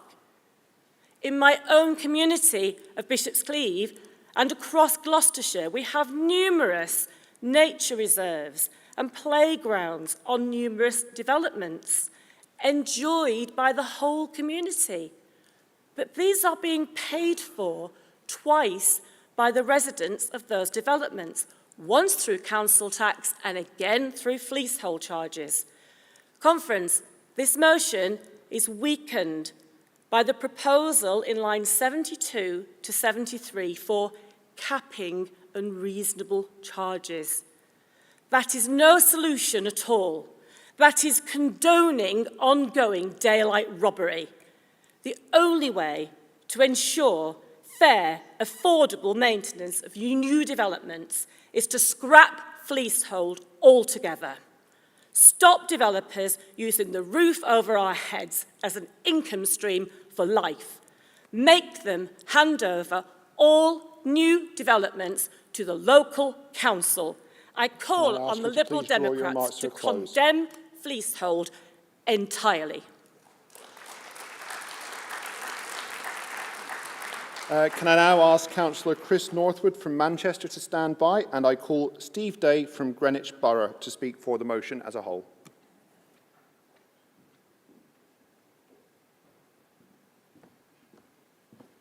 Hello, Conference. My name's Steve Day, and I'm happy to support the motion today. I've been a building safety campaigner for 4 years, and that's a result of me having to be told, along with 1,000 other of my neighbours, that I was responsible potentially for a £13 million cladding bill, which, as you can imagine, was quite a shock.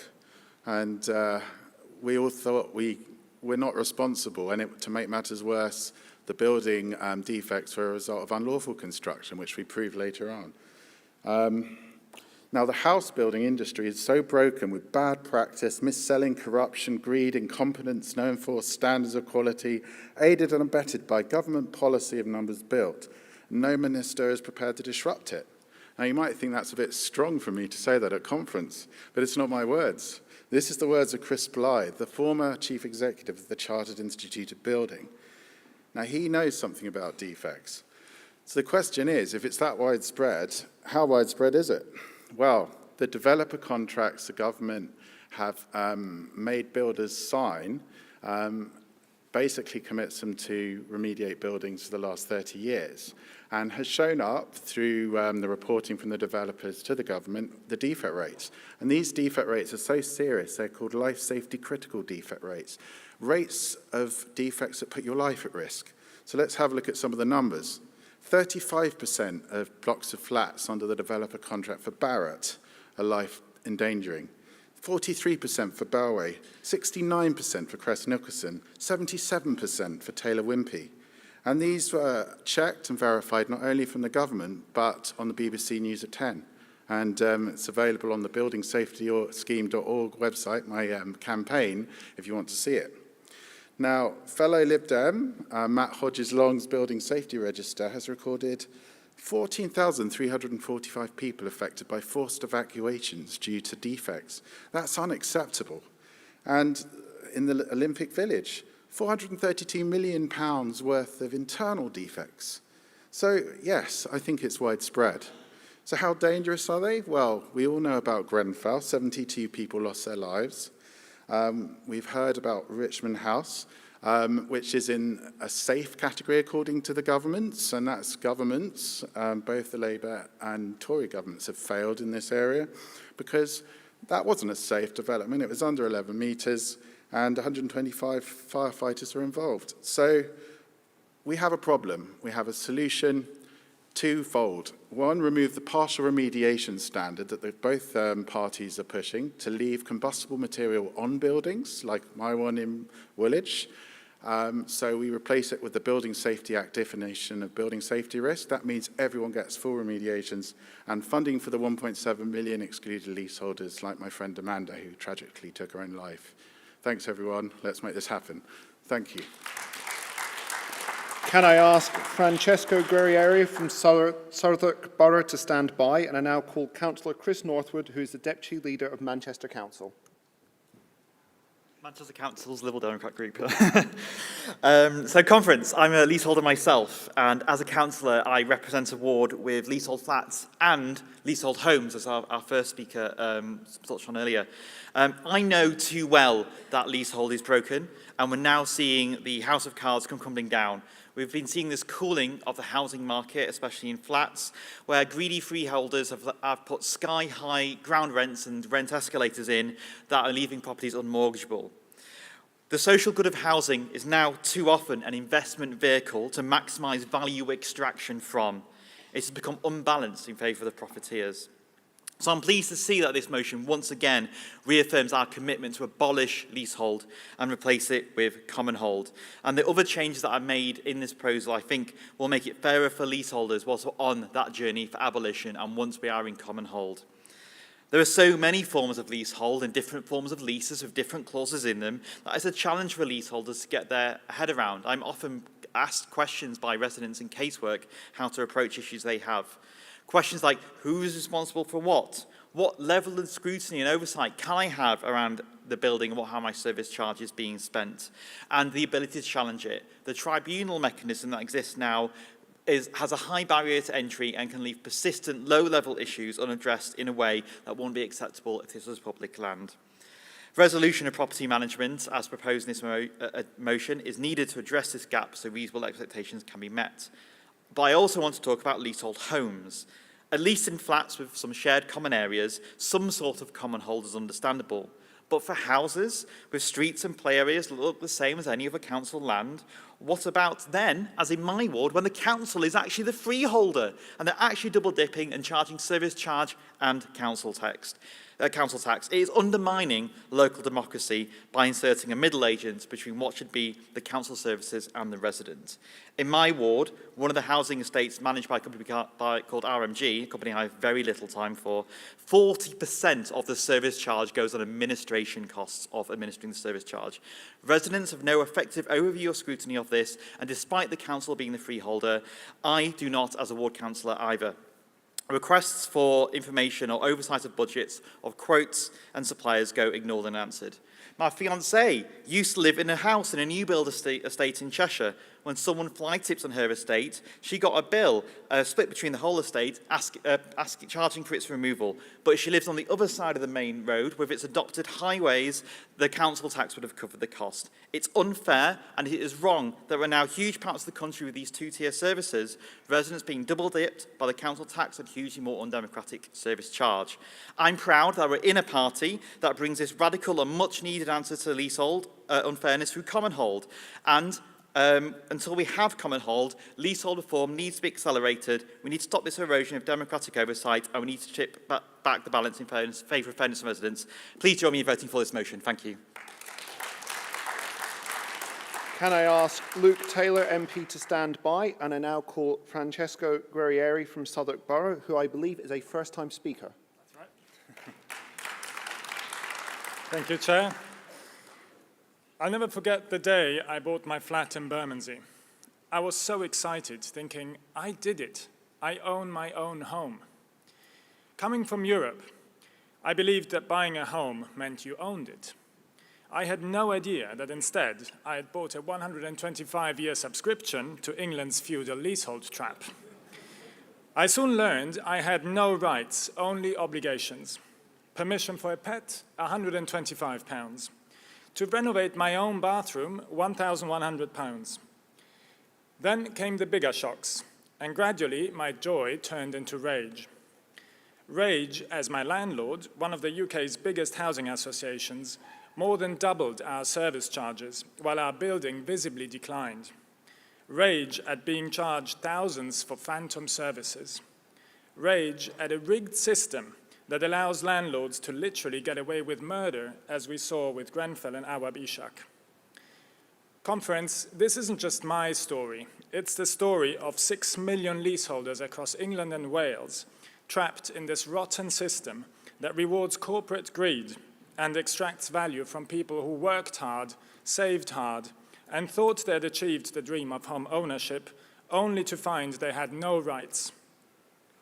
I've written to my landlord CEO, my Labour MP Neil Coyle, the Ombudsman, the regulator, and as chair of the Bermondsey Spa Residents Association, I've united 1,500 leaseholders, and I've learned one thing.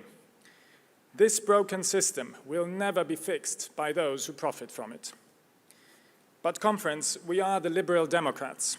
We stand up to vested interests. We empower communities and individuals.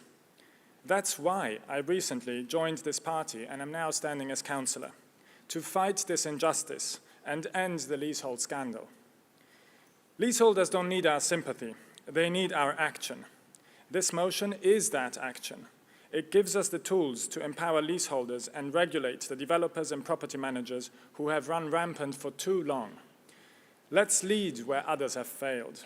Let's end this great property rip-off. Let's abolish the feudal leasehold system. I urge conference to vote for the motion. Thank you. Can I ask Councillor Imogen Shepherd-Dubé to stand by? And I now call Luke Taylor MP for Sutton and Cheam.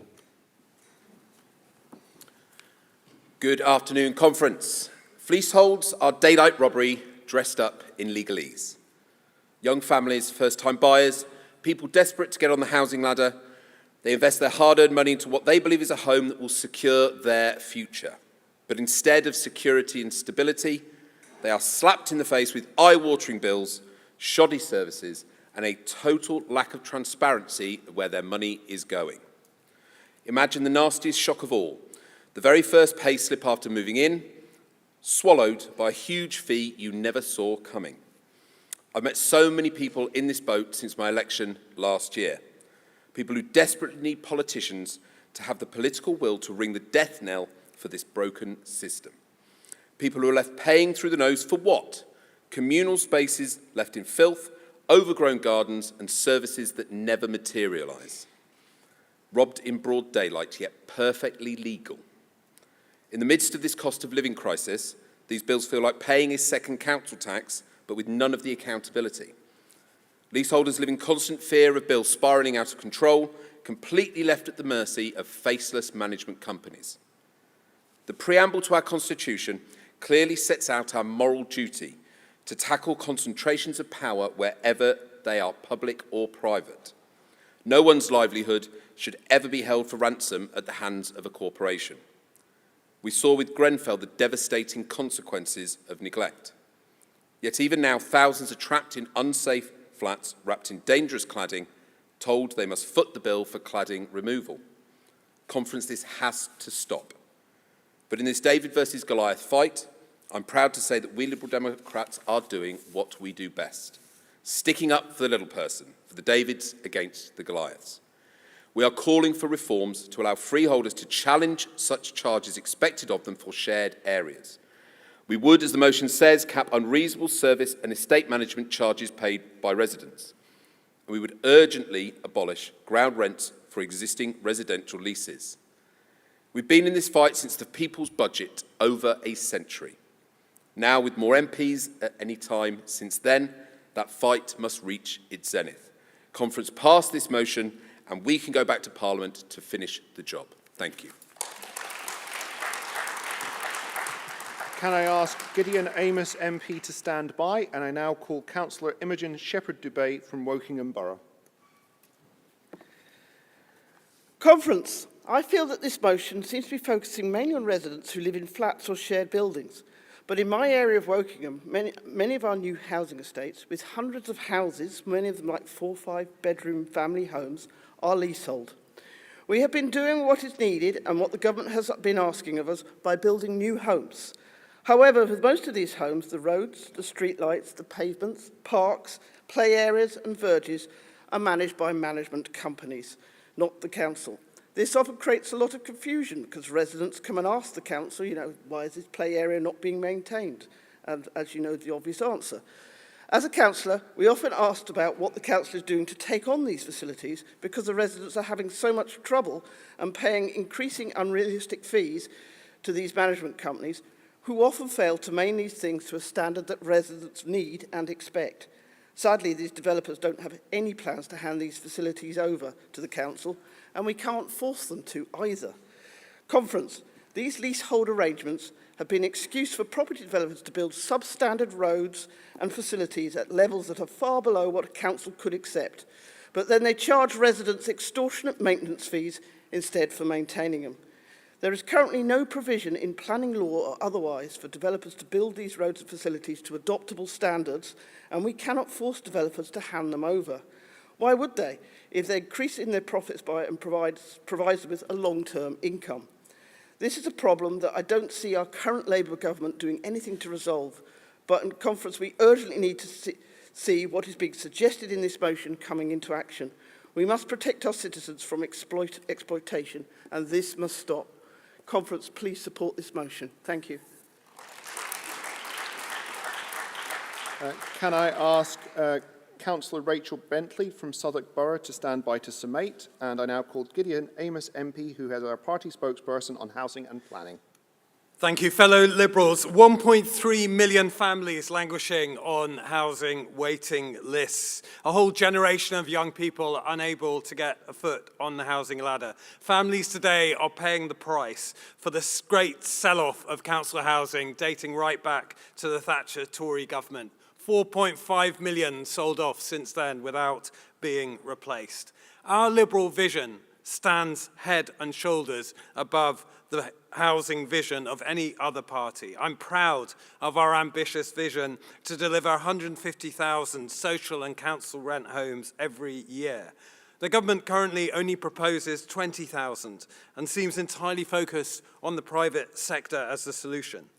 Our vision of putting public money, $6 billion per year, set out in our manifesto, into genuinely affordable social housing is the biggest and boldest programme since Beveridge inspired the post-war house building programme. But we must face facts. For so many, right now, renting and leasing is the only option. So we need a new generation of homes that young people can rent to own, and we must redress the balance that's tilted against leaseholders and freeholders caught in a fleecehold. Developments run by management companies who are hard to reach and even harder to hold to account. £720 to cut a key, £300 for bin cleaning that doesn't happen, £135 to change 2 light bulbs, conference, and 320% increases in service charge fees in just 1 year, just some examples. And fleeceholders, as we've heard, fare no better. Roads that are never finished, escalating estate management charges, mounting exit fees, all experienced by my constituents in Taunton and Wellington, and many more around the country. But we must also tackle the unsafe cladding and the structural defects for the millions trapped in unsafe homes, especially the 1.7 million excluded that Charlie referred to from the Building Safety Fund. And I intend to push this further in Parliament, beyond the motion before you today, to ensure that in upcoming legislation it includes these vital protections by finally resolving that all structural and fire safety defects under the Building Safety Act will be remedied and will be funding to do so. Leasehold fees, fleecehold traps, unsafe buildings. Conference, it's a great property rip-off dating back to Lloyd George, and it's our job to rescue people from the mercy of the landlords. Freeing people to live the life they want in the home they dreamed of is and always will be a Liberal vision. Please support this motion. And I now call Councillor Rachel Bentley from Southwark Borough to summate the motion. Thank you to all the speakers. Now, what we've heard today has been some really quite horrendous individual cases. But as Gideon has just reminded us, this is not a niche issue. It affects 4.8 million properties in England. That is 1/5 of our housing stock. And if there's one thing that we know that we have in this country, we have a housing crisis, and this is an absolute fundamental part of it. We heard from Charlie that dreadful, dreadful case of Dan and Alex, who live in Keir Starmer's constituency. They can't get his ear on this, and they have tried. And we have heard that there is their rights that must be strengthened. There is so much already out there that talks about rights and duties, but it is clear from the stories that we've heard that they cannot be enforced. This is wrong, is what Charlie said, and he's absolutely right about this. He also said that this is not easy, but it is necessary. And thank you very much to the contribution from Babs, who spoke so powerfully about how she is working with 3 She said ordinary, but they sound pretty magnificent women who are trying to take on this system because she can see in her community that it's destroying the cohesion that they're so important in this country right now. Children locked out of playgrounds. You've got to be kidding me. We heard from Steve Day, who we know campaigns on this so powerfully. I have to say, when he mentioned that 30 million cladding bill, I almost forgot to take notes because I was so horrified and appalled. And he's been campaigning on this for years, talking about those life-endangering defect rates. It's just appalling, and we should never, ever forget those 72 people who died in Grenfell. We heard from Chris about the profiteering and that we have to reiterate our commitment to common hold because this is undermining our local democracy. We heard about Francesco. We heard about his rage, his appalling rage coming into this, what did you call it, 125-year-old subscription to our feudal nonsense. Honestly, appalling. But he doesn't want our sympathy, he wants our action. We heard from Luke about the lack of transparency and our moral duty to tackle the concentration of power. That is what we believe in as Liberals. And we heard from Imogen, and I think it's really important. This is not just a London or an urban issue. It is an issue that affects homes and houses. It's not just flats. And those excuses for these substandard work and the fact, which I think is really important, that we think about who runs this country. Labour are not acting. They are not acting fast enough and they are not acting firm enough. And then we had Gideon bringing us home, reminding us of that Liberal vision. I think I heard David Lloyd George mentioned 3 times. I don't know if that's a record. But that's the thing. We have to do things better. What was it that was said? This is not business. This is blackmail. So I urge you to think very carefully that a safe and secure and affordable home is the foundation of a good life. And too many people we've heard about today are being trapped out of that dream of home ownership has actually become a nightmare, causing deep harm to their health and happiness and trapping people in a Ponzi scheme that they can't escape from. So it's time to banish this feudal relic at last. I urge you to vote for the motion as a whole. Thank you, Conference.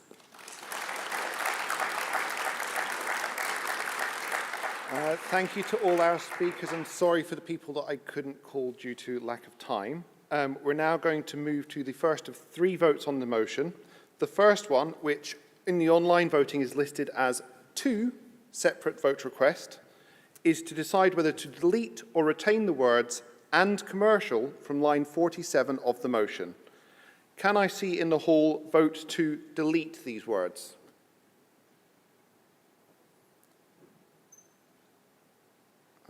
Thank you. That's very helpful to have the lights up. Okay, and can I now see votes in the hall to retain those words? Okay, let me just check with the online vote. Okay, those words are retained.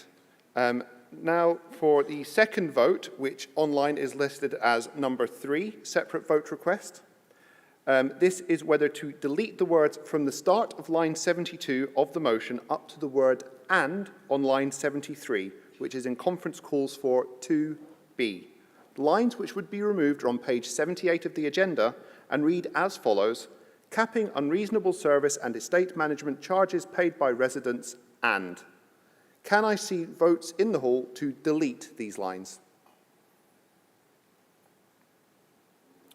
Okay, and can I see votes in the hall to retain these lines? Okay, those lines are retained in the motion. And we're now going to have a vote on the motion as a whole. Can I ask for the online vote to be open, please?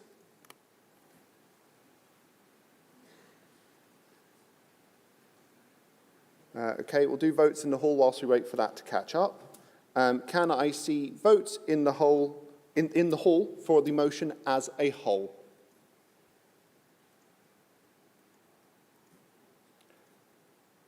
Okay, and votes against the motion as a whole? Okay, just a second, we'll just check with the online vote and I will be right back with you. Okay, that motion was very clearly carried. Thank you very much to everyone. I'd like to thank my aide, Eleanor Kelly, and my hall aide, Duncan Brack, and I now hand over to James Girling to chair session F38. Thank you.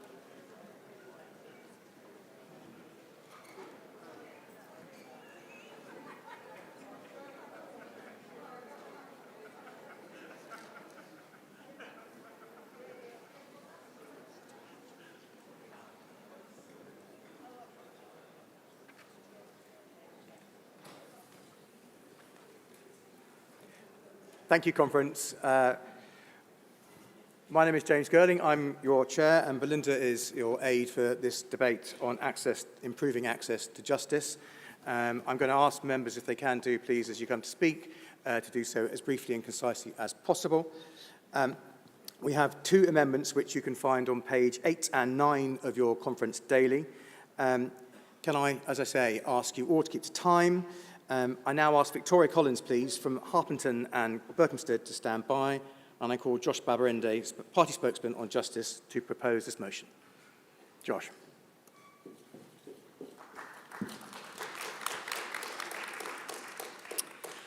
Good afternoon, lovely people.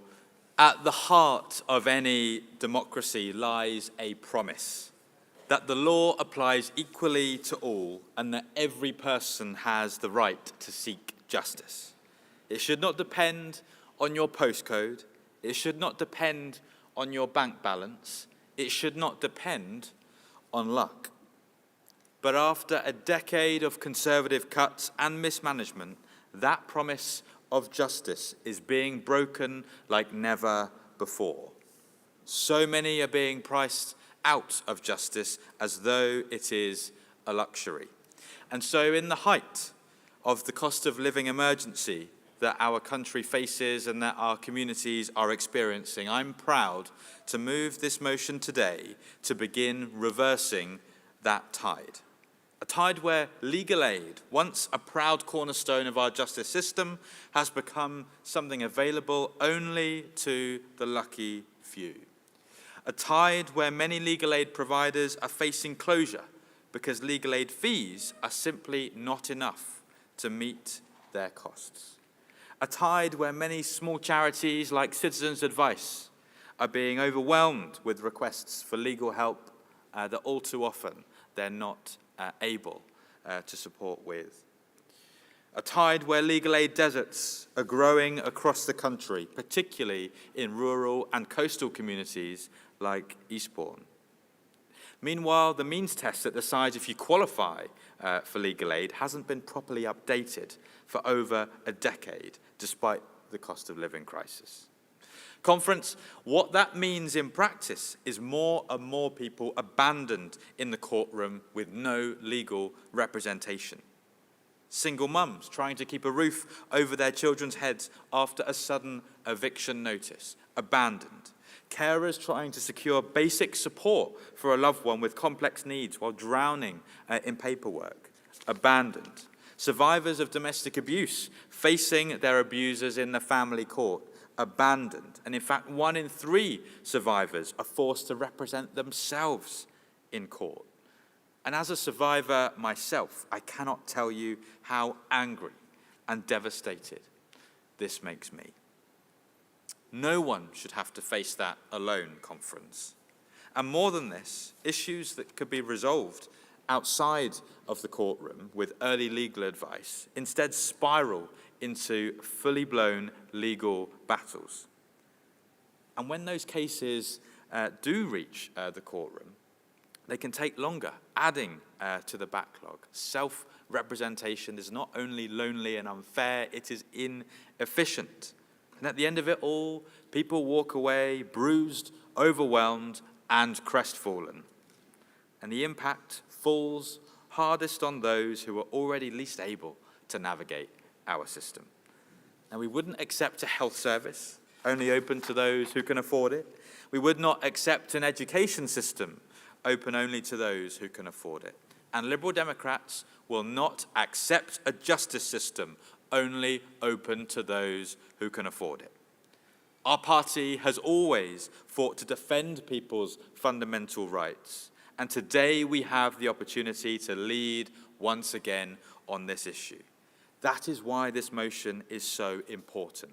It delivers a new right to affordable, reasonable legal aid, to guarantee that no one has to face the courts alone. And it delivers a better justice system for the public, bringing down backlogs and giving everyone that fair right. Conference, the right to justice is the right that protects all the others, because without access to justice, other rights cannot be enforced. And for too many people, today those rights are just words on paper. So let's make them real. Let's pass this motion together with the fantastic amendments from Richard and Victoria. Let's commit to restoring legal aid to at least 2015 levels, and let's make clear that in our country, in the 21st century, and especially in this cost of living emergency, justice must be for everyone. Thank you, Conference. Thank you, Josh. Can I ask Richard Ford, please, to stand by? And I now call Victoria Collins, our MP for Harpenden and Berkhamsted, to move Amendment 1.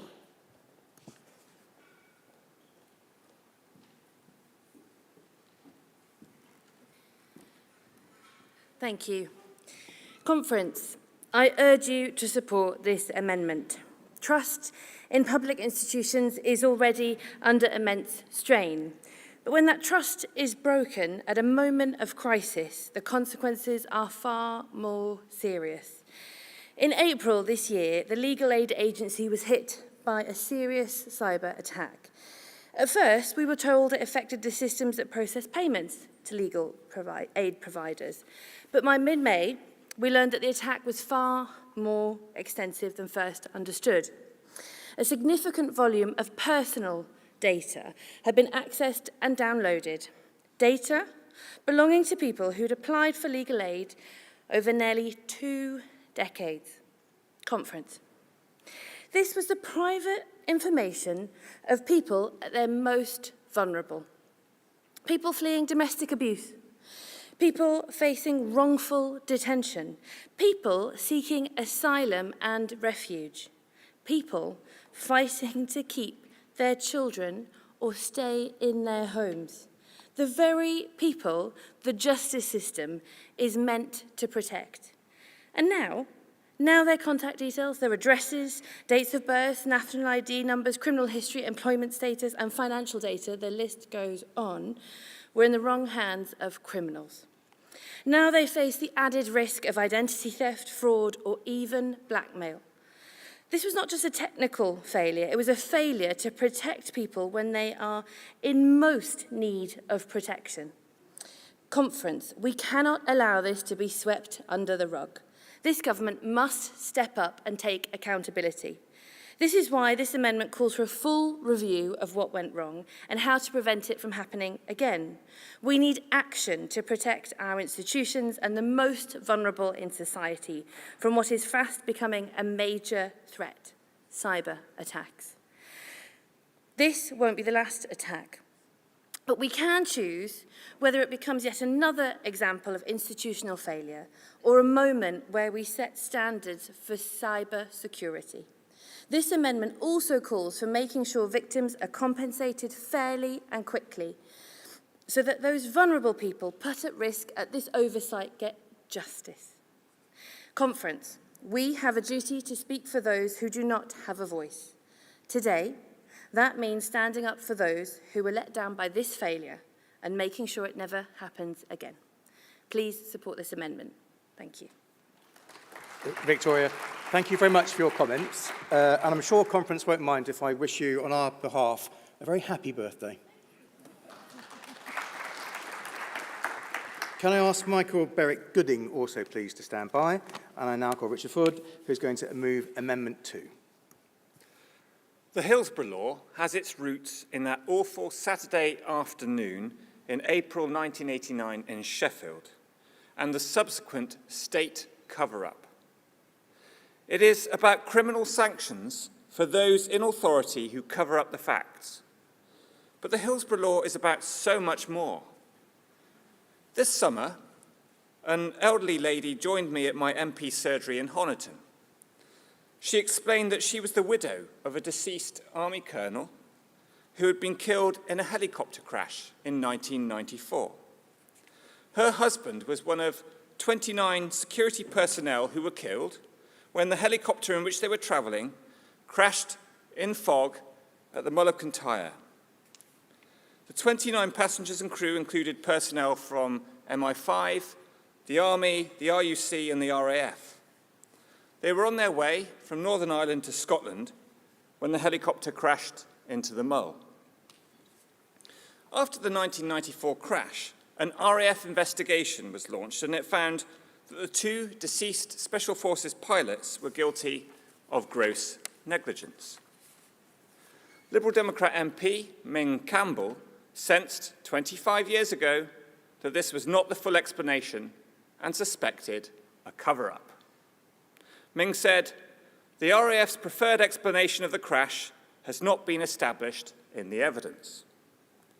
That verdict, pilot error, was overturned in 2010 when the Liberal Democrats entered government. It was found that the MOD's testing centre had declared the Chinook Mark II helicopters unairworthy. The families of the victims want a High Court judge to review new information on the airworthiness of the helicopter. Yet the MOD has said that the records held in the National Archives relating to the Mull of Kintyre crash cannot be opened until 2094, 100 years after the crash took place. Last week, just days before this debate at Liberal Democrat Conference, the Labour government introduced to Parliament the Public Office Accountability Bill, the so-called Hillsborough Law. The government says that the Hillsborough Law will place a legal duty on public servants to act truthfully.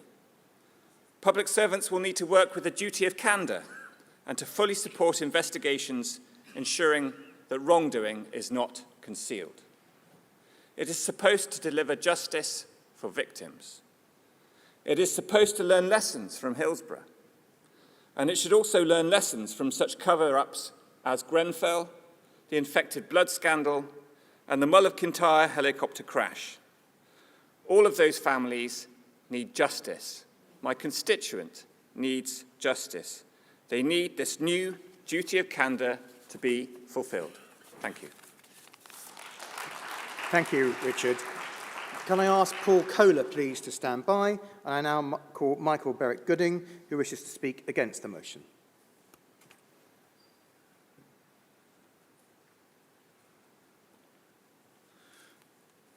Good afternoon, Conference. Who can be against improving access to justice? Not me. In particular, I would like to make our legal aid system simpler and more generous, as called for in lines 60 and 61. However, in lines 62 and 63, it calls for the immediate implementing of the recommendations of the Legal Aid Means Test Review. I hadn't even heard of it. I had to Google it. It seems it was set up in February 2019. It was planned to publish the government's findings and their proposed changes in autumn 21, with a commitment to bring forward changes as soon as possible thereafter. It seems that in March 2024, the government said it would implement those things not yet implemented, not before the summer of 2026. But what are these fine things which still need to be implemented? I expect very few voters will have heard of it. To most voters, our wanting to implement the recommendations of the Legal Aid Means Test Review will be meaningless. We shouldn't be passing motions that include us wanting to implement something hardly anyone has heard of, let alone know what these things are. We should only be passing motions that actually list the things we want to do in a way most people can understand. If we don't know what these changes are, how can we know if they go far enough? Please vote against this motion, and hopefully an improved worded motion will be brought to a future conference that actually states what changes to the legal aid system, and especially the means test conditions we are actually calling for. Thank you. Thank you. Can I ask Jane Carr, please, to stand by, and I call Paul Kohler, who's speaking for the motion as a whole. Paul. Thank you. Our civil and criminal justice system, once the envy of the world, is in crisis. As the motion so ably demonstrates, cuts to legal aid and the underfunding of the courts and the tribunal system have left an increasing number of people without meaningful access to justice. This motion outlines practical steps that we as a party are rightly committed to championing. There is, however, only one mention of the victim. Sadly, when it comes to the criminal law, the victim is too often forgotten. Yes, of course, those charged with an offence must have access to justice, but so do the victims of the crime. The Lib Dems must fight to put the victim at the heart of the criminal justice process, rather than simply as one of the many pieces of evidence to be weighed in court. Victims are more than just witnesses to the crime, but too often that is their only role in the proceedings. Unfortunately, when we talk about justice for victims, the debate collapses into a retributive justice discussion, as if all victims want is to lock the door and throw away the key. Even David Gork, the most liberal Lord Chancellor in my political lifetime, his recent and mostly excellent sentencing review, falls into this era with his chapter on victims focusing on keeping them better informed about the sentencing process, to address what is described as their sometimes unrealistic expectations concerning the severity or lack thereof of the punishment. His review, like today's motion, makes no mention of restorative justice, which should be at the heart of access to justice. Victims of crime do not want retribution, but closure, and giving them the opportunity to enter into a process that allows them to share their feelings concerning the crime with others, often culminating in a meeting with the perpetrator, has repeatedly been shown to achieve just that. As I know from personal experience, when my wife, eldest daughter and I met one of the attackers who subjected me to a murderous attack and terrorised my family, restorative justice is not about forgiveness, but in giving the victim time and space to move on from the crime. My daughter, who moved out of the family home following the trauma of the attack, moved back in after the restorative justice meeting. It allowed her to demythologise the perpetrator, no longer a monster, but a deeply flawed human being who she could look straight in the eye and cast from her nightmares. Conference, restorative justice gives justice to victims and has proven advantages of cutting recidivism rates as well. Yes, please support this excellent motion and both amendments, but I urge the party to redouble efforts to make restorative justice available to all victims of crime. Thank you. Thank you, Paul. Can I ask Kim Leyland Walker from Brighton and Hove to stand by? And I now call Jane Carr from Milton Keynes, who wishes to speak for the motion. Good afternoon, Conference. I think I ought to declare an interest. I've probably spent more time in court than many of you have in this room. Purely professionally, of course. I am what's referred to as an expert witness, and I have represented families in the family court for many, many years. That's why I'm speaking today, and particularly want to thank Victoria for the amendment. Most of our expert witnesses are paid through legal aid. They do so on a set fee. It isn't particularly fair. As an expert in child protection, I'm paid less per hour than a photographer. I don't think the skills match, but that's my personal opinion. But when I heard about the breach in data, I was horrified. I was horrified for all those victims, for all those witnesses that may have been exposed by this particular breach. But I was also horrified that all those expert witnesses whose personal data is held as part of their way in which they are vetted is held by the system. So we've put each and every one of them at risk. Some of those are in particularly difficult cases, and of course their details would be available to a perpetrator for them to re-victimise the expert. I think it's really important to also recognise the impact that this breach has had in terms of the risk to our barristers and solicitors. Some now are leaving the profession to look in different directions or are actually coming out of legal aid cases to go into private practice.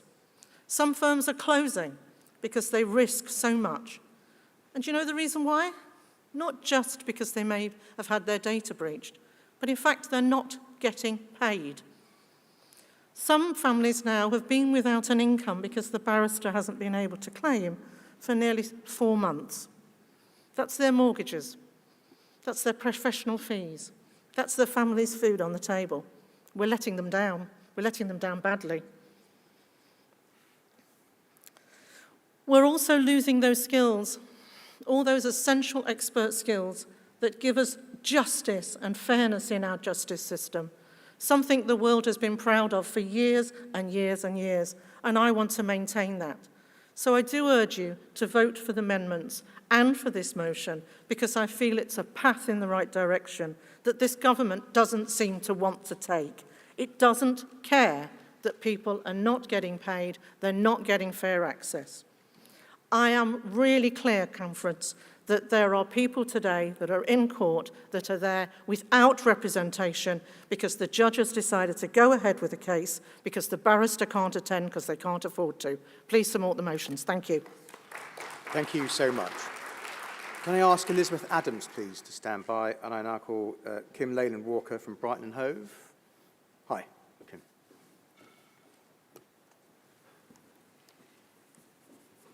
Good afternoon. It's my first conference, so thank you for listening to me. Thank you. I'm speaking in support of the motion as a whole with specific emphasis on the civil legal aid. I've worked as a defendant claims handler for nearly 20 years and have seen firsthand the increase in unrepresented claimants. They're frequently depending on their own internet research and AI chatbots for guidance, which results in ill-informed claimants with unrealistic expectations, pushing more and more cases through the court system that don't need to be there. Whilst there is a place for its use, it cannot and should not replace early, accurate and independent legal advice. And legal aid can extend that to all. The motion quite rightly points out the additional strain on the court system when there's a large number of litigants in person. What's not mentioned is the additional strain on businesses, with them needing to engage more time and resources that could be better used towards growth and input into the economy. Moving away from claims funding, my parents have a special guardianship order of my nieces and nephews. They funded their fight themselves. They were in a lucky position to do so, but at a time that was already very emotional, it drained them financially and they spent all of their savings on this. I dread to think where they'd be now if they didn't have the funds to do so. When it comes to children's safety and matters of family law, there should be no barriers, especially not financial ones. Civil legal aid has been overlooked for far too long, and I therefore support this motion and urge you to do the same. Thank you. Thank you very much. Thank you. Can I ask Harry Samuels from Wandsworth Borough to stand by, please? And I now call Elizabeth Adams from Banbury. Good afternoon, Conference. I'm a family and education law barrister, so I see day in and day out the impact that the legal aid cuts are having on families and, most importantly, vulnerable children. There's so much that I could say about this motion, but I want to focus on 3 key points. First of all, it is crucial that we allow families to have access to early legal advice. Mediation and out-of-court disputes resolution are so important for getting outcomes that protect children. Just imagine, for example, you are a parent who is co-parenting with an ex-partner, you have a dispute, and you're unable to resolve that. You don't have any access to mediation, you don't really understand the process, and the costs seem quite high. So you decide to make a court application urgently. In the process, you speak to a CAFCAS officer, as does your ex-partner. And you then receive a report which shows lots and lots of allegations about the relationship, and the CAFCAS officer recommends that until the court has had a chance to look at those allegations, we recommend some limited contact in a contact centre. It's then around 4 months until you can get a court hearing, during which time you've not seen your children. And you then go to court, and it's apparent, actually, that both of the parents, after the court has spoken to them, are able to agree. It's not acceptable that these are the situations that are happening day in and day out in our courts.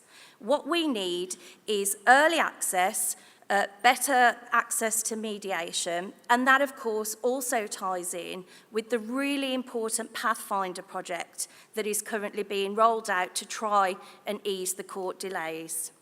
My second point relates to legal aid practitioners. It just isn't a sustainable form of income. And just one point to bring this home. So if you are acting on a legal aid case, you don't even get paid for a post-hearing conference with your client to explain to them what has happened in the court hearing. And my third point relates to the importance of this motion, Conference. We are seeing the rise of far-right groups who are trying to erode public trust in our institutions and in the rule of law. And we cannot have a justice system that delivers justice when access to it is limited for those who are most vulnerable. So this is not just a typical motion that we at Conference can all support. This is something that is going to be absolutely vital to the public conversation over the next few years. So please go back out and campaign on this motion. Thank you. Thank you very much. Can I ask Eleanor Kelly please to stand by, and now call Harry Samuels from Wandsworth Borough, who is speaking for the motion as a whole. Conference, I am a practising barrister. I specialise in commercial property and trust disputes, and that means that I spend half my life in the civil courts. And I'm going to say to you the most Lib Dem thing ever. I support this motion entirely, but urge you all to use it as just the starting point. And the reason that I'm speaking in favour of the specific lines I'm using are because they are the seeds from which a wider liberal justice strategy has to grow. From first-hand experience, I can tell you there is a crisis of access to justice in this country.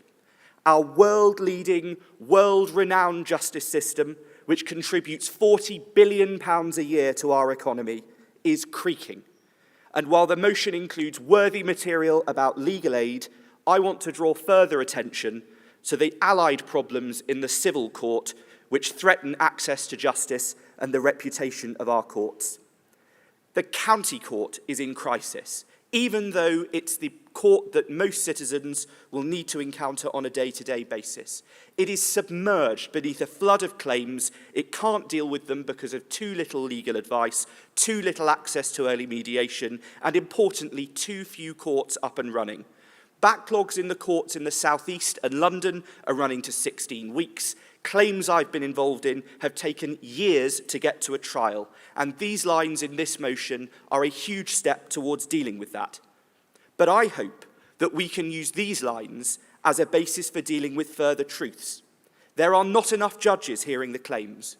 There is not enough funding to digitise the system, which senselessly still works on the basis of photocopies, scans, and pure paper. And the very delays in the family system, the housing courts, the criminal courts, have a knock-on effect, because those judges can't then deal with the probate disputes that everyone sees, debt claims, and property matters. This matters, conference. We must protect and defend our justice system. So please vote in favour of these lines, in favour of this motion, expanding our courts and increasing capacity. And please let's make this only the start. Let's keep on being ambitious for other parts of our justice system and keep it at its place as a world-renowned and world-leading institution. Thank you. Thank you, Harry. Can I ask Ben Maguire, please, to stand by? And I now call Eleanor Kelly from Sheffield. Thank you, Chair. Conference, while studying for my law degree, I volunteered with a charity called Support Through Court. It's absolutely amazing, and it does exactly what it says on the tin. When people are facing court alone, usually in the family division, I and other volunteers would provide emotional and practical support with things as simple as filling out a form, transcribing the experiences of clients who may have learning difficulties or who speak English as a second language, and for things a bit more complicated. For example, having to reiterate to a father that he won't have access to his children. There's one client who has stuck with me, Samantha, but not her real name. I never met her face to face. She and I spoke down the phone and communicated via email because she was over 50 miles away with no access to legal aid services. Instead, she relied on the Sheffield branch of Support Through Court, a voice down the phone to help her prepare to represent herself in a case which involved coercive control and domestic violence. It was my job to help her organise a bundle of evidence, which included photographs of her bruises and images of her teenage daughter's injuries. I've got no idea why Samantha didn't qualify for legal aid because, frankly, you don't have the time to ask when she has one of many back-to-back appointments that you have to attend to during a shift. But the point is, she slipped through the net. No one should have to face court alone, and frankly, it's scandalous that we rely so heavily on charities to provide the bare basics to some of the most vulnerable. Of the 45,000 people who accessed Support Through Court services last year, 38% reported serious mental health problems, 43% were from an ethnic minority background, 43%, and nearly a quarter spoke English as a second language, and over a fifth were unemployed.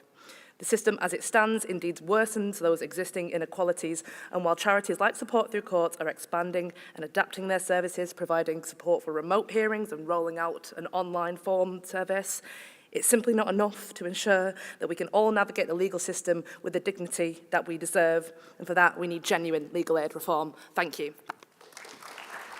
Thank you very, very much. I now call Ben Maguire from North Cornwall to summate on the debate. Thank you, friends. This motion demonstrates how access to justice for everyone is a priority for the Liberal Democrats. Before being elected MP for North Cornwall and Lib Dem Shadow Attorney General, I worked as a solicitor.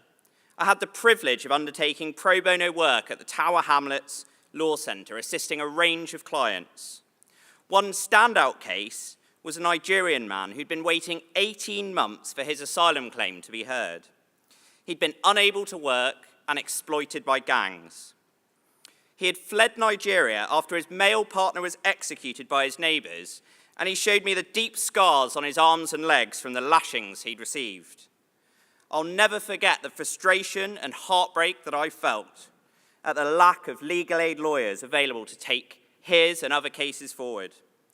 Now, working with my North Cornwall constituents, I see how victims of domestic abuse and those facing homelessness are unable to access the legal representation they so desperately need. Our justice system used to be the envy of the world, and now only those who can afford expensive representation can access justice. Conference, our theme this year is core British values, not jingoistic, nationalistic nonsense that we hear from Nige and his cronies. Justice is one of these core British values, and it's a core Liberal Democrat value. It's great to see the amendments from Victoria Collins calling on the government to publish a review of the Legal Aid Agency's personal data breach and Richard Ford's on guaranteeing legal representation as part of the Hillsborough Law for victims of cover-ups. We've also heard fantastic speeches from Josh Babarino. Justice must never rely on your postcode, Josh told us, or your bank balance. It's not a luxury. Michael Berwick-Gooding mentioned the fact that the public are often unaware of the true extent of these access to justice issues. Paul Kohler emphasised the importance of putting the victim at the heart of our justice system. Councillor Jane Carr mentioned how expert witnesses are paid less than photographers. And Kim Leyland Walker talked about the strain on our courts with so many litigants in person. Elizabeth Adams mentioned the impact of legal aid cuts on families and our young children. I completely agree with her how important and effective early mediation advice can be. Harry Samuels mentioned that backlogs at 16 weeks, and it takes years for cases to even get to court. And Eleanor Kelly mentioned how scandalous it is that we rely on charities to support our most vulnerable in court. I would add that we urgently need a workforce plan to address the dire shortage of duty solicitors. Those under the age of 35 stands at just 4%, and that figure is 0 in regions like Cornwall. This motion rightly emphasises early intervention by funding local authorities and the Legal Aid Agency to roll out Law Start centres in every community, libraries, banking hubs, community centres, all with trained legal specialists, and introducing a new statutory right to legal assistance with improved access to early mediation. Martin Luther King once famously said, "Injustice anywhere is a threat to justice everywhere." Never has that been more true. Unfortunately, Conference, this is a national injustice across all of our regions. It's fantastic that the Law Society and the Bar Council are backing this motion. I urge you, Conference, please support this motion and restore our constituents' access to justice. Thank you.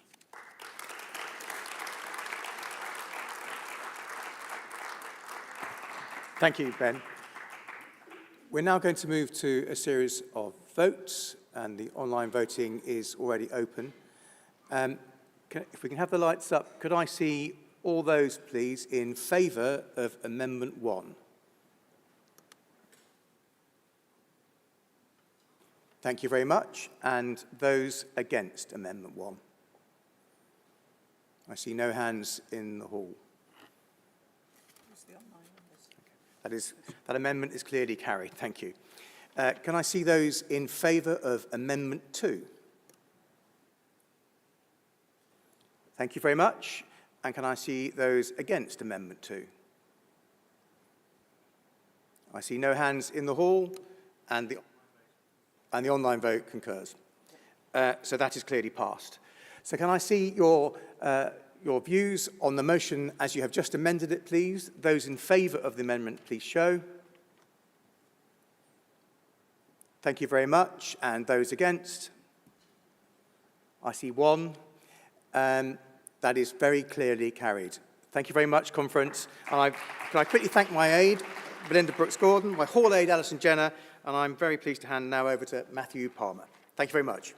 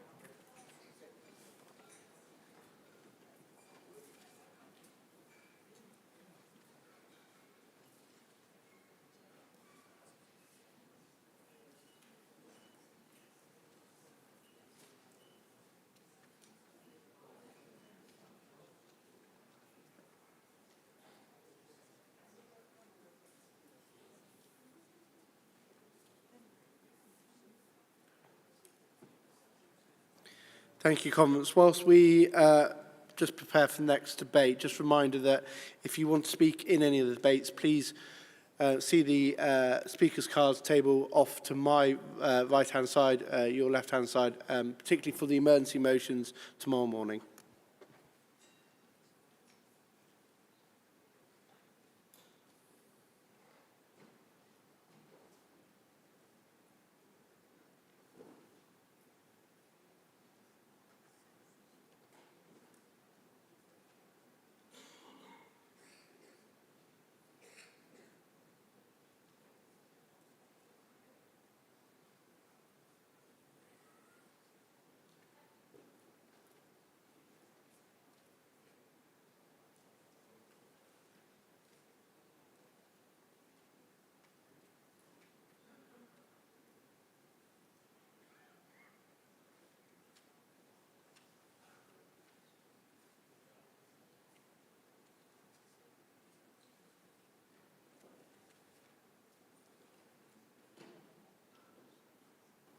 Good afternoon, conference, and welcome to F39, which you'll find on page 82 to 85 of the standard print agenda. There is one amendment to this that you'll be able to find on page 10 of Conference Daily. May I remind all speakers to please keep to time. And I call on Tom Reeves to stand by. And I call on Jess Brown-Fuller, MP, spokesperson for hospitals and primary care, to propose a motion.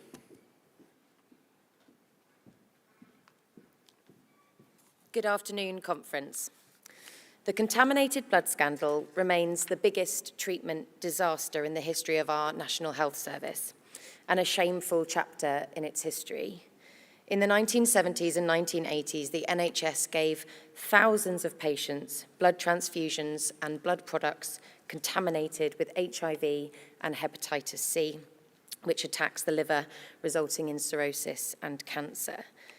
Children were subjected to unsafe clinical testing for more than 15 years.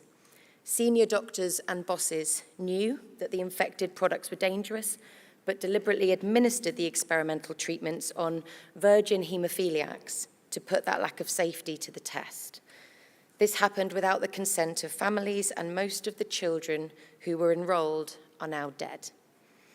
Haemophilia centres across the country made use, and the BBC has found documents confirming this, of dangerous blood products, even though they were widely known as likely to be contaminated. People were not only let down by medical professionals and the NHS, they were victims of, in many cases, deliberate malpractice and of cover-up. Warnings about unsafe blood were ignored, and officials failed to inform patients even as the dangers became known, and in many cases, the patients paid with their lives. Instead of transparency and remorse, many in authority denied what was happening and refused to put patient safety first. Families were left in the dark and had to fight for answers on their own. And fight they did. For decades, the infected blood victims and their loved ones refused to give up. Campaign groups like Tainted Blood and Factor 8 formed to demand truth and accountability. Charities such as the Haemophilia Society, which began urging action as early as the late 1980s, also pressed relentlessly for justice. Now, my first touch point to the campaign was in my late teens when I met my friend Lauren. Lauren was raised by her grandparents after losing both her mum and her dad at the age of just 9 to HIV from contaminated blood products. Now, Lauren is one of the coolest people that I've ever met. She's a forensic scientist. She's a keen adventurer. She lives every day to the fullest, and her Instagram page is one to be jealous of. And her parents deserve to see her grow up into the incredible woman that she is today. Now, Lauren has used her personal tragedy to campaign for justice for every family that has been infected and affected. So today's motion is for Lauren. It's for Richard, for Eileen, for Kenneth, for Tony, for every victim and loved one that has been affected by this scandal. The Infected Blood Inquiry was published in May 2024, a landmark inquiry that concluded the disaster could have largely been avoided if different decisions had been taken by the health authorities at the time. This should have been the moment that all affected finally saw justice, but the picture has sadly remained extremely bleak. Endless delays and lack of transparency in delivering compensation has undermined victims' trust and needlessly prolonged their suffering. A report published in July this year found that only 460 have received compensation so far, and many, many more have not even been allowed to begin the process, with over 100 people dying since the launch of the compensation scheme without seeing this travesty addressed. The chair of the Infected Blood Inquiry, Sir Brian Langstaff, was crystal clear. For decades, people who suffered because of infected blood have not been listened to. Once again, decisions have been made behind closed doors, leading to obvious injustices. It should have been unthinkable, he goes on, to design a scheme without properly involving people affected by the decisions being taken by the government.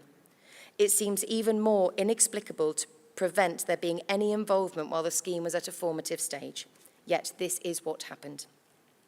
So this motion today faces up to the scale of that failure, recognising that justice delayed is justice denied, that victims haven't been listened to. This motion would also at long last deliver for victims by implementing every single recommendation of the Infected Blood Inquiry and immediately and efficiently processing all compensation claims.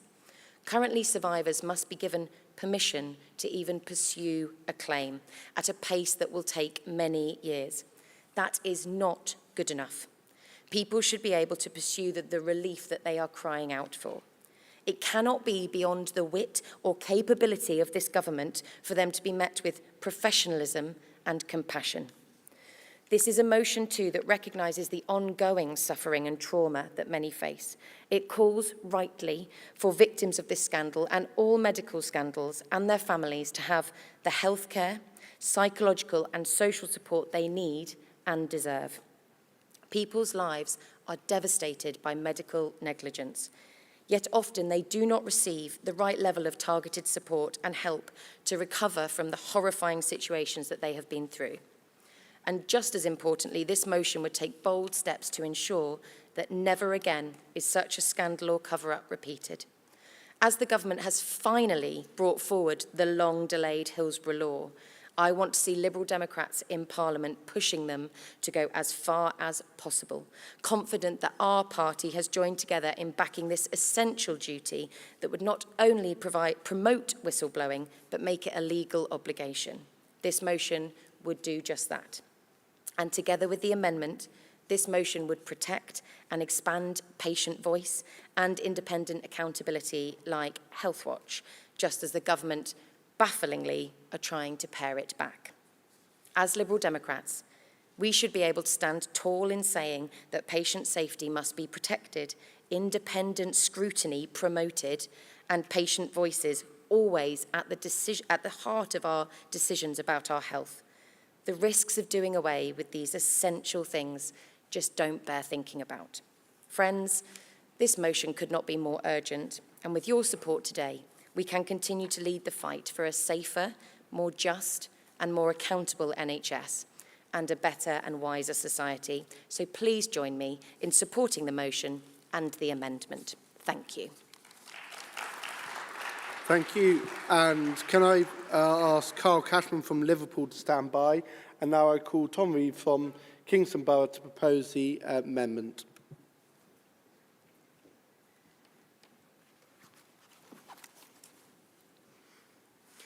Thank you, Chair. Conference, I'm a councillor in Kingston upon Thames and Vice Chair of our Health Overview and Scrutiny Panel. And this is my first time speaking at conference. Thank you. I'm asking you to support this amendment. The Infected Blood scandal is a stark reminder of what happens when oversight is weak and the voices of the vulnerable are not heard. And we must never let that happen again. Yet the Labour government is moving in exactly the wrong direction. They are abolishing vital watchdogs, including the Health Services Safety Investigations Body and 152 local health watch organizations in the name of streamlining. But let's be clear about what that really means. In Kingston, it would mean losing Health Watch Kingston, a body that shines a light on our GP surgeries, our hospitals, and our care homes. Statutory enter-and-view powers allow Health Watch representatives to visit health and social care services, to observe and assess the quality of care being provided.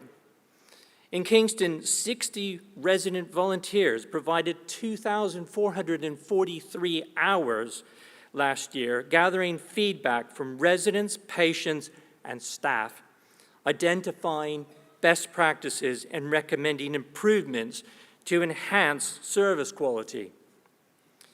Health Watch Kingston amplifies community voices, voices like Julie and Katie and Mario.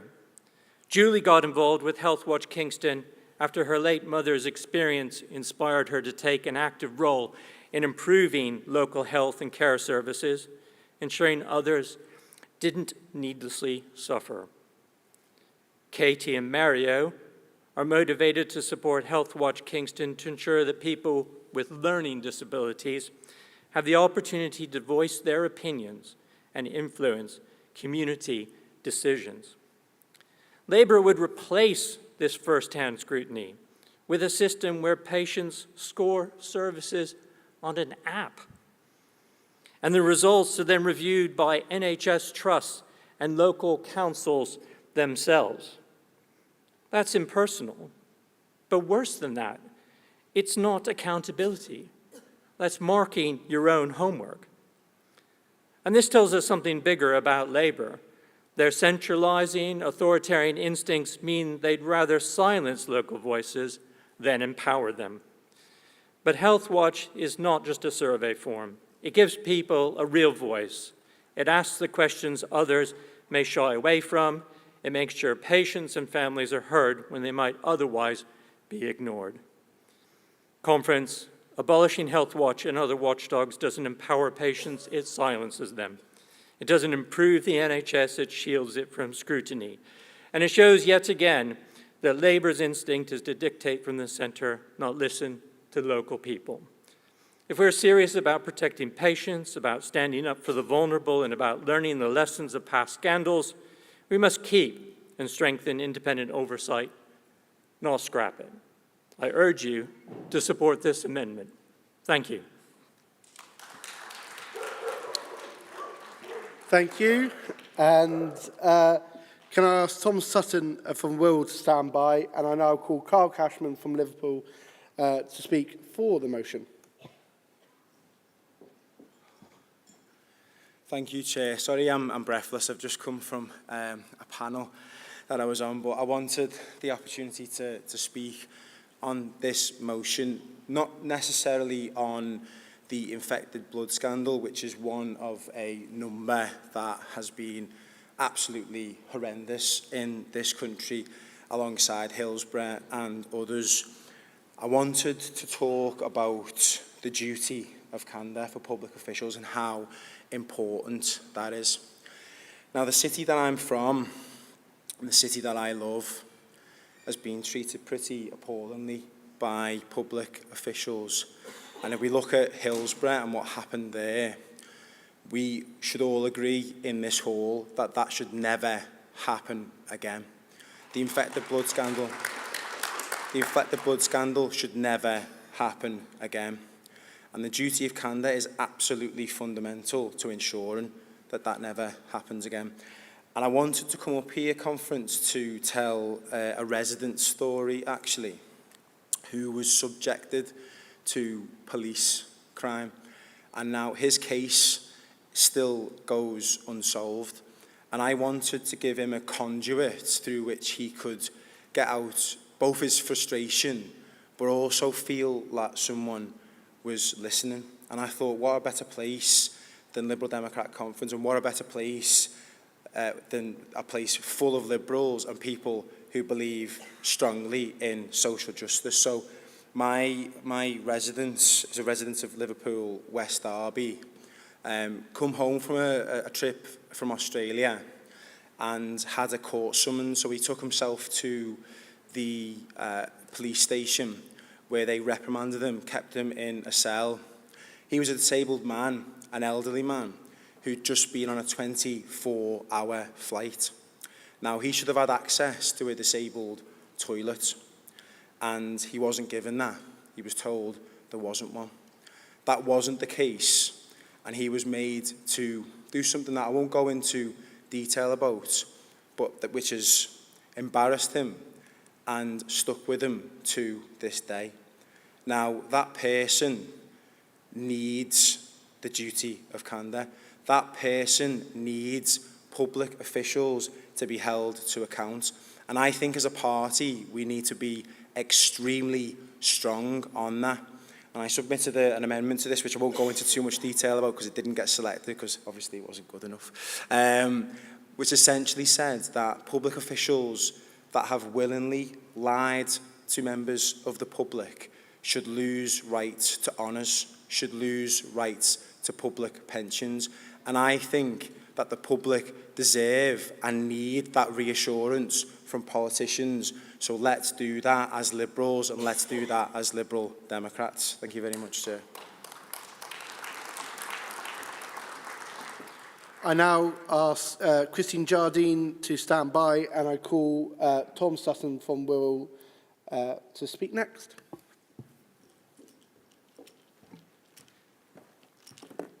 Thank you, Conference. Tim, my middle namesake, was a friend of my mum's. He was a haemophiliac. I speak about Tim in the present sense because I never got to meet him. Through no fault of his own, through the negligence of the state, he was infected with HIV and hepatitis C from contaminated blood products, which in the absence of the amazing innovative treatments that people living with HIV and hepatitis can access today, claimed his life. He had to watch his twin brother die before him, knowing that someday it could be him. He was denied the opportunity to start a family and live a somewhat happy and healthy life, which survivors have fantastically managed to carve through effective now available treatment.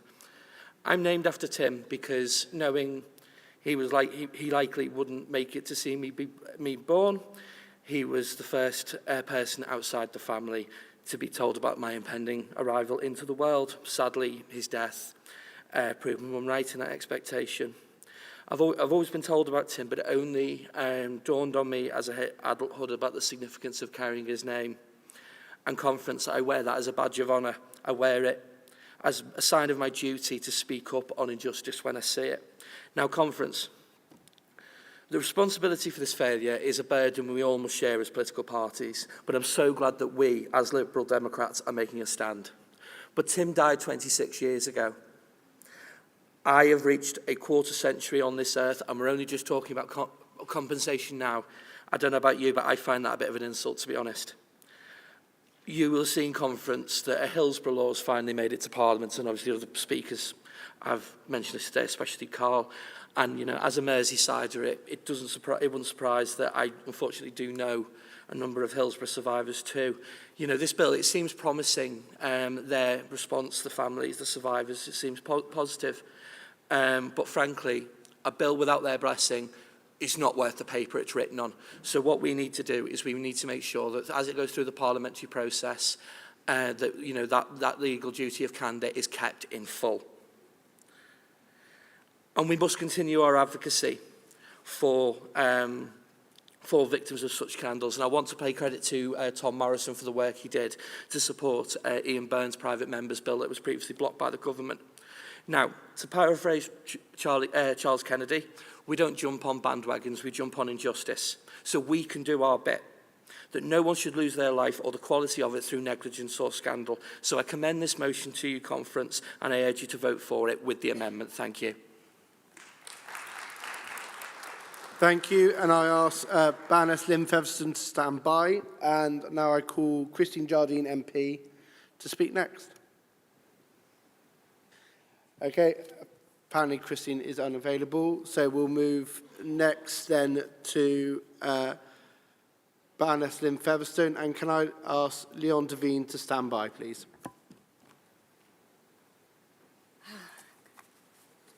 Conference. My nephew Nick, one of my sister's twin boys, was a haemophiliac, and he was infected with hepatitis C by the state, and he died aged 35, leaving his partner and a baby daughter of 10 months old. So I'm particularly speaking to lines 48, 49, and 50, which demand that all the inquiry's recommendations be implemented, because the affected are being sidelined, not even allowed to register for compensation scheme. The family of an infected person spend their lives with angst, with constant hospital visits, with trauma, with worry, and with huge costs. And they must be compensated in the way that Sir Brian Langstaff had made clear, and as did the inquiry's conclusions. I cannot begin to describe the burdens and the trauma, the emotional toll and the fear, let alone the accommodations and challenges and costs of having a child who was not only a haemophiliac, but who was infected with hepatitis C, and who had to go through the most dreadful treatments, which made him sick for months and months on end, disabling him from being able to work for long periods while he battled that hep C. And my sister and her husband, Nick's parents, spent his life supporting him, getting him to and from hospital all the time, looking after him when necessary, soothing him in his distress and his pain. And he was a musician, a guitarist, a songwriter, and a singer in several bands, and a wonderful human being. And I held his hand as he died. The government failed over decades to take responsibility for its malpractice, its lies, its deceit, and its cover-up.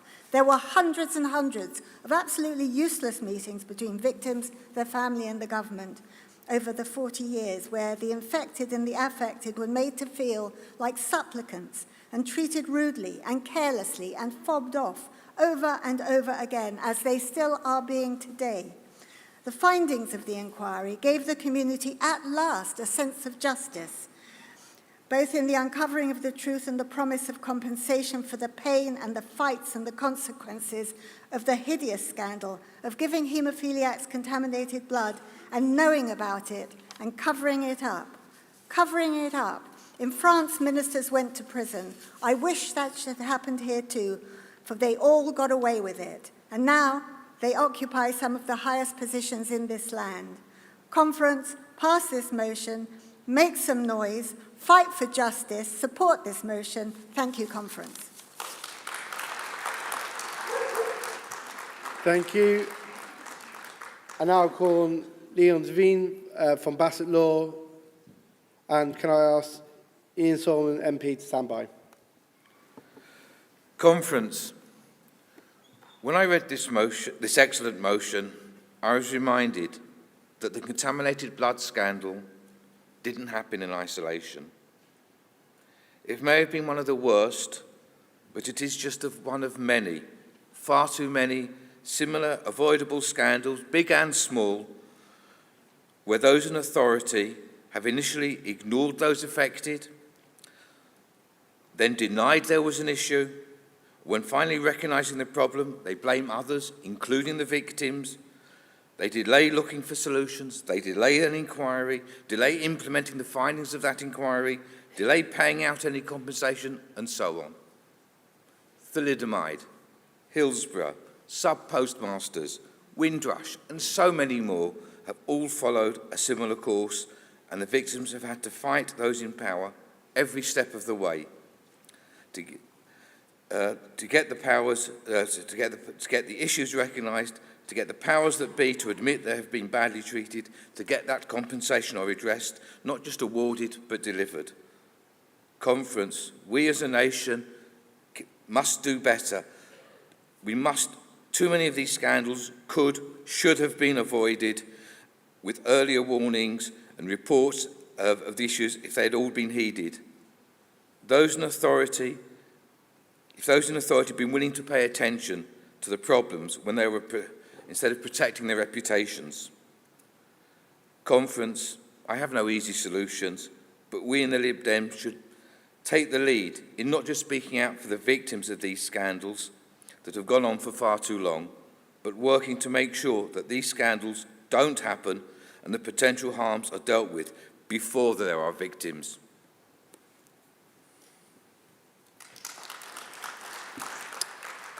Thank you. And as no one has spoken against the amendment, we will not be taking a summation on the amendment. So we now move on to a summation of the motion as a whole. So I call on Insolm MP to summate the motion.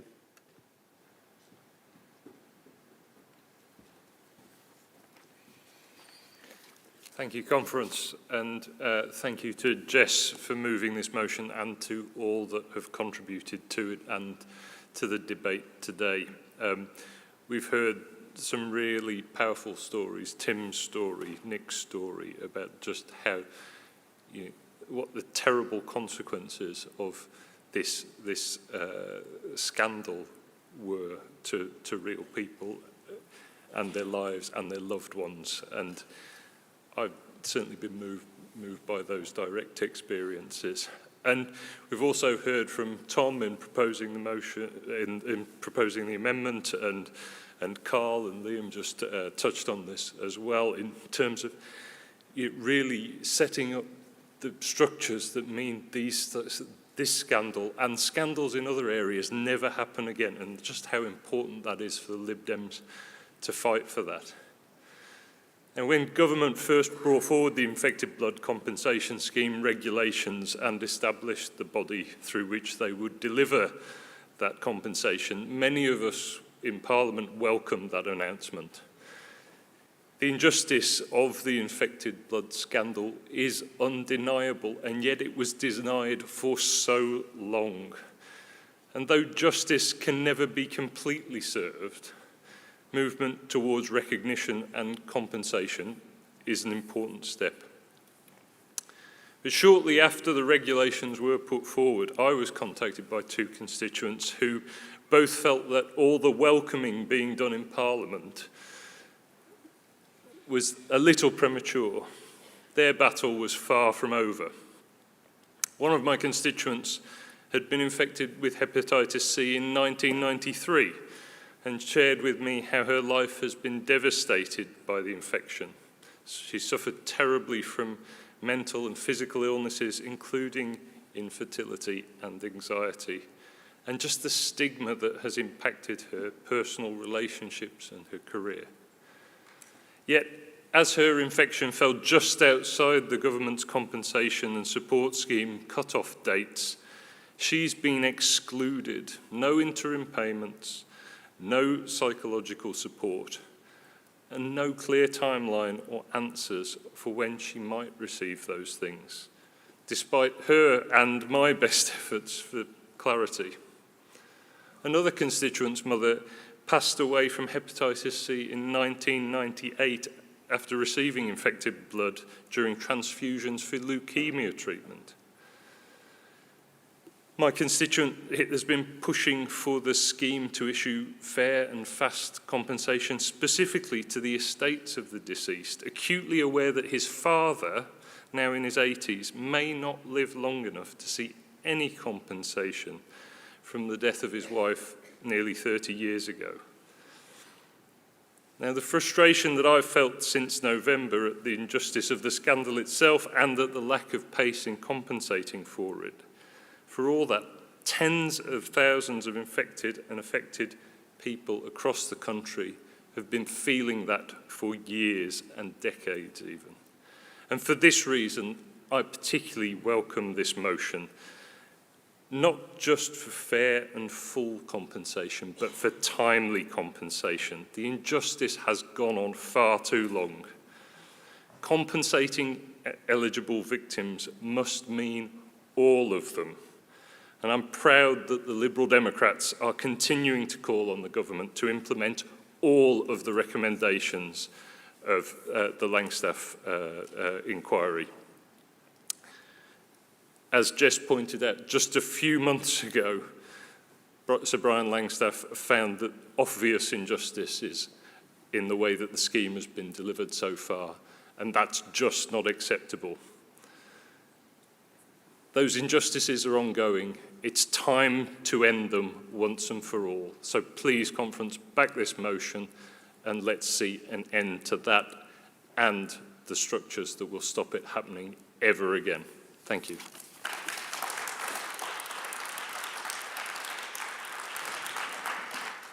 Thank you. We'll now move on to voting. F39 will have 2 votes, one on the amendment and then the second on the motion as a whole. For those watching online, you should be able to see the votes opening now. For those in the hall, so can I have the lights up?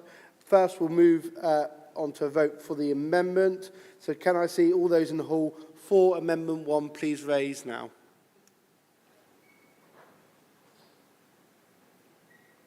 Thank you. And now can I see all those against? That is quite clearly passed. Thank you. And now we'll move on to, and the online vote concurs with that, sorry. Now we'll move on to the vote for the motion as a whole. So in the hall, can I see all those in favour of the motion as a whole? And those online can start voting as well. Thank you. And all those against?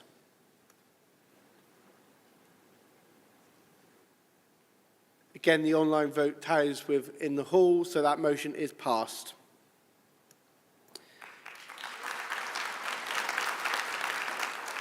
So just leave me to say thank you, conference, and I'd like to thank my aide, Alison Jenner, and my hall aide, Eleanor Kelly, for their help, and I hand over to Laura Mohammed for the next session. Thank you.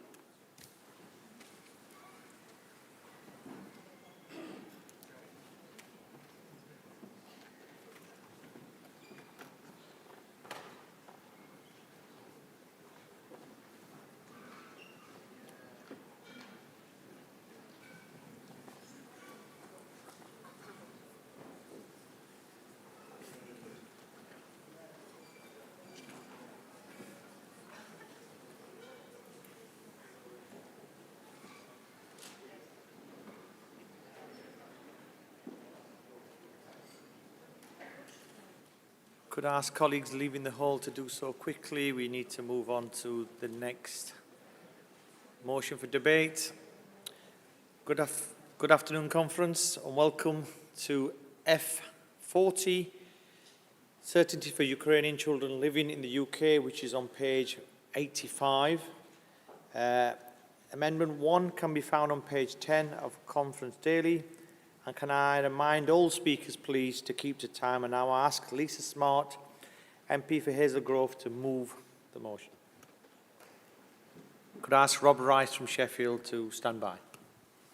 Thank you, Shaf. Conference, it is more than 3 years since Russia launched its brutal, full-scale invasion of Ukraine. Since then, we've witnessed the incredible courage of the Ukrainian people, defending their way of life, their freedom, and their human dignity. And while some global powers may have begun to waver in their support, we must not. Before I go any further, I must thank the mighty young Liberals, and in particular Rowan Fitton, for the extremely well-informed and collaborative way this motion has come before us today. It is very strong work. Since 2022, over 250,000 Ukrainians have arrived in the UK under the Homes for Ukraine scheme. These are people who were forced to flee, many at short notice, carrying only what they could fit in a suitcase or two. And among them are thousands of children, torn from their homes, their friends, and their futures. I was lucky enough in May to visit Kyiv. It was part of an ALDE party delegation. I was one of a number of European MPs and elected politicians, and with Eleanor Kelly, we were the UK delegation. And we were lucky enough to meet MPs from different parties serving in the Rada. We were lucky enough to speak to and listen to women at the very cutting edge of how Ukraine is fighting back against Russia's full-scale invasion. And it is a visit that will stay with me a very long time. Meeting the politicians was very interesting, learning how they were going on as politicians, chairing committees, doing really important political work while their husbands were on the front line, was quite moving. Waking up to the sound of an air raid siren every morning was also quite something. But the thing that will stay with me the most was the visit to Chernihiv, which is a city that has been shelled often, and particularly the visit to Yahidny, which is the site of war crimes, and being shown around the scene of some of those war crimes by the victims, by people who had been kept in a basement for months and tortured, is something that will stay with me for a very, very long time. The children that we're talking about, particularly today, are not just survivors of war. They are students, they are dreamers, and now they are a part of our communities. And yet far too many of them remain in limbo. Our government's failure to provide them with long-term clarity on their immigration status is not just a bureaucratic failure, it's a direct threat to their ability to rebuild their lives. Children are waiting months to enrol in school. Families are afraid to sign leases or take jobs. And parents are living in daily fear of being uprooted again. That isn't the welcome this country promised them. But, Conference, this motion's not just about immigration policy, it's about the future of thousands of children who've already lost too much. It's about standing by a nation in need of our support and making good on our promises of compassion, justice and solidarity. This motion sets out a bold and compassionate roadmap to ensure Ukrainian children and their families are supported today so that they're able to thrive tomorrow. First and foremost, it calls on the government to automatically extend visas for Ukrainians already living here. This is the single most important step we can take to reduce fear and instability. This will prevent students being pushed out of education during their GCSEs, prevent teachers from having to say goodbye to the students they've done so much to support. Automatic extensions would give families peace of mind and ability to properly plan for the future. The motion also calls for a clear, accessible pathway to indefinite leave to remain for Ukrainians who've integrated into life here and want to stay. Many of these families are already contributing, working in our hospitals, volunteering in our communities, raising children in our schools. They deserve to know that their future can be here if that's what they want. But certainty is only part of the picture. Ukrainian children need immediate, targeted support in our education system. Research from the University of Birmingham shows that too many children face long waits to join schools, suffer language barriers and lack access to trauma-informed mental health care. We can and must do better. And that's why this motion calls for swift school enrolment, the expansion of Ukrainian language materials in schools and libraries, and reinstatement of the Ukrainian GCSEs and A-levels. These steps may seem small, but for a child who has lost everything familiar, seeing their language and their culture recognised is a powerful message, especially when the erasure of both is part of Putin's plan. We also know that education is a bridge to the future. That's why we're calling for dedicated support to help Ukrainian young people access further education, apprenticeships and university. These are bright, resilient young people, and with the right support they can be engineers, carers, teachers, people who shape the future of this country and their own. I would also like to extend my thanks to the Sheffield Liberal Democrats for their thoughtful amendment to this motion. Their contribution strengthens what we have before us by shining a light on one of the most harrowing aspects of Russia's war on Ukraine, the abduction and forced transfer of Ukrainian children. We met the Ombudsman, whose job it is to return those 20,000 stolen children to their families, and we met some of the children who had been impacted, and my goodness me, that was a day I won't forget in a long time. So by incorporating this amendment, we are not only recognising the gravity of these crimes, but also sending a clear and united message that the government must press for the safe return of those children and hold those responsible to account. Conference, these are not radical demands. They are practical, compassionate and grounded in British values. This motion honours our obligations not just as a safe haven, but as a society that believes in every child's right to grow, learn and belong. I urge you to support the amendment and the motion as amended. Thank you.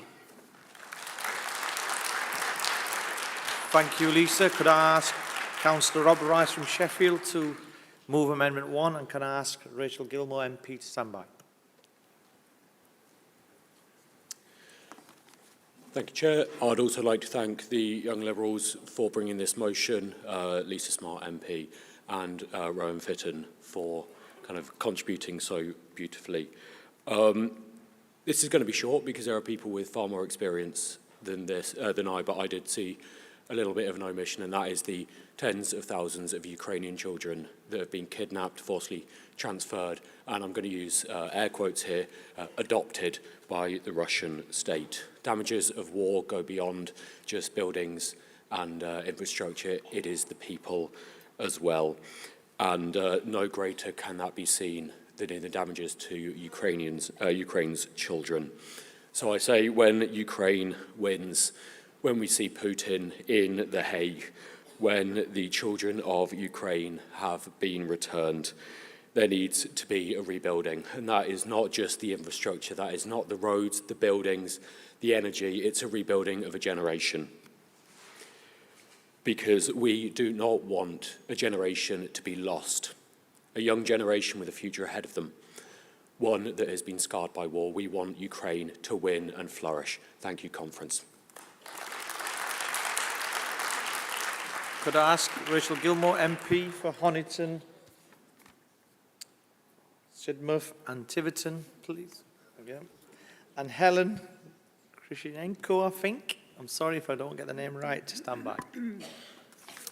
Conference. Having joined the Liberal Party at 17, I cannot even count on two hands the number of times I have been to conference. And it's a great honour to be before you today to speak in favour of a motion which is of deep importance.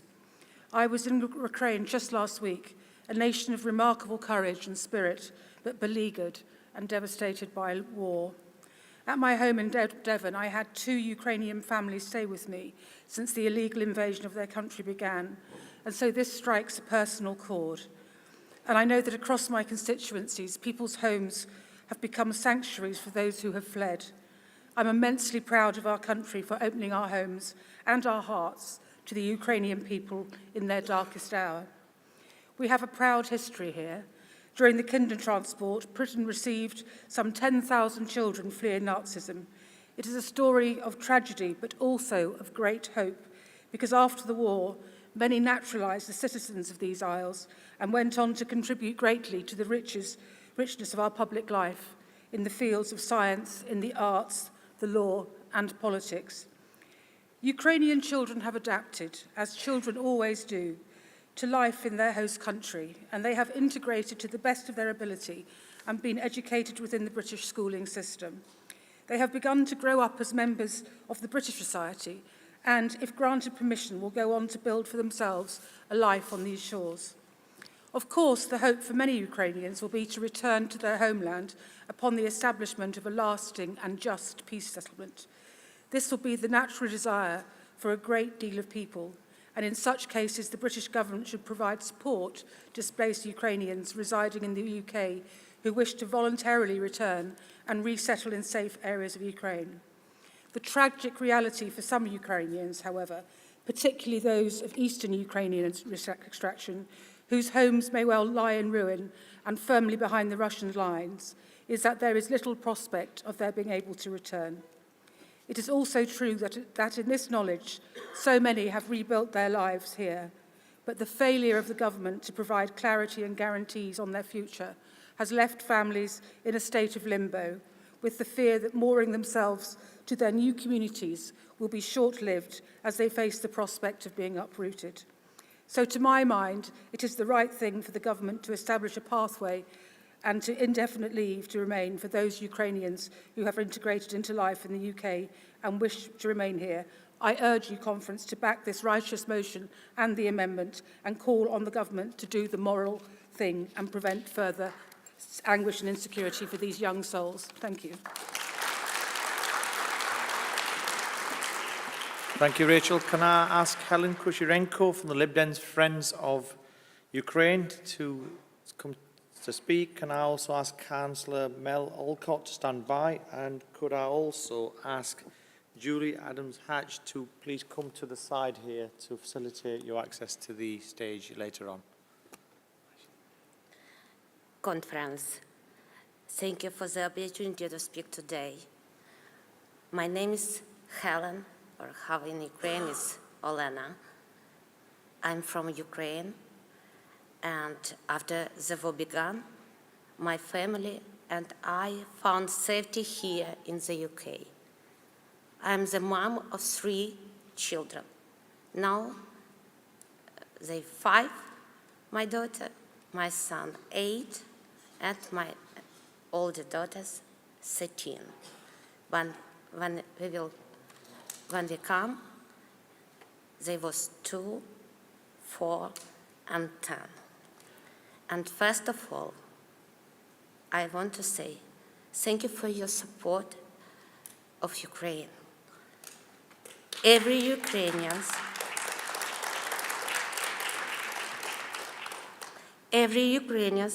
now, we are not alone. The aggressor is big, but your help gives us unshakable strength to believe in our victory. Our soldiers at the front feel it, and the whole of Ukraine is grateful from the depths of our heart.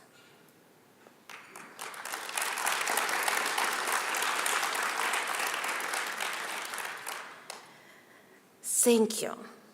Also, every British family and every British person who helps many and many Ukrainians. We open your homes and your hearts. You said what is most important, our children. They wake with smiles, not explosions. They live, not hide. They dream. They have a real childhood. I want to say thank you, the young liberals, for raising a vital issue for Ukrainian children and Ukrainian family now. You understand teenagers, you understand children. Their life is already complicated at the age. Schools, friends, crushes, even sports. Now they have a real and normal life like every children must have in this world. But our children, they add a fear that the visa will expire before your exams are finished. What can say mom? And have we must emotion to say our children what they need to do if they can't finish the school or can't to give educations like GSA or anything else. My middle son, he's only 8 now. With his friends, classmates, he has written a 20-year plan now. Yes, because he studies here, and especially British people, you now have to plan, not for a year, not for 2. Yes, they have dreams.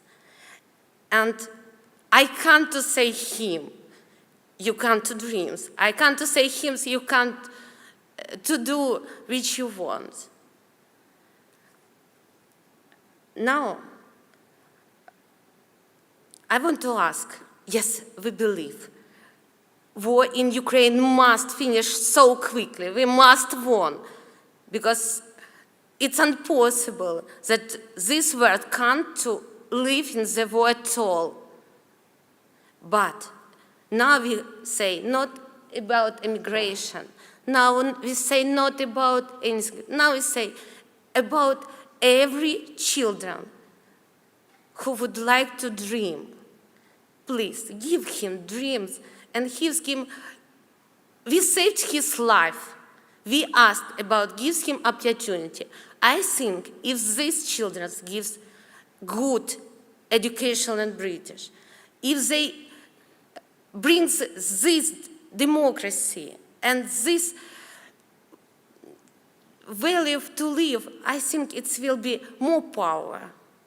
Could I ask you, Helen, to draw your comments to an end, please? Thank you. Thank you for the policy motion, and I ask to support it, please. Thanks. Thank you, Helen, for such a powerful speech.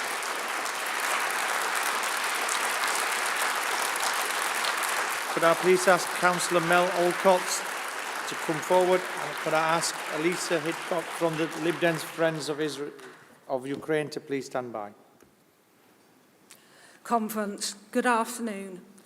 I'm here to speak in strong support of this motion and the amendment. I have had the privilege to both support and spend time with the Worcestershire Ukrainian community. In summer, we commemorated Ukrainian Independence Day. At Christmas, we celebrated St. Nicholas. And in February of this year, we marked the 3rd anniversary of the Russian war on Ukraine. For Independence Day, traditional Ukrainian dress was worn, a feast of traditional food provided, and there was a lot of dancing. The national anthem was played, and in a moving circle, we held hands and sung. For St. Nicholas Day, there was a Christmas party, and the children, including the first Worcester-born Ukrainian baby, enjoyed dressing up, singing, dancing, and joke-telling. St. Nicholas, Santa or Father Christmas to some of us, made an appearance, and all the children received a stocking. For the 3rd anniversary of the war, we stood and sang the national anthem, and a flag was paraded. A heart-wrenching video was played in tribute to the late brother of the chair of the association, yet another casualty of this dreadful war. The children performed songs and danced, and the adults made speeches and gave out thank you certificates to Worcestershire residents for all help received, including in one case unusually for car maintenance. In the worst of times, the Ukrainian community took the time to say thank you. I see how kind, resilient and strong they are, and my heart goes out to them. I believe they know they have our support. What they need now is certainty. Certainty the UK government will automatically extend visas. Certainty for the future of their children. Certainty of their education. First arriving back in March 2022, some children will be embarking on a 5th academic year at school this year. Some will be starting college, some university, and some will be starting school. In Worcestershire, the community set up a Sunday school project which has enabled educational trips, regular classes, dancing and events, and these activities have noticeably increased the children's confidence and helped with integration into our society. Now is the time the UK government needs to step up and really provide certainty, which must include certainty of education, a place in a school without delay, a clear pathway, and a curriculum which includes being able to study Ukrainian language and culture. Children need stability to grow, to learn, to thrive. Conference, as Liberal Democrats, let's show we always stand with Ukraine, not just on the world stage, but here in our communities, in our classrooms, and in the lives of children who deserve to flourish. Conference, I urge you, please support this motion. Thank you. Could I ask Alicia to come to the stage, and could I ask Martin Wrigley MP to stand by?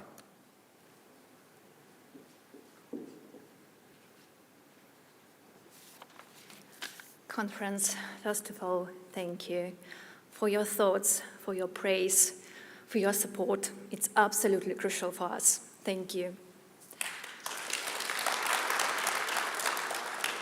As many Ukrainians, I came to the UK in 2022 under the Homes for Ukraine scheme. I already had 15 years of professional experience, had led communications, one of the top private universities in Ukraine. And here in UK, I found more than a refugee. I gained a master's degree in British Business School, became a part of Brighton community, and in many ways part of the Liberal Democrat family whose humanitarian values I deeply respect. And I'm not an exception at all, Many Ukrainians have done the same, studied, worked, built lives, thanks to the extraordinary generosity of the British taxpayer and every one of us. But the question is, can we truly call these efforts an investment in the future? Even with those 2 extensions already granted, Ukrainians in the UK cannot plan farther than today, not even for tomorrow. It's their quotes. Families cannot access long-term loans, cannot plan for their future. Employees hesitate to invest in those who are on a threat. Financially and emotionally, people remain stuck in a survival mode. Instead of becoming contributing members of society, which clarity of status would allow, Ukrainians are forced into the role of consumers, and it's painful. It goes against our hardworking culture and our sense of dignity. Yes, we are drawing on sources now, but we want to give them back where we received them, not somewhere else. Because when opportunities here are kept, families begin to look elsewhere, to Spain, to Germany, Canada, and even States. And with now realistic hope of safe return to Ukraine in the near future that is lost for everyone, it's lost for taxpayers' investment, loss of connection and skills, and unfortunately, another round of displacement for people who have already endured so much. And there is also a question about student debt. I, like many others, had taken out land to study here. Hundreds of Ukrainians have already done so, which we are deeply grateful. It's absolutely beyond any our dreams and for lots of children here. But unless there is some pathway to stability, these loans will not be repaid, like never, and it's a lot. Conference, do you remember a few weeks ago, your phones went off with an alarm. You remember that shock, that uneasy feeling? Now imagine it happens every single day, every day, multiplied by 100, by 1,000, and that is the reality for children in Ukraine. Do not let them suffer again by forcing them to leave. They found friends. Their dreams are already sound in English, much better English than mine. And as for me, my wish is simple. My future hope will be here, contributing, working hard, and repaying what was given to me. The country that offered me refuge when I needed it the most deserves to see that investment flourish, not fade. Thank you. Could I ask Martin Wrigley, MP for Newton Abbot, to come to the stage, and Julie Adams-Hatch is about ready to join us after. Conference, I'd like to thank the Young Liberals for bringing this. Now in its 4th year, this awful war has seen some 7 million people of the Ukrainian population of 45 million seek sanctuary outside of the war zone. That's more than 15% of the population. We have just under 270,000 get visas on the Homes for Ukraine scheme issued to Ukrainian guests here, of whom about 2,400 are in Devon. The scheme was set up at speed, initially offering a 3-year duration. The Homes for Ukraine scheme was extended by 18 months under the Ukrainian Permission Extension Scheme in February 25. And I'm delighted to tell you that in July this year, I pushed the government in a debate in Parliament, and they have now extended it after that debate. Previously, the Prime Minister said he was not going to. They have now extended it for another 2 years, and I'm proud to have achieved that. But the scheme has deficiencies. The Ukrainian guests are not refugees. The time they spend here does not count towards any settled status in the UK. And if the UK is to support the defence of Ukraine, we must continue to support these vulnerable Ukrainian guests in our country and give them some certainty of their future.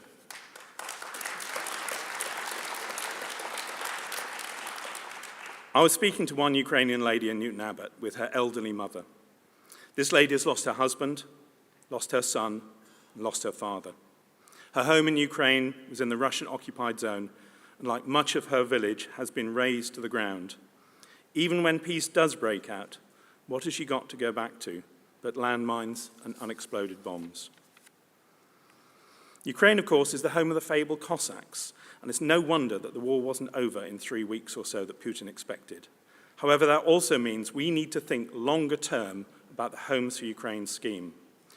For For them to return to a country with shattered infrastructure would not be practical for a number of years. Clearing landmines, dealing with unexploded bombs, demolition and rebuilding must be done before most of the guests here could think about returning. Ukraine has asked that all governments start to provide a choice whether to remain here or return to Ukraine when it's safe to do so. The EU has also clarified its position, extending temporary protection for all guests to March 27 and requiring all member states to find a way for guests to have pathways to residency within those 2 years. We must provide hope for a brighter future and protect the children from Ukraine that we have with us that are growing up in our culture. We must push the government to do more. Please support the amendment and the motion. Thank you. Thank you, Martin. Can I ask Julie Adams-Hatch to come to the stage and Rowan Fitton to stand by?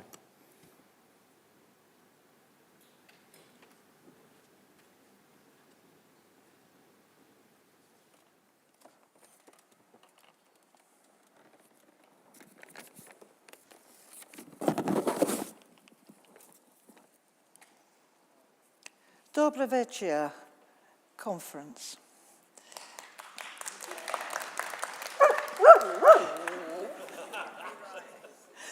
In 2022, with mój sobaka Birdie, I opened my heart and home to Ukrainians seeking safety in the UK. I have never looked back or regretted my decision. North Devon now hosts a community of some 200 women, children, and a few men. Hard-working, determined, heartbroken, sensitive, funny, wonderful folk. They did not ask to be invaded. Most are daily in fear for the lives of their husbands, brothers and fathers, and their families remaining at home.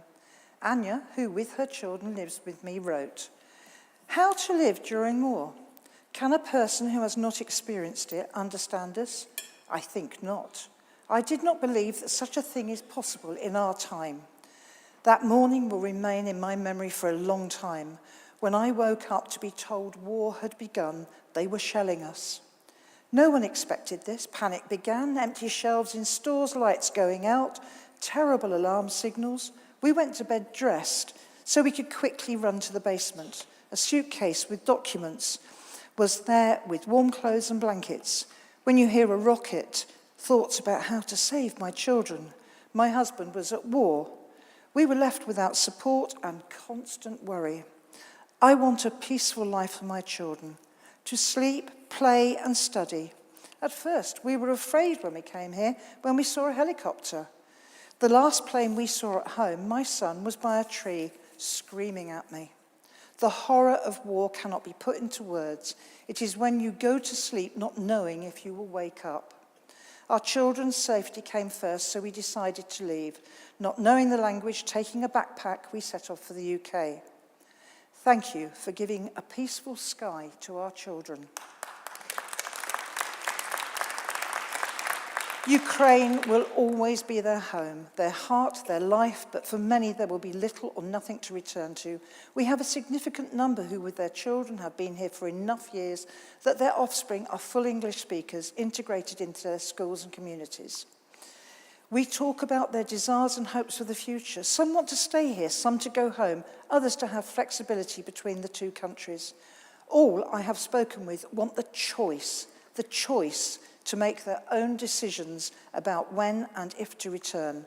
All are fearful of 2 million landmines. Many are concerned about animosity towards them for having been safely away.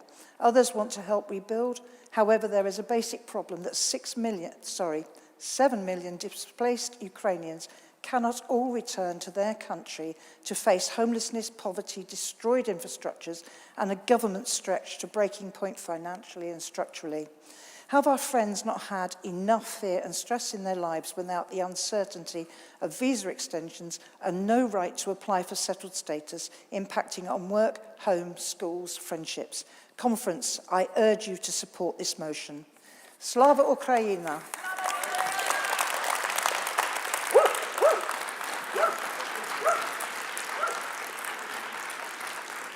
Could I now ask Ron Fitton to come and to submit the motion?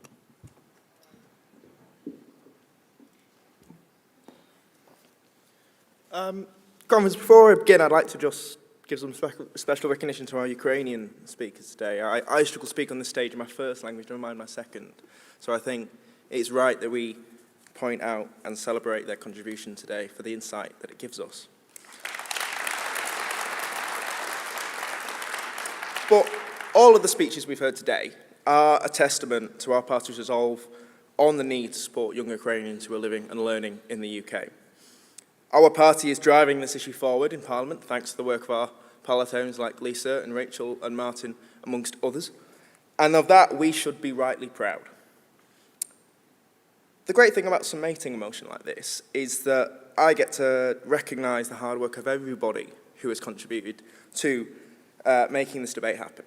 Thank you to everyone who fed into our drafting process, especially the Liberal Democrat Friends of Ukraine, the members of our International Committee and the Young Liberals, and our Ukrainian partner organisations, as well as more besides.